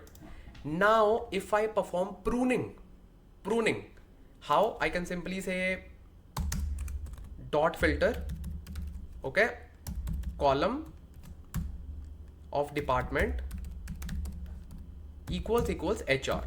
Make sense? Let's do this for one more time. Let's see what will happen. Error. Very good, because we didn't import the functions from PySpark .sql .functions import asterisks. Okay, let's do this. What? Okay, nice stuff. Okay, let's run this finally, and you will see why it is so much important and why it is the hot topic of the interviews, because it is really important as a developer. So let me just check the SQL data frame, and this is the data frame. So how many files it has read? Only 2. Very good. Number of partitions read, only 1. So it pruned the partitions. Instead of reading all the 6 partitions, now we have the liberty, now we have the power to limit the file scans because we have partitioned our data. Make sense? Very good. Let me just show you one thing. You will say, Ansh, Lamba, this is also possible in the other scenario as well. No. No. Let me just show you. No. If I just run this whole thing, okay, for one more time, okay, and this time I will create without partitions, and the output location will be output path new, okay, and same code, I'm not changing anything, I'm still applying filter, okay. Let me just show you how many files it will read. Every time it will read all the files, all the 8 files. You don't trust me? Now you will trust me. So let me just display the data. df without partition, and so it has filtered the data obviously, but it read all the data, it scanned all the files every time. You will say it's not a big deal. Yeah, it's not a big deal because you are just working with very small data set. When you have like TBs of data, terabytes of data, it's not a small thing, okay. SQL data frame, let's check this one and let's confirm like how many files it has read. So basically it has read 7 files, like all the files. It has read all the files, and number of columns, obviously like number of columns will be same. It has read all the 7 or 8 files. I do not remember the exact number. It has read all the files. Why? Because there is no partitioning applied on it. It cannot be pruned. Make sense? Very good. And size of files read 7 KB. 7 KB. How much of data it read here? How much of data it read here? Only and only bytes of data. 1720 bytes. This is the power. So just replace byte with GB and KB with TB. So just see the difference of cost of resources. Bro, this is the power of partition pruning. Now we have a cool concept called dynamic partition pruning. Dynamic. And you will say that what's the difference? Like why do we need dynamic partitioning pruning? It is, you can say, one step ahead of partition pruning. Let me just tell you what's that. Let's try to understand dynamic partition pruning. And just be with me, you will master it. Trust me. Why do we need dynamic partition pruning? And trust me, it is just like magic. What's magic? So let me just tell you what's the magic. So let me first tell you the magic. So basically, we know that if our data is partitioned and if we just apply any kind of filter, okay, on top of it, on the partition column, we get only selective partitions, okay. What if I tell you that even if you do not apply filter on your partitions, you will still get the selective partitions? That is the concept of dynamic partition pruning. So let me elaborate. So do not get confused by looking at the picture, by looking at the arrows. Just follow on my cursor, okay. So let's say there's a scenario where you have df1 and you have df2 and you want to apply a join. And just for the background understanding, df1 is a big table. It is a fact table in which you have partitioned your data, as you can see, based on the column, let's say department, okay. Makes sense? Very good. On the other hand, df2 is your dimension table, which is not very big, which is very small table, and you just have like non-partition data because it doesn't make any sense to create partitions for that data. It is very small table. Makes sense? Okay. Now you are applying a join, okay. Let's say you are applying a join, df1 dot join df2, okay. Makes sense? Makes sense? Okay, very good. Now in order to apply join, it will simply scan df2, obviously. So it will simply scan df2, right? Agree with me, right? Okay. How hard is it to scan this file because it is very small data? Just a few seconds, right? So, and it is very quick. So that is fine. That is fine. Okay. Now how long it will take to scan this df, and I just told you that this is a very big table, it is a fact table. Oh, okay. And just for your more understanding, each department is of, let's say, at least 1 GB of data. Each department. IT 1 GB, HR 1 GB, finance 1 GB, and so on. There are like so many departments. In this, I've just shown 4, but you can imagine at least 10 to 15 departments. Perfect. Now, it will scan all the departments, obviously, because there's no filter condition on it. Makes sense? Very good. Now, we are applying a filter. Just listen to me carefully. We are applying filter on df2. Okay. We are applying filter on df2. We are getting data only for HR. And on df2, not on df1, only df2. Okay.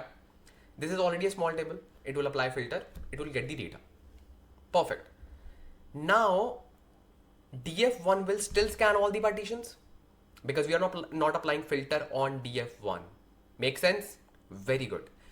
What if I say, even if I do not apply filter on df1, I will still get the data only for HR. Let's say this one. And it does not need to read all the departments. It will only read HR department. Ansh, are you kidding me? How can it be possible? It is possible with the help of dynamic partition pruning. Now let me just explain you the flow, how it will actually do this. So first of all, it will apply scanning on df2. Okay, let's apply the scanning. Okay, it scanned the data. Okay, then it applied the filter.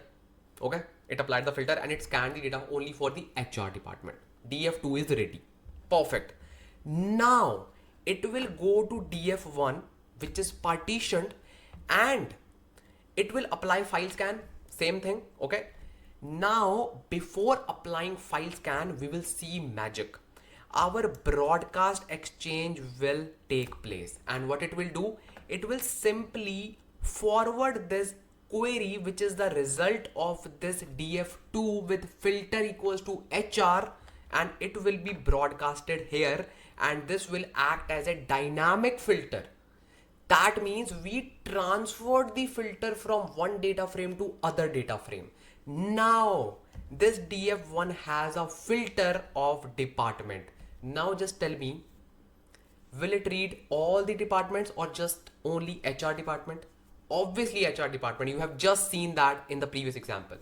This is dynamic partition pruning. This is the whole concept. One thing to just keep in mind, the thing is, every time you apply dynamic partition pruning or you want Spark to apply dynamic partition pruning, you need to make sure that you are applying filter condition, which is this one, based on the column which is equivalent to the partitioning column, because only then it will bring the HR data. Make sense? Because just tell me one thing, if you are applying filter on name, how it can just bring the data for HR?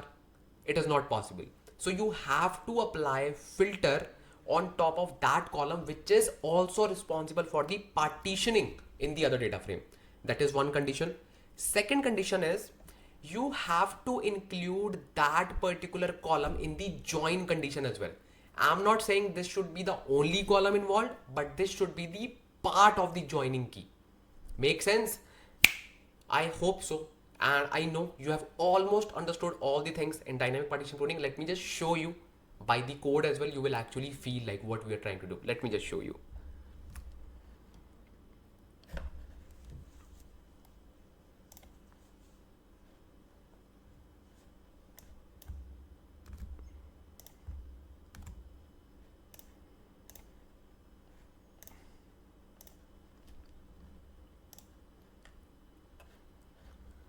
So I am back on my Databricks notebook and I am applying a join.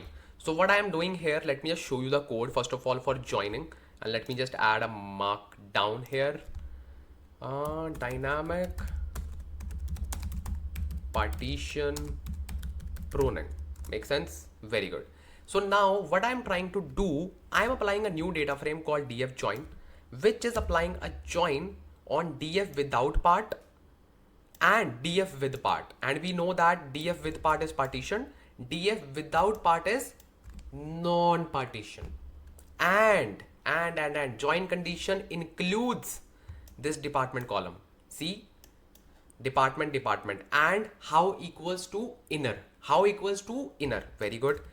One more thing, I have applied the filter on df without partition as well, as you can see here. I have just done that. I have first pruned this data, and I know this is not partition, so it will simply go there and it will read the data. Make sense? But I have not applied any filter on df with partition. No, that filter will be dynamically applied, which is dynamic partition pruning, right? So let's run this and let me just show you the data for df without partition. So we have data just for the HR, and this is without partition data. Make sense? Very good. And if you just want to confirm how our df with partition looks like, you can simply say display df with partition. Okay, just to make sure like how it is looking. So now it is also df with, or I think we just filtered it out, so that's why it is just throwing it. So we can just recreate it, not a big deal. So I can simply remove this filter because it is of the previous code, and let me just run this. Okay, and let me just hit it. Okay, perfect. So we have all the data, right? We have all the data. Okay, perfect. Now, and let me just remove this particular command. Perfect. Now we will apply join, and we will see dynamic partition pruning taking place. Okay, and what it should do, it should obviously read all the files from here because it is not partition. It will read all the files. Okay, then it will read only and only HR partition from the partition data, and we have not applied the filter. It will be applied automatically, dynamically. Okay, let's run this code and let's see what happens. Or let's say df join, and then I will say display df join. Okay, perfect. Display df join, and I will just see. Okay, this is done. The join is applied. Let's see the query. Okay, let's see it, what it has done. And okay, perfect. Let me just expand it. SQL data frame. Okay, perfect. So let me just check what it has done. So basically, I will first of all go here and I will see this is my df, which is called df. Yeah, so this is my df for with partition, and how many files we should read? Only 2 and only 1 partition, right? Let's confirm. Number, yeah, perfect. Number of partition read, only and only 1. Number of files read, only and only 2. Dynamic partition pruning, because it forwarded its filter to this. And how many files we should read from the other data frame? Obviously all the files, because that is not partition. And see all the files, all the 7 files. Perfect. Really happy. And let me just confirm it for one more time. Let me just rerun it just to make sure like nothing happens wrong. Df join new. Why? Because I was just running this command and it was not recorded. So let me just rerun it. Df join new, just to confirm like df, this is also working, right? Let's click on this and then click on SQL data frame, and let's confirm this as well. Let's click on this. Oh, perfect. It is working fine, bro. Wow. Number of files read only 2 and number of partitions read only 1. This is dynamic partition pruning, and wow, this is very nice. See the power of dynamic partition pruning. See. So this is your concept of dynamic partition pruning, and I hope now you understood all the things in dynamic partition pruning. Make sense? Now let's see what do we have next in this ultimate Apache Spark guide. Let's see. Now let's talk about AQE. Ansh, it's high time to talk about it, because every time you just talked highly of AQE, just tell us like what it is. What is it? Adaptive query execution, AQE, It is the game changer. Trust me, it is the game changer. It was introduced in Apache Spark 3.0, I guess, and it is the game changer. Why? You will know. You will know. It is basically an advancement in the optimization techniques. Before AQE, data engineers were doing all the optimization on their own, all the partitions handling, all the broadcast joins, all the skewness. Now AQ said, bro, take a chill pill. I'm here. I will just do everything for you. So it has some amazing, you can say, offerings for the data engineers, for the senior data engineers. Okay. First of all, let me just tell you what are the basically the areas where it helps. Okay, where it is a game changer. First of all, what it does, it dynamically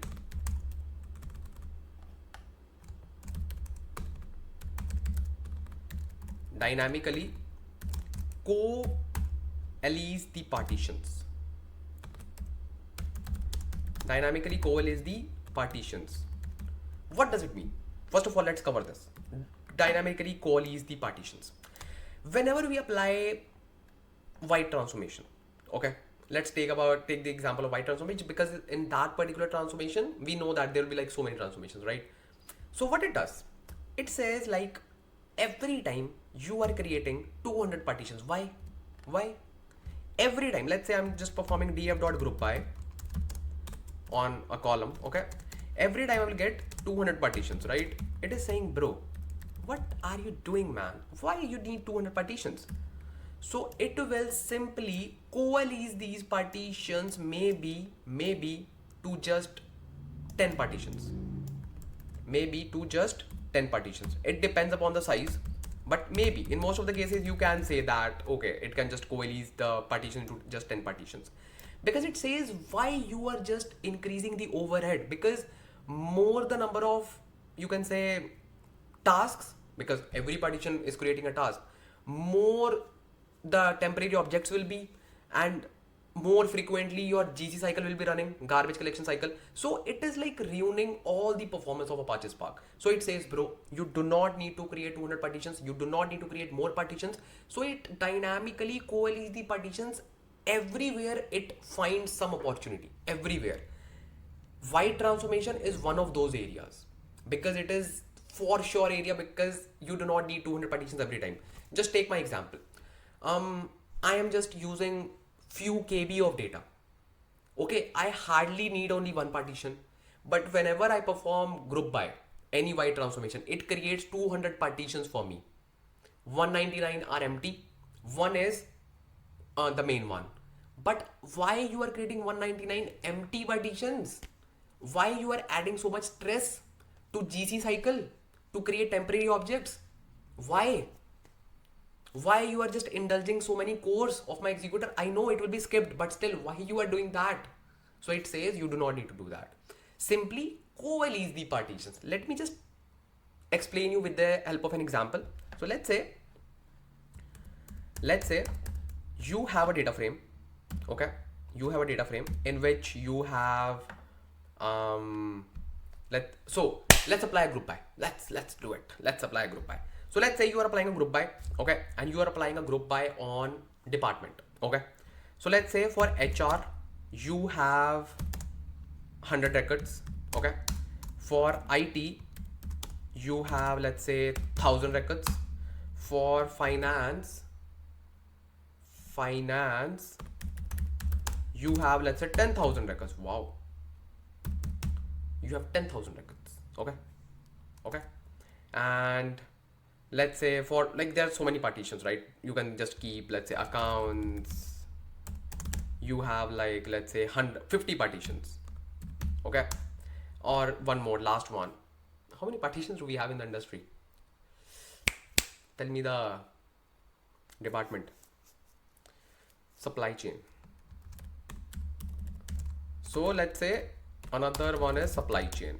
Okay, they have, let's say, just 100 records. What it will do?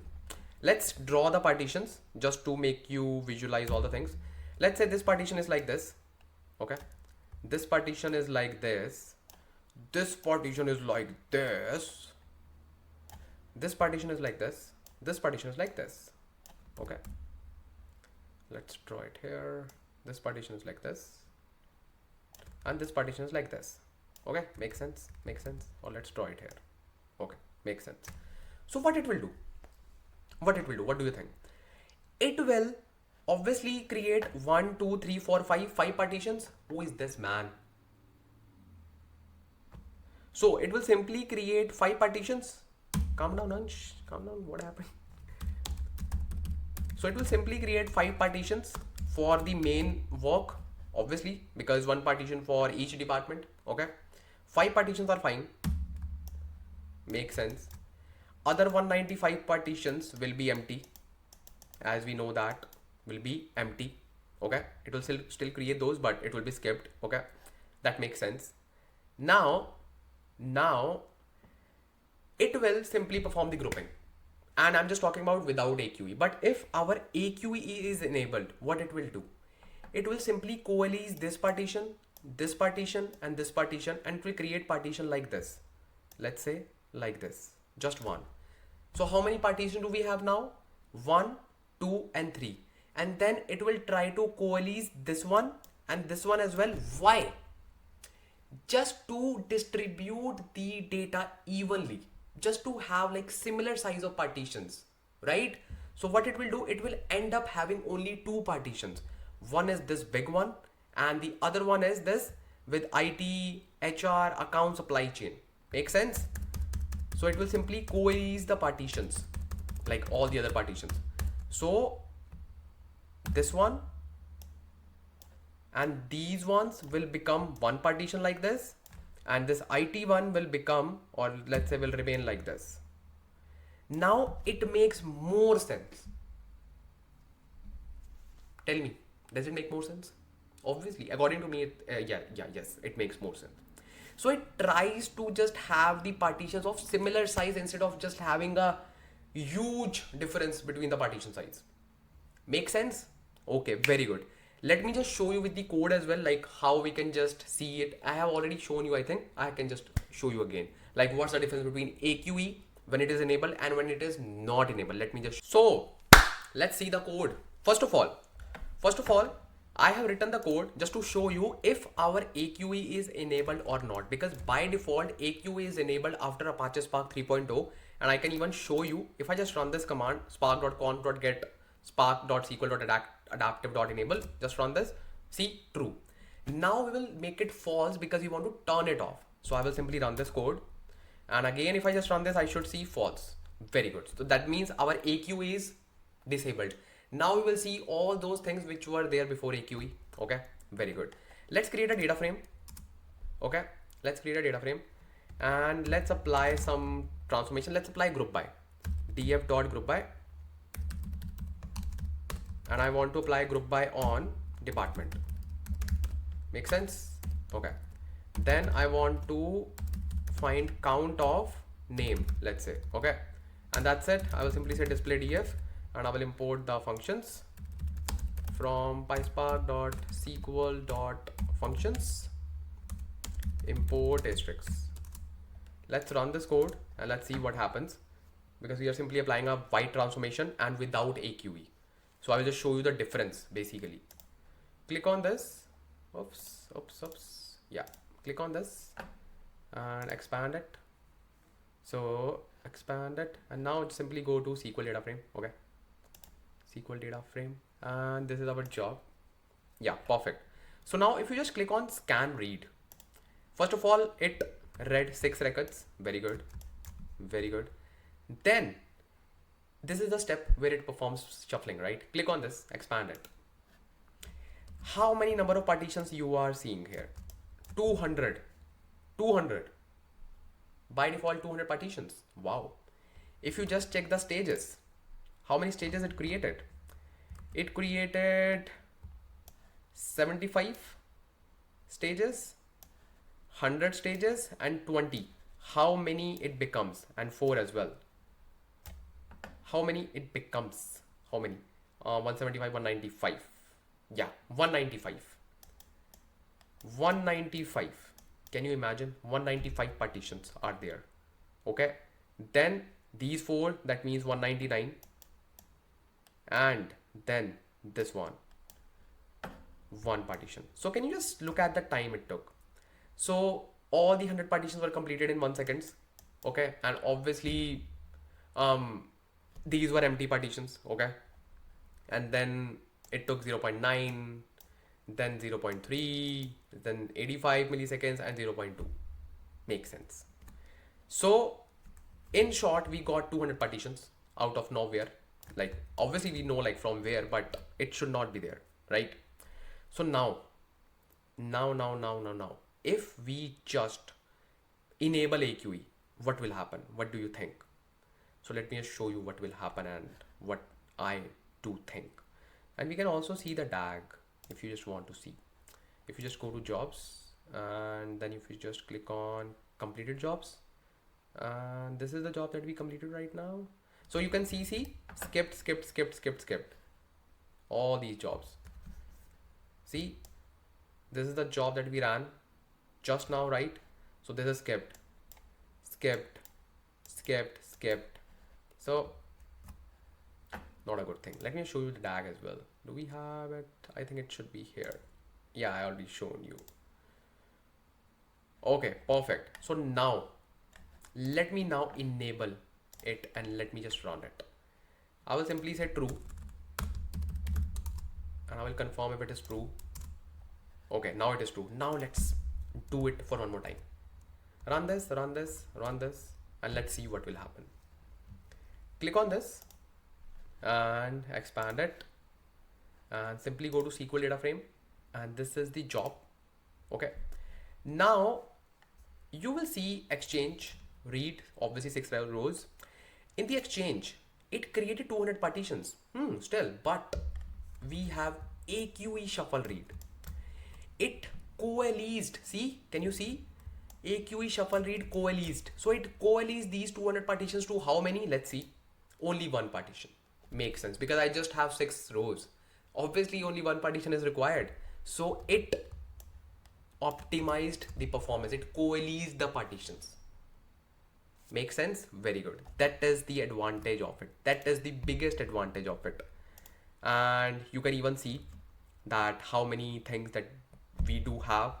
So you can see only one job instead of like having 200 and skip. We just have one. See, we do not have like 75 tasks, 100 tasks, 20 tasks, 4 tasks. We do not have 200 tasks. We just have one task. That's it. And that is the only thing that we need. We do not want like so many stuff just to put some stress on executors, right? So that is why it is important. That is why it is the most important, I would say. Makes sense? Only one task. And here, how many tasks did we have? 75, 100, 175, and then 195, then 199, and then plus 1, 200. 200 tasks. But here we just have one. Very good. This is the power of AQE, and this is just like one feature of AQE. Let me just tell you other two ones, and other two ones you do not need to actually do anything. It will be automatically applied in your, you can say, transformations automatically. Let me just show you and let me just first explain you like what are those things. Now let's talk about the another feature of adaptive query execution, and you will say like, wow, this is so good. So let's say you are just applying a join, and let me first tell what's that. It basically dynamically, or you can say optimizes join strategy during runtime. Wow, what does it mean? So if you will observe in the query plan as well, you will see something called as adaptive final plan equals to false. What does it mean? It means that in the query plan itself, it is saying that it is not the final plan. But you will say, Ansh Lamba, you just told us about the query plan execution. We write our code, it gets translated into optimized logical plan, then it gets converted into physical plan, and then that physical plan goes to the executors. Yes, that's right. But that physical plan is also not the final plan after AQE, because AQE says I can change the plan during runtime. How? Because it calculates something called as query statistics. during runtime. So let's say you are applying a join. Okay, you are applying a join. You are applying join between df1 and df2. Okay, df1 and df2. Both are big data frames. Okay, both are big data frames. df1 is also big, df2 is also big. But, and obviously if both are big, what join strategy we'll be using? We'll be using, according to the physical plan, okay, we'll be using sort merge join, like shuffle, sort merge join, right? But do you know what AQE will do? Do you know what? It will simply say, according to the query statistics during runtime, for some reason we were applying some transformations. This df2 is now become a small data frame due to the transformations that we applied, and it was calculated during runtime. Maybe you use some UDF because it is also calculated at runtime. So all those things, okay, all those things. So due to some reason, your df2 is now very small, very small. So it will automatically update the query plan, automatically, this physical plan, and it will pick the best plan at that time. And what is the best plan if we have one small table? Broadcast join. So automatically it will apply broadcast join instead of applying shuffle sort merge join. Automatically. That is the concept. Got it? Let me just show you. So this is the code that I have written for join, and now you are well versed with this code. Okay. And now we will simply say, let's create these two data frames and let's apply a join between these. Let's say df new equals df1 dot join df2 on df1 of, let's say, id, yeah, equals df2 of id, df2 of id. Make sense? Okay, makes sense, simple. And how you want to just apply, you can just pick any like left or inner, it doesn't make any sense. Okay, so let's run this code and let's say display df new, and we know that our AQE is enabled. Okay, let's see what join strategy it will apply. So let me just click on this. If AQE is not there, obviously it will by default apply shuffle sort merge join. But if AQE is there, let's see what it will apply. So applied shuffle sort merge join because that's what it thinks that it is the best join strategy to apply for now, because it doesn't make sense because both the data frames are small, right? So for broadcast join, one data frame should be small enough so that it can be distributed. But it's up to AQE what join strategy it picks. It picks, if it has picked shuffle sort merge join, that means it is the best one for our small two data frames. And one thing to note here, it is applying AQE shuffle read. So instead of creating 200 partitions, how many partitions we should have? Let's see. Here we just have one. Here we just have one. That makes sense. So in the exchange, you will see 200 partitions and 200 partitions.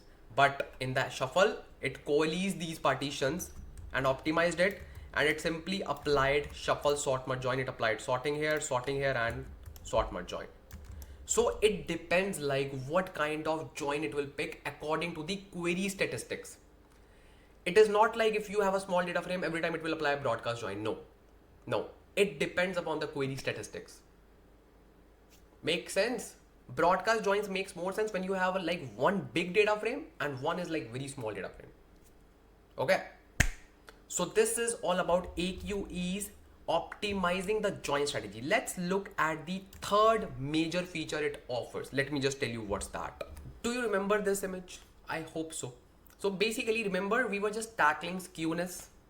So this is the third major area where AQE plays an important role. That means dynamically optimizing the skewness of the data. What? Yes, it is a great alternative for sorting. But yeah, it doesn't mean like we should not use sorting. Sorting gives you much more flexibility, like how you want to just deal with the skewness.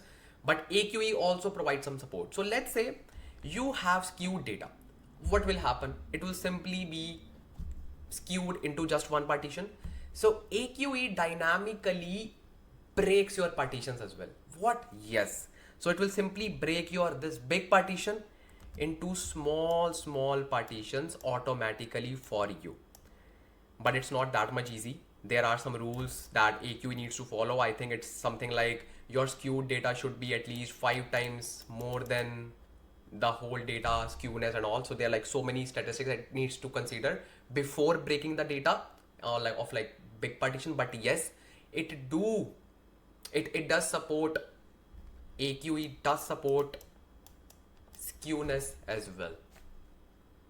So it will help you to work with skewed data as well. That is why AQE is a game changer in the Apache Spark. That is why. Because it handles before, can you imagine how data engineers would be working before AQE? They would be doing everything manually, everything. Now after AQE, everything is optimized. Obviously you need developers to do these things, but it's very much easy, right? Now it becomes really easy to work with these things. Earlier it was not that much easy. Earlier it was not. But now it makes sense. But obviously in order to work with these things, you need to have the knowledge, you have to need the strong background, strong, you can say base, strong conceptual knowledge. And I hope now you have, okay? I would say this is the complete guide for you.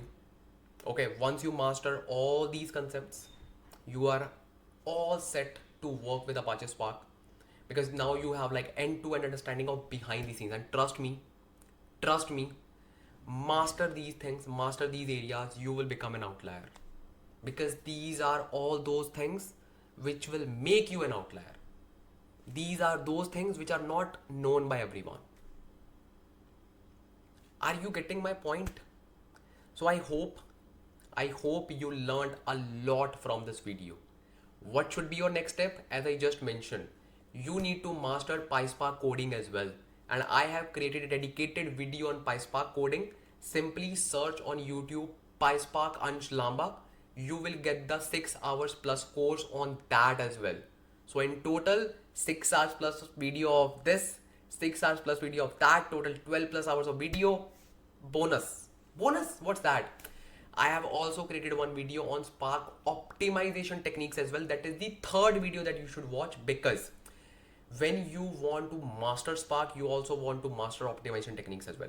So that is like 3 to 4 hours of video. So that is your complete set that you need to master. This video, PySpark video plus optimization technique video. Simply go on YouTube, simply search Spark optimization course Ansh Lamba and you will find the video.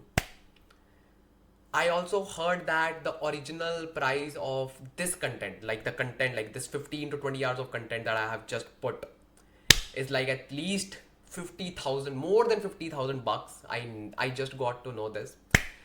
I hope that you do respect my efforts, and if you do, hit the subscribe button. And if you have already hit the subscribe button, share this channel with others. Comment on this video, please comment on this video, because it will help me to just grow. And you can even join my channel by just click on join button. And that's all I can say. If you like my hard work, if you want me to continue making more and more videos, then obviously make me feel like that I should do that. So I hope that you enjoyed and loved this video. I want to see your love in the comments, so just drop your comments and I will see you in the next video coming on the screen. Just hit on that video and happy learning. See you there.